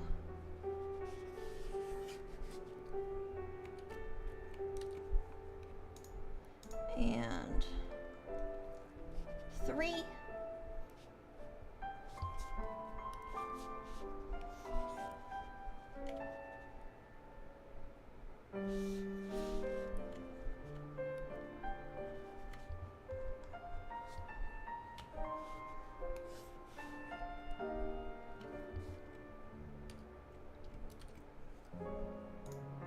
See? That's how bat fingies work.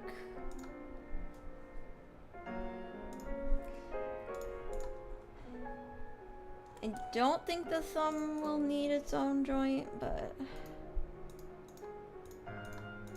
we'll give the thumb its own joint. And then we're gonna give this wrist its own joint. There we go.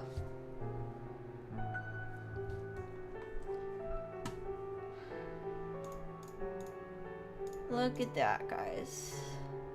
So the wing, that goes for every wing except for the one that's going below, because you're barely gonna see this wing. I'm not gonna cut it all the way up. But basically, we've got the skin, flaps, then we have the wrist, elbow, thumb, fingers, fingers, fingers. And then I'm gonna make each of those fingers like, gonna give it overlapping joints and you know, the stuff.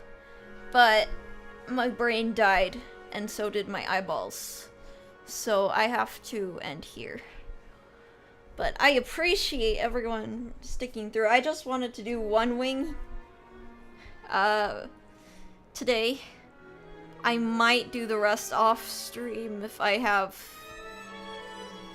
time and the itching to do it, the inkling to do it, the urge, you know. Then I'll cut the rest of the wings off stream because it's a whole lot of what you already saw.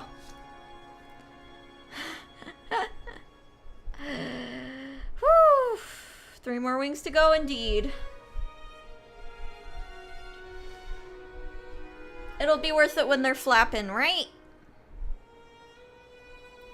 It'll be worth it when they're flapping.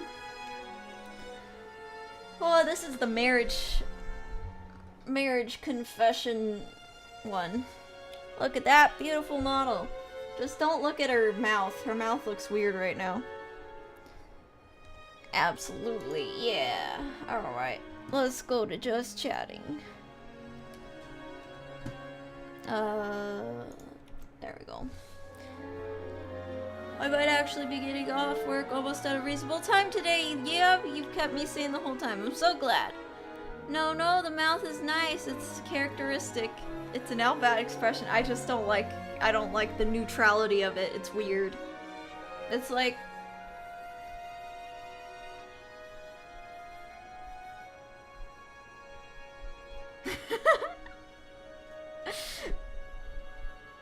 Even when I like...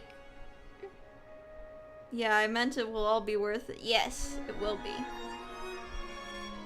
But like... My current lips were literally just a straight line. But I have set my model to auto smile. Like this is my neutral mouth when I'm not using it. But that's like settings you can do in post. You want a straight line when actually making the mouth do the thing. But anyways, thank you everyone so much for watching.